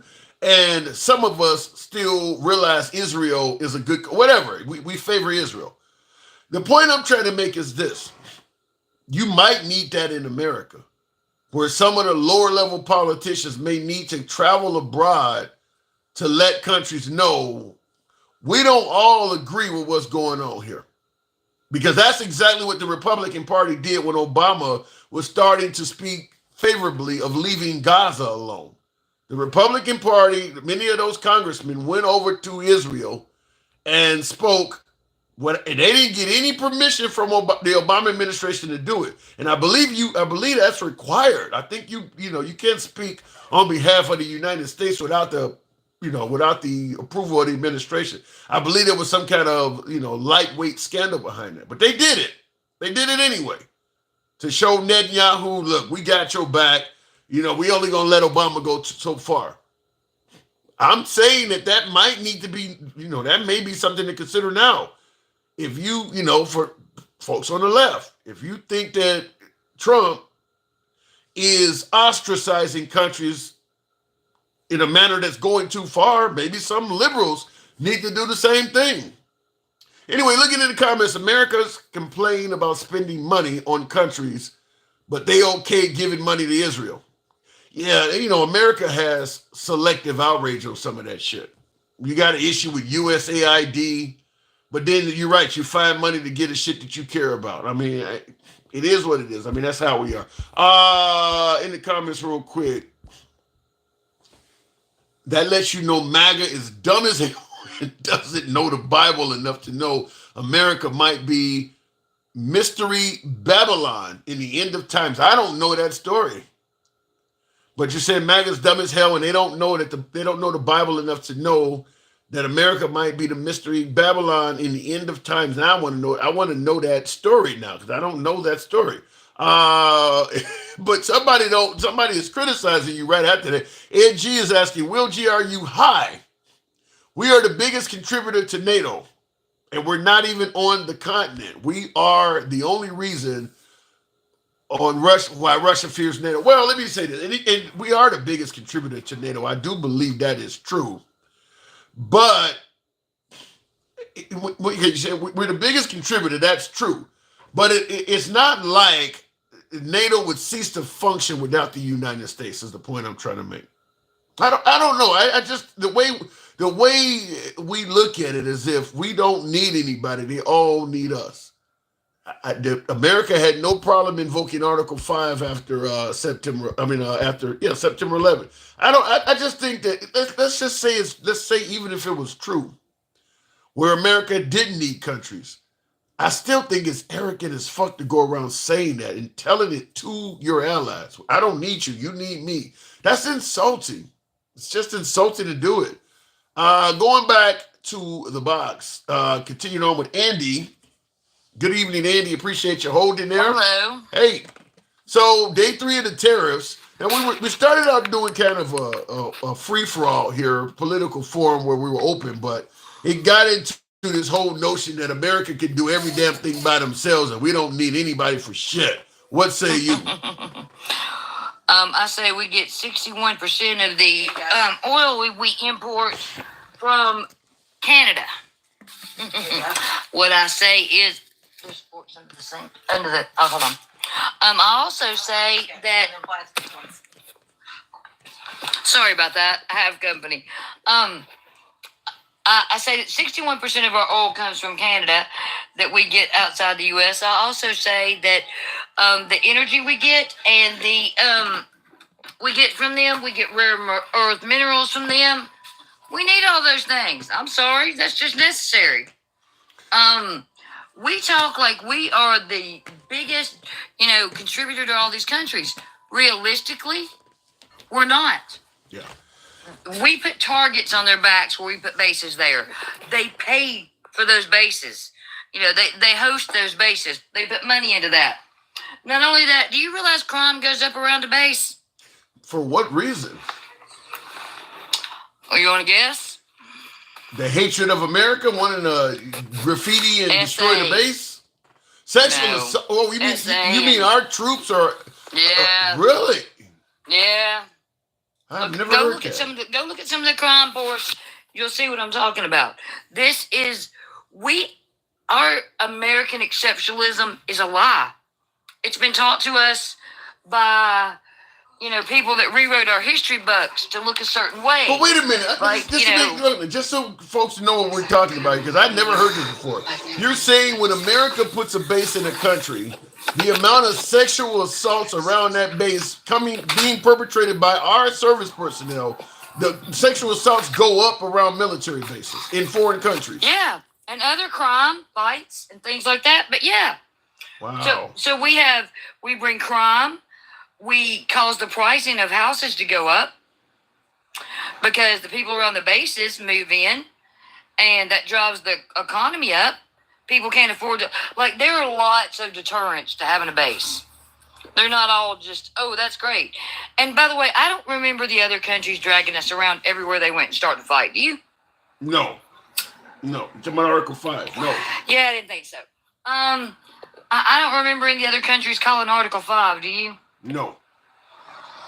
How many times has Australia gone to battle with us? Every war we've been involved in, they've been in it. That's right. And how much tariff did they charge us? You said what? How much tariff do they charge us? That I don't know. Zero. It's zero? They don't charge us any. Yeah, we just slapped a tariff on them. Don't think they're not pissed.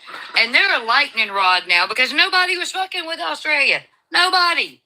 But now they got a U.S. base on there.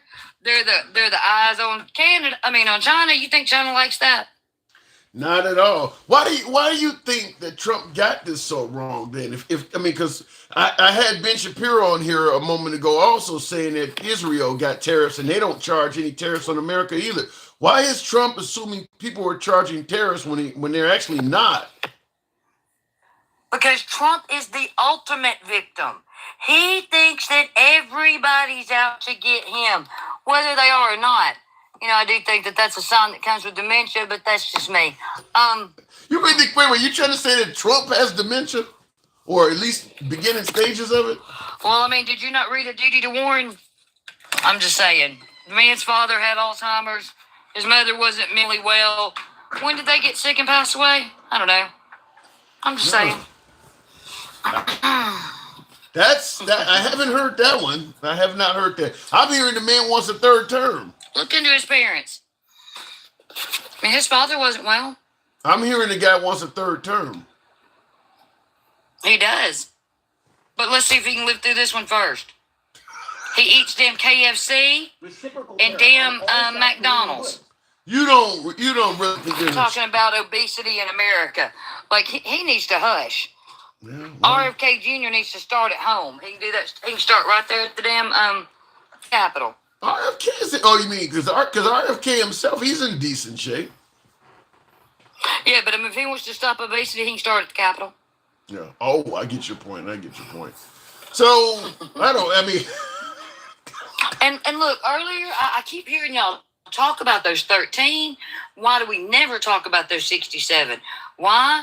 Because Democrats don't fucking weaponize the damn military the way Republicans do. Yeah.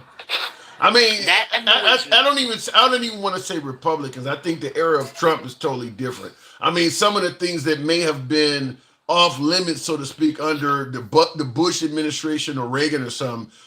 Under Trump, nothing is off limits. Even criticizing people who are dead, like John McCain. I mean, there's just nothing off limits.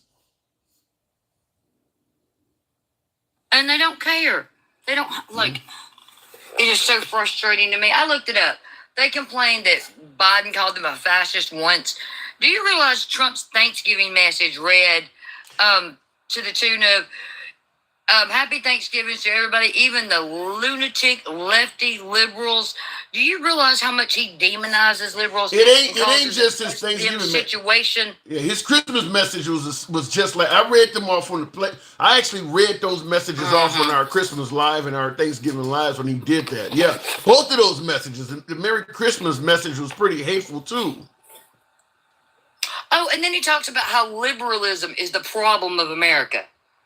I mean, he is trying to cause us mentally ill. Let's be honest. Like, I am more concerned about his very wealthy cabinet who is just going to stuff money in their own pockets. Look at Elon. How many new contracts has Elon gotten while getting rid of what he's fired already? 20,000 veterans? Bro, shit, he's losing so much stock in Tesla, he may need those contracts. Oh, and let's talk about the courts. Has Donald Trump not said that he wanted to use the courts against the liberals? Didn't he not even say that he wanted to give Liz Cheney a tribunal? That the court should go after Joe Biden and Hillary Clinton. Like, you talking about the weaponization of the courts, dear comments. You stepped all in it because Donald Trump does that on the reg. You know, Trump... Hell, the weaponization of government trial literally was weaponizing the government. Yeah, but Trump suggests that it is the liberals that were weaponizing the government against him. Mm-hmm. Sure we were. I mean, that's what because I guess accountability is too much to ask for from a rich man who's never been held accountable for anything in his life. And really quick in the comments, just an average mom, I think she leans right. She says, leave the vets out of your mouth if you hate us so much. I don't hate you. I served the auxiliary. What are you talking about? I'm just telling the truth about the damn bases. And I'm sorry, ma'am, if you don't like it. I had never My heard entire that before. family has served this country since its fucking inception. I don't hate the military. I'd have to hate my own family. Get the hell out of my face with that. I had never heard it before, so it is information for me. I did not know crime goes up when you're near U.S. bases, so that is one first time I've ever heard that. Yeah, and there was a veteran earlier that agreed with me. Yeah, I saw that in the comments, but she's continuing to suggest that you are not telling the truth. You're spreading propaganda. So, well, read the comment above it. Yeah, she's telling the truth. She loves veterans. I know her. Yeah, my comment section is always hot, so it is what it is. I have not. Well, see, I don't care what she thinks. I don't. Yeah. Because her opinion means nothing to me because they just ushered in fascism to America. Look at all. Jesus, please stop. All right, Andy, I'll put you out of your misery. Thank you. Look, Texas says it's even the bases here in America. Oh, yeah, I can believe that. So, I'm sorry. The entire comment section agrees with that. Thank you. But I do want you to look at how many times Donald Trump accuses the left of something, like the election, J6. None of that was us. Yeah. He said it was Black Lives Matter and every Antifa. Little thing. Yeah, he said it was Black Lives Matter and Antifa that did J6. Yep.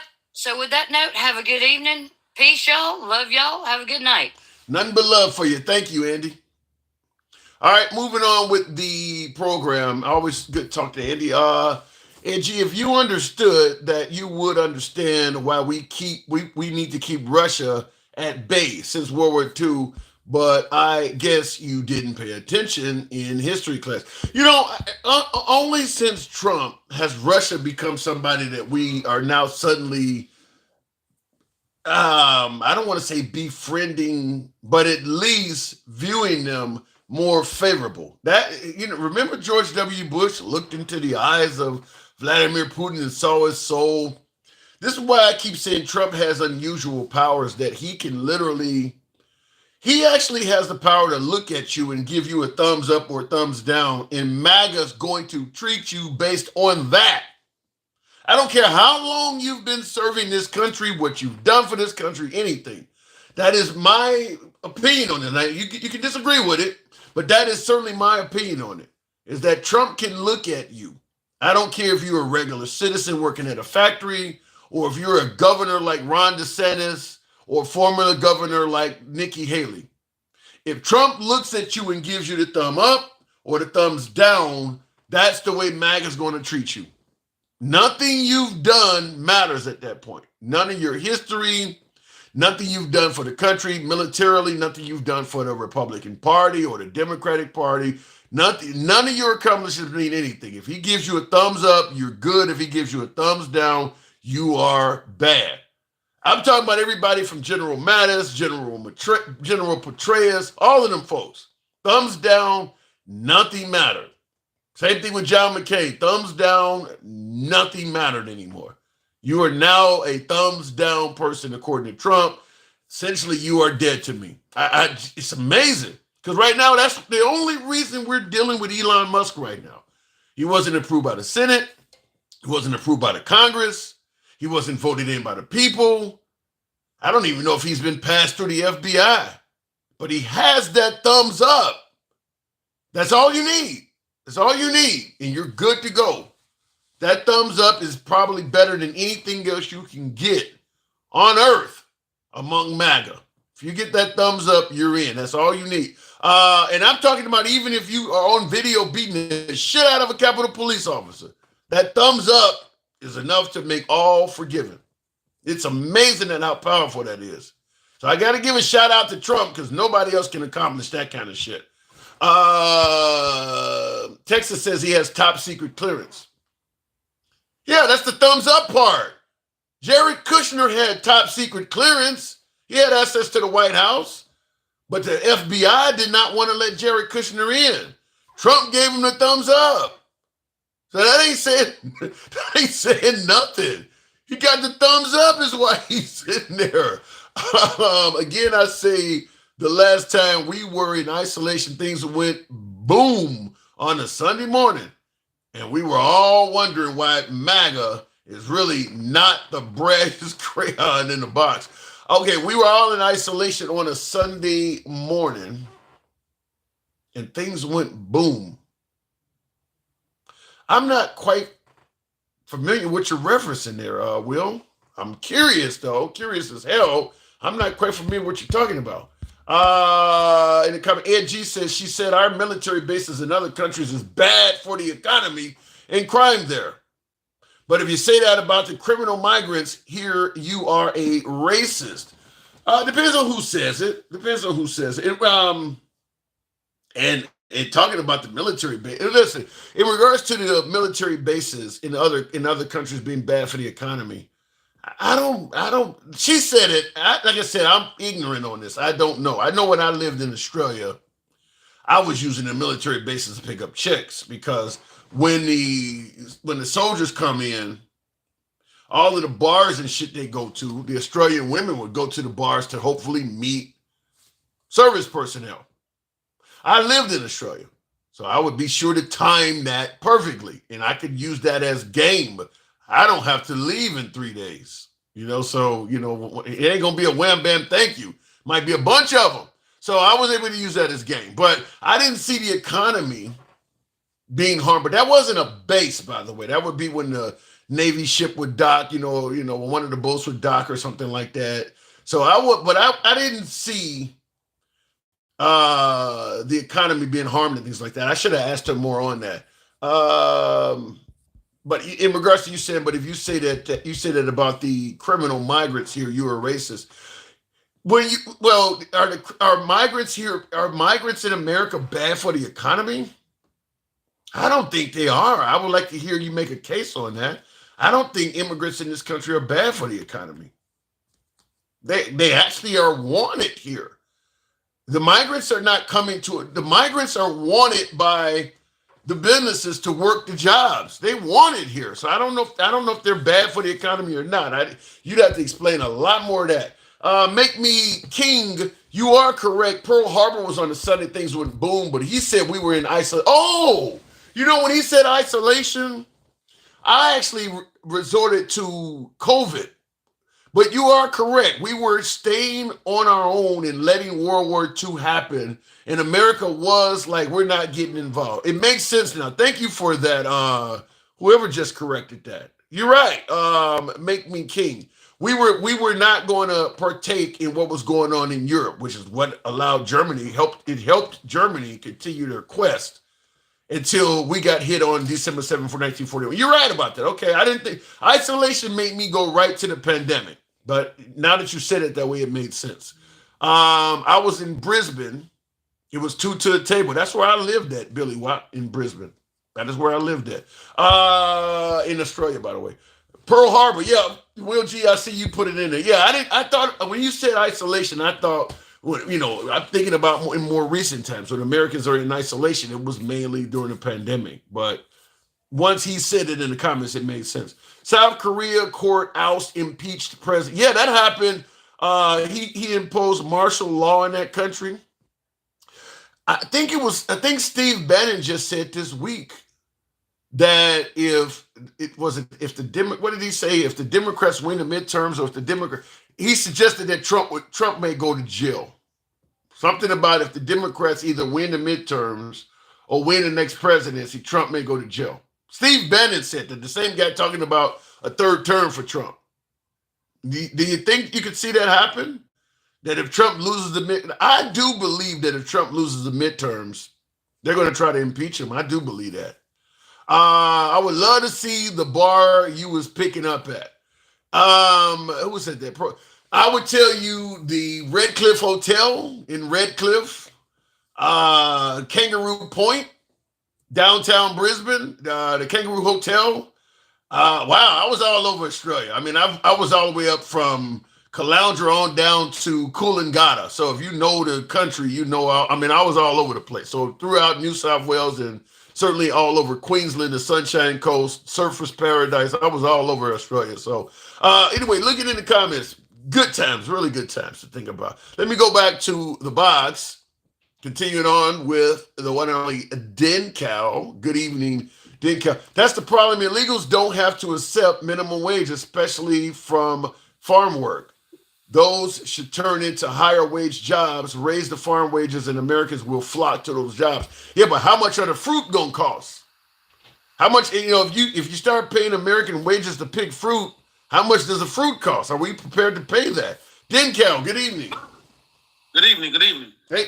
So, go ahead. No, go ahead.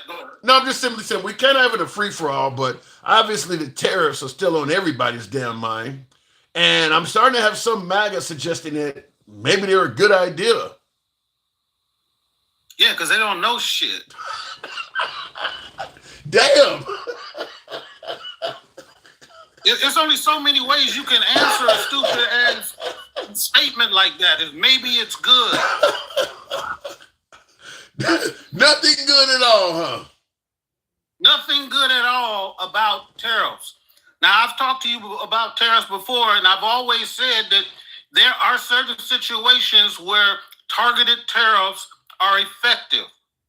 Say like in an industry like the automobile industry. We need tariffs against China and against the Koreans because if we allow them to just open trade in our country, we won't sell another vehicle because they sell theirs for cheaper, and now the quality is equal to ours. So, yes, we do have to do that when we're talking about maintaining our automobile industry, but you can't do that for every single industry in the world. Like, it doesn't work like that. You sound like Ben Shapiro, and I don't think you guys normally have much in common, but he's saying the same thing. Like, nada. But like I said yesterday, Ben Shapiro just doing it because they fucking with Israel. But I'm glad he's speaking up. But it's all about him talking about how they doing Israel bad. I don't think if they would have did anything to Israel, he wouldn't have had shit to say. Yeah, but he did point out in that video, he pointed out what they're doing. North Korea's wrong. What other country? Right, because that's going to be a part of his argument now. But normally, if Israel ain't involved in it, he on Trump's side. He would have ignored it, is what you're saying. Yeah. But either way you get him to that point, if he's at that point, I'm glad he's speaking out and speaking facts. Yeah, he just did another video today that's about an hour and a half long, banging Trump for those terrorists. I haven't even watched it all, but he's done another one saying this bullshit. Right. And anybody can look at what he's saying. They can verify it by whatever source they want to. Those numbers he put up on that board is bullshit. None of that shit makes any fucking sense. And you got these people parroting the same lines talking about everybody's taking advantage of poor old America. We gotta fight back. America has never been abused in any trade deal in the history of the world. We are always the ones who take advantage. You might not see it in the numbers, but we getting something out of them. Yeah. And it could be, and that's what I said, whether it's alliances, whether it's access to their country, access to their airspace. People are focusing on these tariffs solely based on money, and they're not realizing all the other shit that could be lost that we need or use, that such as alliances, such as, like I said, such as access to countries, access to waterways. There's so much more in this. that people, I don't think people realize. They just, well, we'll make more money. And by the way, when Trump does this, is there any guarantee that any of that money is going to change your life at all? No, it's not. Him running around saying we're bringing in trillions and trillions of dollars. What does that mean to the average citizen? Right. Nothing. If you're taking away all of the social programs to help the poor and the needy, you're fucking up the education system.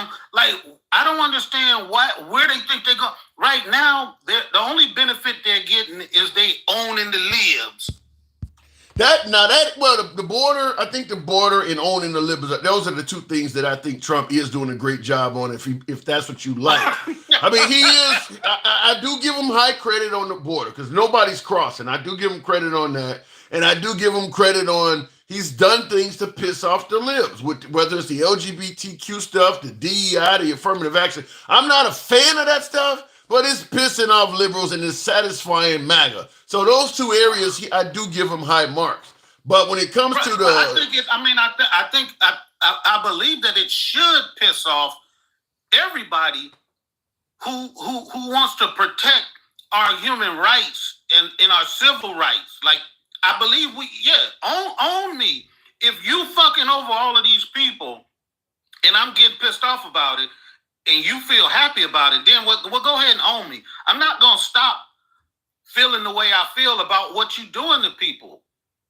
Well, I mean, this is what a lot of people like. They love this kind of shit. You know, liberal tears. You know, you got him crying. I mean, he likes that. Trump derangement syndrome. I mean, like, they're not deranged. You're saying things that constantly keep your name in their mouth. You want them. I think we're at a point where if the liberals in the media was not criticizing Trump every day, he would go Kanye West and show up in a Klan outfit or something to make you talk about him. He wants to be talked about. It ain't that the people, the media. No, it ain't. He wants to be talked about. He's saying controversial shit. He's on TV every day.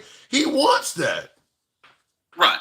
And I don't think that that's the way to go. I don't think that that's the way that our government should. I don't think that the president should comment on every single situation, but when the things don't benefit him, he's sitting on TV talking about, oh no, what? Hey, what about this and that? I don't know. Ain't nobody told me about that. He's good at playing himself. He's good at pleading ignorance. Yeah, that's some ignorant shit. You the leader of the free world. You know more about everything. You know more than the generals. You know more than the scientists. You know more than everybody. But as soon as they ask you a simple ass question, I don't know. I ain't heard about that. I got one, and thank you, Moran. Welcome to the Patreon. Appreciate the support, Moran. I got one that I'm going to end up doing a live on, not today, but this individual that was sent down to the prison in El Salvador due to what they call an administrative error or whatever. The Trump administration is now saying they cannot get this guy back. Do you believe that? It's not about what I believe. It's about what that judge just told him today. He need to be back by the 7th at 11:59, or it's gonna be smoke in the motherfucking city. Wait, are you for real? Yes, the judge said it in a ruling today. He said that guy needs to be back here by the 7th. What day is the 7th? Monday. By Monday around 11:59. Or whatever his powers are, he's saying he's gonna. Wow, I haven't heard that yet. That's content. I like it. Oh my God! Really? I'm looking at the headline right now. Judge orders U.S. to bring back mistakenly deported man. You know something, and the reason why I asked you that, and that's probably the reason why that judge is saying that.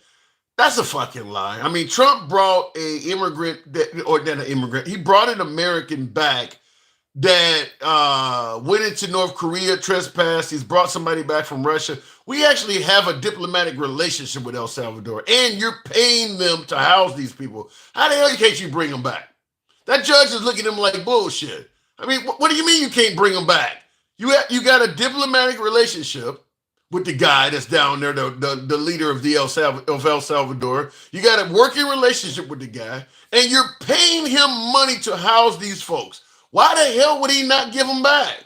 That doesn't even make sense. To the man that's the most powerful person in the world, who's got leverage on everybody, saying, I can't do nothing about that. We don't got no extradition treaty with them. That's what I'm talking about. The leader of the free world can get up there and say, we got leverage on the whole world. Can't nobody do shit without us. Everybody's going to capitulate. But then as soon as somebody asks him a question, hey, why can't you get the guy back? Oh, he sounded like Scooby-Doo. But being serious here, because Alicia Bling in the comments asked a really good question. Any chance, now that they're being forced to bring this guy back, is there any chance via Epstein that this guy may just suddenly decide life ain't worth living no more? I did not tell you that the other day. I said unless he's not with us anymore. That's how we ended the show. Like our interaction was, I said, the only reason I could think that they're saying that they can't bring him back is maybe he's not around anymore. That's terrible. That would be terrible if they're actually got this man killed. And MAGA would say, MAGA won't give a fuck. MAGA won't give a fuck. Yeah. Broken eggshell. That's it. You know what I'm saying? MAGA would say he should have thought about the possibility of dying in a foreign country before he tried to enter. It won't give a fuck. MAGA, I'm serious. MAGA would be okay with you putting alligators in the Rio Grande. You should have thought about. I mean, MAGA. You leave it up to MAGA, it would be like trying to enter North Korea. I mean, they don't care. If you enter this country illegally, they don't just hope the worst. They want to deliver the worst to you. I mean, you can get hit with a tank round for all they care. Like, MAGA don't give a fuck what happened to an illegal immigrant, man. They hoping and wishing on that shit. You should have thought about that. You know, you should have thought about that before you let your mom bring you over here, too. Sorry, you got to go. Who cares that you're 30? When you was 2 years old, you should have told mom, no, don't cross the river. I mean, they don't care. Like, zero. I mean, I'm talking straight sweep the leg Cobra Kai. They don't give a fuck. They was out there with that razor wire in Texas. They was like, well. Yeah, exactly. Right. Let them drown. You know, shit. MAGA be sitting on the banks with a popcorn maker. They don't care. Like the inhumanity is off the chain. Like, man, like you guys been straight up hanging at Kim Jong-un University somewhere learning this shit. It is awful. Hey, so now the dilemma for the Trump administration is, if they can bring him back, it opens Pandora's box. Because now they can say, bring them all back. Ooh, and it also opens a Pandora's box to lawsuits and stuff too. Because look, he's not an illegal; he's undocumented. There's a difference between being undocumented and being illegal. But the thing about it is, even if you come to it, let's say you enter America illegally, you run across the Rio Grande, a complete illegal entry. And some border patrol agent grabs you, handcuffs you, takes you out in the desert and rapes you. You still have a case. That because you entered America illegally don't mean they can do anything they want. What Trump did, yeah, is a violation of their civil rights. Yep, there's a case to that. So that's also probably one reason they don't want to bring his ass back, is because now you got to face accountability for what you did. Right. Yeah, somebody, people come back and they've been abused, they've been tortured in them prisons, and they don't have no justification except for you had a tattoo that looked similar to a gang tattoo. That's not going to fly. But I am glad that the court system, they faltering, but he hasn't totally run roughshod over them. Because his lawyers His lawyers are, he's trying, but they haven't went to court and said, we will not honor your rulings. They have not said that yet. They've been close. Yeah. But they haven't said it yet. And that's why you kind of hear them saying that we can defund the courts if we need to. Because they're starting to realize the only thorn in our side is these damn courts. I mean, they would if they can defund the federal court system and get rid of them, it kind of home free. if that's what you want to call it. Yeah, I mean it's like the movie The Warriors. Once you reach Coney Island and the rips got out the way, you had a home free. What's up with Ted Cruz? Is he now a Rhino? Oh my God! What did he say? Right, he's saying this tariff shit is awful. I'm starting to hear it. Yeah, like I say, it's kind of like the Back to the Future movie. Your picture start fading away. Ted Cruz, his picture, his Polaroid is starting to fade away on there. Like, you better shut up. He starts getting bright again, but he starts criticizing Trump. The picture starts like, damn, you disappeared from the picture. So hopefully he gets that corrected. Hey, but the hilarious thing is, we can sit here and watch and calculate that we've lost over like $7 trillion in like the last week in the stock market, while Trump is saying, look, I brought $2 trillion worth of fuck the other 4 that we down. He brought 2. We lost 7. You know what I'm saying? Yeah. I want to come back with that power. I want to come back and be able to convince me. I mean, just say whatever, and people cool with that shit. I gotta move it on, man. But I need that power. I need that power. Good talk tonight. Hilarious. The last thing is listen to these different MAGA people with all of these different explanations about what's going on. Some of them saying he's doing it on purpose to destroy the economy. Yeah, he playing chess. He playing chess. Yeah. Some of them saying, no, it's not what you think. It's just a tool for negotiations. And then the other one saying, no, he's 100%. He wants to change the whole trade system of the whole world. Like, which one is it? It's just I just want to know, can they get together and come up with a good plan to tell everybody about what the hell is going on? Because I know I can look at my investment stocks and it's hurting. It's hurting to look at it. But like I told you before, I'm well positioned to go all in when the shit rebound. But I know it's a lot of other people that's not in the same situation that I'm in, and they're about to be hurting in a couple of days when we actually see the prices change. Yeah. See, we haven't seen them change yet. Shit, I may be one of those. I got to move it on, but in regards to Trump, it's all locker room talk. It's just locker room talk. All right, man. Good. Have a good one. Appreciate it. Hilarious this evening. Looking in the comments, you want Americans to be a monolith. Huh? Don't understand. What do you mean by that statement?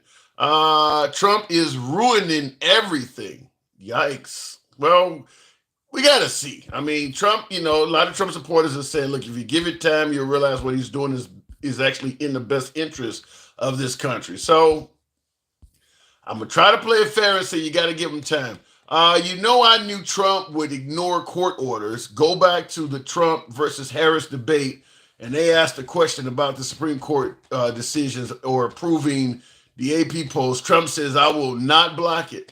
Yeah, I think it's pretty clear that, Trump has lived a wonderful life without the courts getting in the way. Even with Michael Cohen, his former lawyer as his fixer, he's always had a way around. He's had a lot of success beating courts, delaying cases, even when it came to contractors and stuff suing them. He knew ways to delay things and always prevail. I think he even bragged about one of his ex-wives where they broke up. I'm pretty sure this happened, by the way. She was trying to get him for $25 million. I don't know, I guess that's alimony or whatever. And he brags about he only had to pay her $1 million. He beat her in court. He's good. He's been good all his life with this shit. So it should not surprise anyone that he's using it while in DC. Just like the bullying tactics. That stuff has worked really well for him as a businessman. So he's brought it along with him to DC. And right now it's actually working. The Republican Party, the bullying, they literally, he's like Debo. And you got the Cubes and the Chris Tuckers just sitting on the floor. He's just bullying people. All of the Republicans, he's bullying them. I don't think they all agree with everything they're seeing going on, but they're afraid to talk. the bullying is working very well for him. You can't blame him for doing it. I told you before, this will be the administration of shoulders and shrugs, and I don't know, and that is kind of what's happening. I'm sure I would bet and provide 3-to-1 odds on it, triple the money on it. I'm sure there's a hell of a lot of Republicans that are quiet, that are not happy with the tariffs because they're losing money. They're losing money too. All of them got stock and shit. They're all losing money. So I'm sure a lot of them are not happy with that shit because a lot of them are not that far from retirement. That's not to say that Trump's tariffs, there may be some hope that his tariffs or some possibility that stuff will turn out to be beneficial to America. But if you're late 50s, 60s, 70 years of age, you ain't going to see it. Chances are you're going to end up retiring and passing away with less than you had before he came along. That stuff won't be realized until after you're probably gone. It's going to take time for all that shit to kick in. So I'm fairly certain there are plenty of Republican senators, Congress, governors, mayors that are not happy with what those tariffs are doing. Because you're losing money now and hoping to get it back over time later on. And Tesla may never get that money back. The loss in Tesla, that may never come back because Elon is toxic. That may never come back. That was so long ago. MAGA ain't shit for real, says Will G. They really think because things happened in the past, it won't happen again. And I say that all the time. That's ridiculous in my opinion. It can't. If it happened in the past, it can happen in the future. He said it won't happen again. Like, people aren't that stupid. MAGA is certainly proving the opposite. And I'll give you perfect examples. The minute they rolled back Roe v. Wade, Arizona went to a law from the 1700s preventing women from having abortions. Trump is using a law from the 1700s to deport folks without due process. So the idea, if you start rolling shit back, people won't go back to them old laws. You got examples of it happening right in your face. It's literally happening right before you. So why would you think in other areas they won't do it? Yeah, they'll absolutely go back to that shit. Guaranteed. It depends on what area of government you're talking about. But if there's a law on the books from the 1700s or the 1800s that benefits the agenda you're trying to portray or you're trying to, deliver, they'll use it. Why won't they use it? You're crazy to believe that if you remove the guardrails from the negative aspects of history, that the negative aspects of history won't resurface. I mean, that's literally like being in a high rise where people often have fell over off the balcony. So you build up a balcony railing. So now everybody knows that you can fall off and die. Well, now that they all know, we can remove the railing and hope for no, some people go back to falling off the motherfucking balcony. If you remove the guardrail, some people will end up going over again. That applies to racial aspects like this affirmative action and DEI shit. There's a reason why DEI and affirmative action came around. You remove DEI and affirmative action, and the notion is, well, ain't nobody gonna do that again. That's insane. That is insane. It absolutely will come back. Gordon, going to the box. Don't know what I hit there, but thank you, Gordon 777. I told you before his administration. So real quick, want to make sure I didn't miss anything here. You know how I knew Trump would ignore court? I saw that already. My screen just reset here. He said, I would not block what the Supreme Court says. It is not the law of the land, and he can override it. And he's fine to. Let me tell you something. Speaking of overriding Supreme Court decisions and overriding shit, probably the biggest thing that's being talked about is Trump's third term. It's in the 22nd Amendment. There's no way he can do it again. Now, I played the video on previous lives of Steve Bannon suggesting that we're working on it. There's ways around it. I actually think Steve Bannon is accurate when he says that. Snow Bunny, yeah, appreciate the hat mustache. Thank you there, Snow Bunny. Ooh, love that name, Jesus Christ. Anyway, what was I talking about? It just threw me off completely with the hat mustache. Overriding the 22nd Amendment to get a third term. Let me just say it like this. The notion is that when Roosevelt, FDR is the one, it came up with, because you used to be able to serve, I think FDR did 4 terms. You used to be able to do more than 2 terms. The argument is that it has to be determined by the people, and the way they came up with the 22nd Amendment was not determined by the people. It's a stretch, but in front of a 6-3 majority with people like Clarence Thomas and Alito on there, if you can get them to rule that the way the 22nd Amendment was put in place was not done properly, you could then therefore get rid of the 22nd Amendment. I heard an attorney make the argument on it. And like I said, it's a stretch, but it does have some hope to it. So the point I'm making is there is a vehicle for Trump to get a third term, where you don't have to go through the 2/3 majority it takes to get, to overturn an amendment. You get the Supreme Court to rule that the amendment was improperly put in place. And that's one way of getting rid of it without needing all these, without needing the majority of Democratic, all these Democratic senators in Congress having a joint. You won't need all of that. Like I said, I don't feel confident it can happen, but I did hear some attorneys talking about it and saying that is one avenue where they can do that. And with the Supreme Court, as I stated, being so friendly to Trump, God forbid something happens to somebody like Sotomayor, one of the few liberals remaining, then it goes to be 7-2. At that point, I don't feel confident anything would not be stopped. What is the name of the chick right now that they're not liking? The one that they're calling a Rhino now. What is the Republican Supreme Court Justice? What is her name? I can't even think of her. She's a female, she's a white female. She's on the Supreme Court. Amy Coney Barrett. Yeah, her. Yeah. I don't know. Like I said, God forbid something like that happens, but there is a way to get rid of the 22nd Amendment via that avenue. And that's just what I heard from them. There may be other ways. Looking at the comments, though, it says nothing about consecutive terms. That's another one they brought up too, is that it said, it doesn't say anything about consecutive terms, but I think there's enough there. Let me see. Let me go back to what the language is. No person shall be elected to the office of the president more than twice.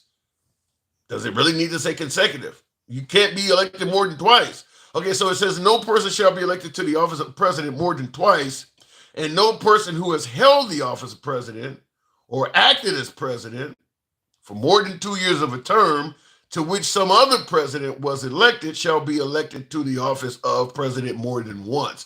And that last part is, let's say, for instance, Trump serves 2 years and croaks. J.D. Vance gets in there, serves out 2 more years, and then in 2028, there's an election. And at that point, J.D. Vance is already don't serve 2 years because Trump croaked. He can't run again in 2032 because it says if you served for more than 2 years of a term for which somebody else was president, you can only be elected to office more than once. So you can only get one. So in that case, he would only be able to serve a max of 6 years as opposed to 8. But in regards to it not saying consecutive, it starts out by saying no person shall be elected to the office of president more than twice. So it doesn't matter if it's consecutive or not. If you can't be elected twice. I mean, it doesn't say twice in a row. I mean, like I said, though, with the Supreme Court the way it is, any damn thing is feasible. They can misinterpret any damn thing in favor of Trump. You just don't know. And for anybody on the right that thinks I'm sounding crazy, you know damn well that if there was a 6-3 majority on the Supreme Court in favor of liberals, you'd be saying the same shit. You wouldn't be trusting the Supreme Court either if it was that skewed and far of the liberals, that far for the liberals. Leprechaun is just going to point out that trans people make up less than 1% of the U.S. population. I would be more worried about priests than the trans people at this point. Yeah. I don't know why the trans people get so much other than just hatred to the community. Going back to Z Box, we'll go to Lewis. Good evening, Lewis. Welcome to the show. Listen here, this is happening now too. Hey, Tim. Hey, good evening. So, tariffs. I finally got up here, man. Hey, Tim, let me say this. I was going to come in that room the other night with AJ. Amazing how many of you guys was listening to that. Hold on, let me finish. But when I ran up in there and seen that it was John Holmes and Jeremy in there busting you out, I said, let me get out of here. I'm telling you something. You had Ron, Jeremy, and John Holmes. I thought you said, you know what? I'm like, this motherfucker just say John Holmes. You got to be a certain age to even know who the hell that is. You could have at least said Peter Norris. You would. You could have at least said Peter Norris. Damn. I'm talking John Holmes and Ron Jeremy. They were tearing your ass up. They were tearing. Oh my God! I'm gonna tell you something, Tim. I mean, AJ let them beat your ass up. Christ, John Holmes. They had you so flustered you couldn't even think of the 18th Amendment. I mean, they bust you up. I mean, Tim, you got to do better, brother. I mean, listen. I changed your name from Handsome Liberal. I changed your name from Handsome Liberal, which you know, Tim, I never called you that. Yeah. I'm changing your name to Blue MAGA. Because I'm telling you something. They beat you up so bad. And you took it. You took it like you liked it. What the fuck were you listening to? None of that happened. Oh my God. None of that happened. I mean, listen, hold on. If you're telling me that the founding fathers were not the founding fathers were not pro-slavery and the party switch never happened, because this is what they were telling me. If them telling me that made me take a John Holmes pounding, I'll take that pounding all. I mean, there's no way in hell to me they walked away. I'm just saying, it's just that you just laughed about it when they said it. That's the part that bothers me. It's fucking hilarious. How much? Because it wasn't hilarious. It was ridiculous. And the thing about it is that AJ let it happen. Tim, you do one-on-ones, and this guy let 5 guys beat you up for more than an hour. I don't listen. I always say I got skin that's thicker than an alligator with no lotion on. I mean, I don't mind. I absolutely do not. I know when I go into MAGA forums, it's usually gonna be me against multiple people. I feel like fucking Juan Williams on the 5. I know it's gonna be a bunch of folks. I'm the only one that has my opinion, and they all against me. It turns into a screaming match, which is why I don't do multiple guests at the same time, because it's just a yelling match like that. But I don't mind it. But when you're talking about the party switch never happened and the Civil War was not about slavery and stuff, the guy's telling me I don't read. He reads. He's more educated. I had nothing left but to laugh. That was insane. But what I mean by that is that it's like, we can't even entertain that kind of silliness. I mean, especially with AJ sitting up there, he was cabbage patching. I don't know if you looked. What is that? After you left here? What is cabbage patching? I mean, you know that little dance that we used to do back in the day. Oh yeah, okay, all right, okay, I get it. The cabbage. When they were saying that ridiculous stuff, he was cabbage patching. Yeah. You know what I'm saying? It's just so stupid, and that's what I'm saying. He is not a friendly. Now, I do have people on the other side that I'm friends with and I'm friendly with, but AJ is he's a serious Stephen. I mean, he's a sick person, man. I mean, there's just no way that some of that stuff he was allowing to be said on his site would even go down. If you tried to let that kind of ridiculousness on this site, Tim, they would shut you down in 2 seconds. But you ever notice those guys get to say that ridiculous stuff on those sites? I don't know. I don't know, because I do see a lot of MAGA that do get censored as well. I'm not going to say that MAGA don't get censored, but I was talking to AJ once. It was just me and him on there talking, and he's talking about, man, people be threatening to come fight me. You liberals are crazy.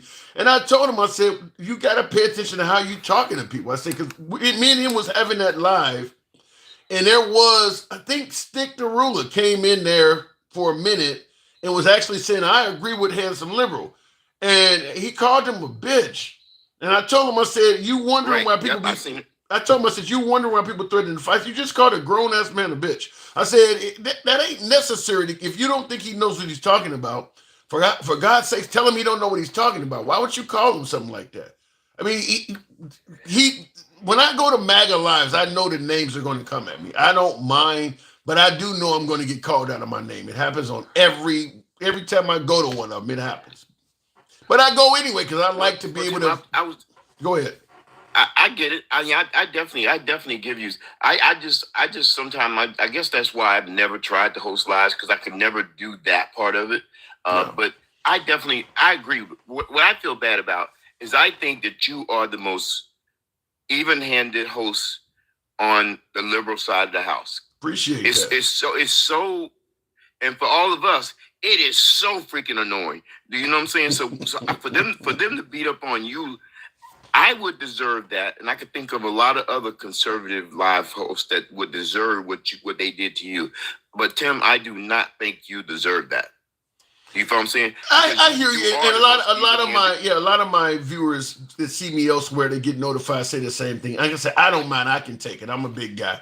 I got my Trump diapers on. I can handle it. But it is what it is. I know when I go into MAGA Lives, it's going to happen. What you have to understand, it's hard for us because we know how liberal you really are, and we know how even-handed you are with that liberal. Because I know you don't agree with some of that foolishness, but you still let them say their piece. Yeah, I believe in free speech. I try to protect that.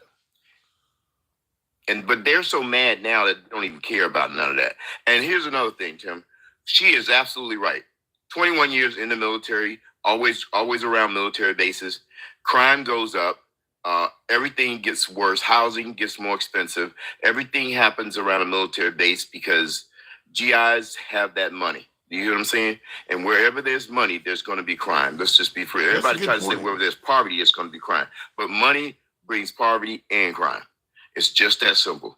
And when the GIs get some of the nicest places because they don't have to pay for them. The government pays for them. You know what I'm saying? You get that BAQ, you can afford any place you want. And so my thing is that the thing of it is she's absolutely right. Especially overseas.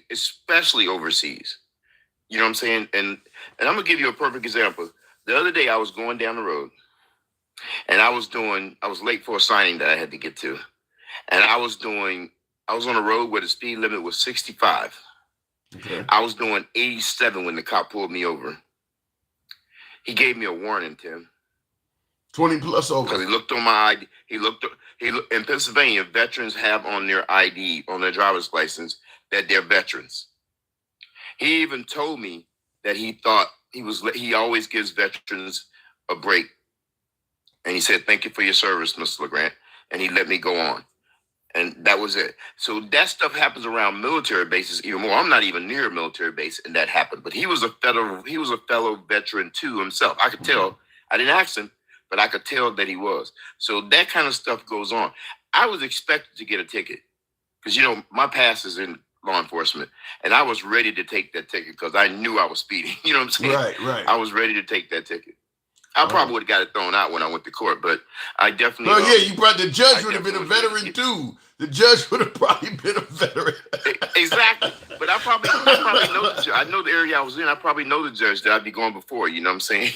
Yeah. And the cop probably wouldn't show up, and I'd beat it. You know what I'm saying? I'm pretty sure I'd have beat it. I don't did it too many times, but the thing of it is, he should have still wrote me that ticket. I'm gonna be honest with you. I think he should have wrote me a ticket. I was grateful that he didn't, but I think he should have. 20 over the limit, that's what is reckless driving? That's got to be around your ass was almost reckless. Oh yeah, 15 over is reckless. I was 7 miles past that. You know what I'm saying? So was the music that good?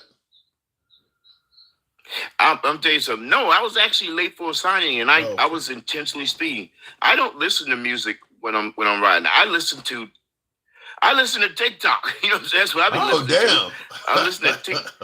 I'm listening to TikTok, CNN, Howard Stern. I'm listening to this kind of stuff. I don't listen to a lot of. I would hate to know somebody got into an accident, and the last thing he said before being wheeled into surgery is, "Tell the handsome liberal he's full of shit." Like, really?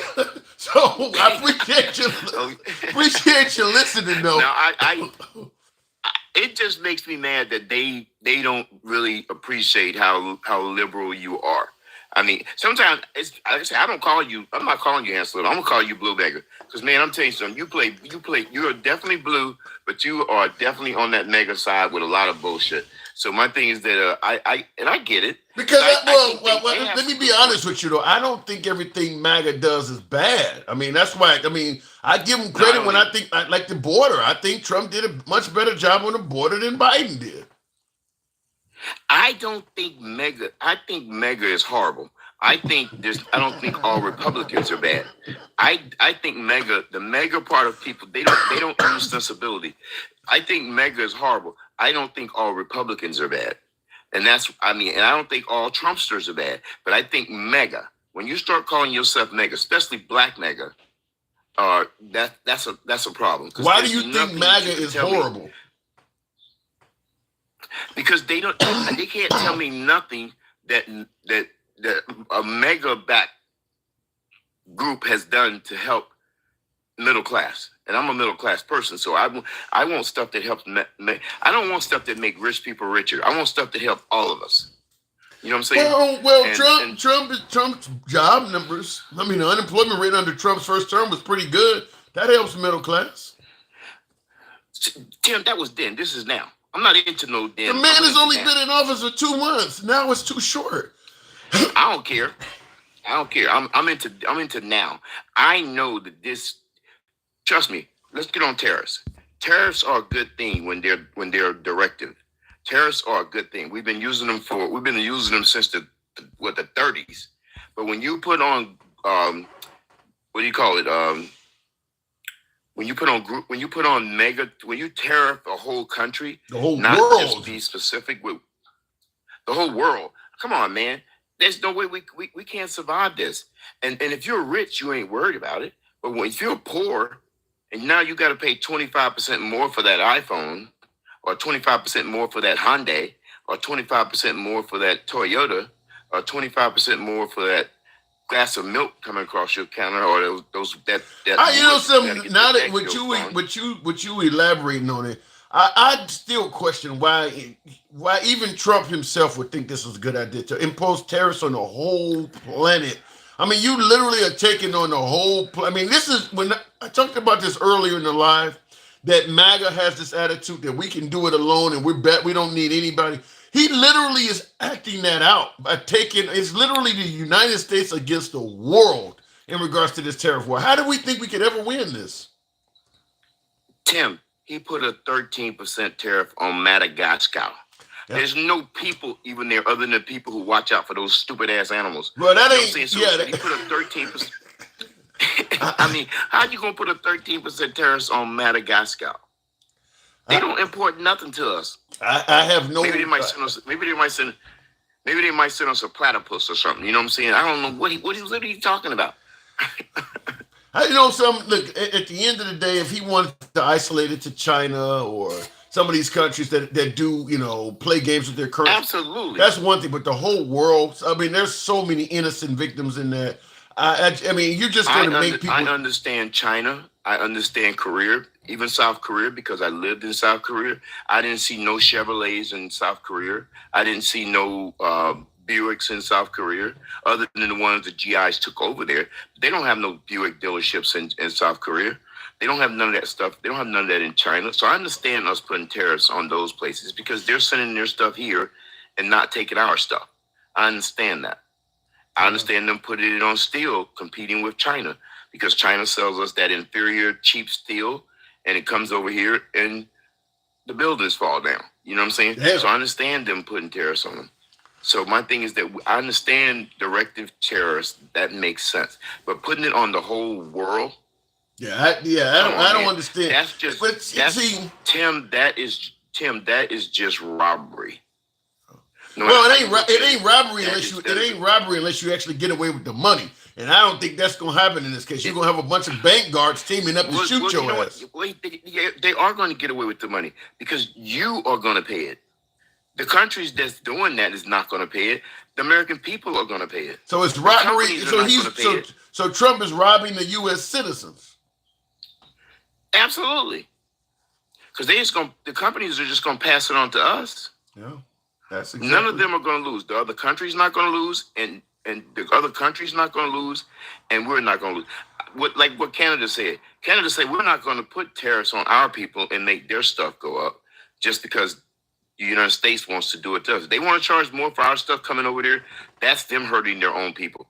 I gotta go, Lewis. You're depressing me, man. It's depressing. Yeah, I mean, I'm curious to see. I think I always do. I'm curious to see how much shit goes up in the next month or so. But I mean, the liberals are gonna be putting that on TV. Everything from coloring books to cars. Hey, I'm telling you right now, for the next 2 years until midterms, or a year and a half to midterms, I am a Trump fan. You hear me? I'm hoping he keeps doing what he's doing. I hope he just keeps. I know why you're saying it. I know why you're saying it, but keep in mind, if Trump fails, we all fail. And that's my point. My thing is that I'm not saying for the next 4 years. I said for the next to midterms. I hope we get the House because of what he's doing right now. Just like we won Wisconsin, just like we won here in Pennsylvania.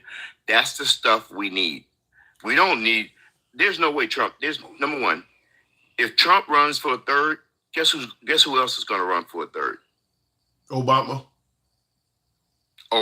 You got it. You're assuming that if you're assuming two things. First of all, you're assuming that Obama wants to run, but then you're also assuming that they don't. He said he would. He said he would if Trump gets it. Did he really say that? He said it today. Huh. Okay, I learned a lot of shit while I'm on the program. I didn't know that, but you're also assuming they don't try to finagle. Did you hear what Trump called the Prime Minister of Canada? Yeah, governor. That's crazy, right? That's a demotion. Yeah, that's a blatant demotion. It's disrespectful. It's like calling a general colonel or some shit. I mean, it's horribly disrespectful. Hey, Tim, let me tell you something. Do you have any brothers or sisters growing up? Yeah. Brothers. If you get in a fight with your brother, didn't your dad beat both y'all ass? Yeah. He was not offended. So that's what needs to happen here. Is Trump need his ass whooped for picking on his little brother. I'm out of here now. I catch you. Appreciate it, Lewis. Thank you. Says the president needs his ass beat. Damn. Thomas Jefferson said all men are created equal, as he had over 200 slaves and a chick in chains up in his basement. Yeah, okay, you're right. 14-year-old. She was 14. He had 6 kids by her. That's Thomas Jefferson, the guy that's on the front of the $2 bill. I'm reading Bill, just finished up Bill O'Reilly's Confronting the Presidents, and he talks about that story. That Thomas Jefferson slept with a 14-year-old and ended up having multiple children with that person. And they were able to trace and validate it via DNA.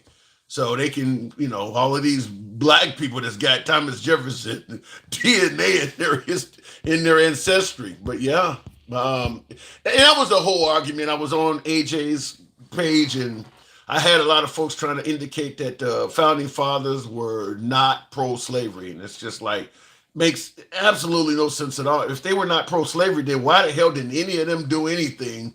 At least propose a bill or something to end it, as opposed to profiting off of owning people. It just goes flat out against what historically took place. They definitely did give Biden. Definitely did not give Biden. Well, they definitely did give Biden any in his first 100 days. They definitely did give Biden any chance in his first 100 days. As soon as he came into office, they blamed all this COVID-19 deaths and unemployment on him, as the Q conspiracies were in full throttle. Yeah, they did. That did happen, including Andrew Cuomo, the governor of New York, got a lot of that too. But no, they didn't give Biden a chance from day one because they thought he was a fraudulent politician. They thought he had stole the election, so they were not going to give Biden a chance from day one. They were riding on what Trump said, that the Democrats had stole the election. Remember what I said earlier in the live? Thumbs up or thumbs down? If Trump gives a whole election thumbs down, MAGA believes that election was not held properly. When it comes to Trump, MAGA does not need proof of anything. If he says it happened, it happened. If he says it didn't happen, it didn't happen. He doesn't have to prove or back up anything. I remember the lives I had right after the debate when he said Haitian migrants were eating cats and dogs. MAGA was scrambling. MAGA was literally scrambling everywhere to find clips of Haitians eating cats and dogs. And to this day, it's in their culture. There was never any claim in this country that Haitians had a culture of eating pets. Haitians have been in this country for years. I mean, there's little Haiti down in Florida, I believe it is. There's a few 100,000 of them in the New York area. They were never known in America to be eating animals like that. All of a sudden, Trump gives them the thumbs down. They're eating pets, and boom, MAGA's everywhere talking about it's in their culture to eat cats and dogs. Had never heard that before, and haven't heard it since either, by the way. You notice Trump during his first term, he actually passed legislation that makes it a felony to harm animals. That happened in his first term. Trump made it a felony to harm animals. That's a good bill, by the way. But if people are eating pets and you are an animal lover, you don't make it. Where's the follow-up? Now that you're in office, got a Republican governor in Springfield, a Republican governor in Ohio. The mayor of Springfield's a Republican. You control the Senate, both houses of Congress, the Supreme Court. Where's the follow-up? Show us. There's nothing stopping you from doing that. Show us. Where are all of the people who are missing pets? No follow-up at all. It was just, he said it. It must be happening. No proof needed. MAGA is confusing Haitians with Asians, maybe. Fair enough. Anyway, I'm going to leave that one alone. Wow. Anyway, I do appreciate the 119,000. You guys have been tuned in with your boy this Saturday evening, or Friday evening, rather. We will be on tomorrow, by the way. It does appear as if TikTok has been saved. Had a viewer advise me that TikTok's going to be around for another 75 days. So you're talking 2.5 months or so. We'll see what happens after that, but remember, the whole claim was that TikTok needed to be sold. Otherwise, they could not operate in the United States because they were the property of the Chinese. I don't think the Chinese intends on selling TikTok. I think they're going to call Trump's bluff. And Trump doesn't want to have the loss of TikTok under his watch. I don't think, just my opinion, I don't think TikTok's going away. I just think that Trump needs to find some kind of way out of this to be able to claim a victory. But I do believe TikTok's probably going to stay. And I don't think the Chinese are going to cave to Trump. I mean, you're punking out too many people at once. You're punking out Canada, calling a prime minister or governor and saying the country could be your 51st. You're punking out Greenland. You're threatening to bomb Iran. He's threatened to do that if they don't come back to the table and make a deal on the nuclear weapon treaty that he originally threw out himself. If they don't come back to the table, he threatened to bomb them.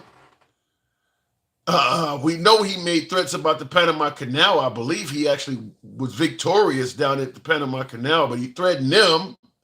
You're just punking out too many people at the same time. And now, of course, here comes the tariffs. I'm just going to say, in my opinion, I think Trump could have actually accomplished a lot of his agenda if he did it with diplomacy. But he's the politician, I'm not. I do believe if he had contacted the leadership in Greenland, for instance, we already have a base there for the sake of,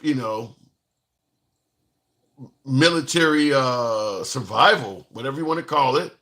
Could have laid out a plan of what they fear coming across Greenland from Russia or through the Arctic from China. And we just want to expand the base, whatever, or even with the minerals. We got the ability to refine the minerals you don't. We'll give you 25, 50%, whatever. Diplomatically, I believe some of this shit could have happened. But when you're on the world stage threatening every fucking body, disrespecting everybody, even somebody who has no chance of dealing with you militarily, you're kind of forcing them to act because you're treating them like shit. Like, he's doing this to so many people at the same time. I don't see how America comes out of this better. I just don't see. You can't piss off everybody at once. But we'll see how that goes. This is the Trump administration. This is the new America for at least the next 3 years. It's your boy Tim, the handsome liberal. I'll catch you guys tomorrow. And I'll hit that. There we go. All right. Appreciate it. Tune in. Thank you.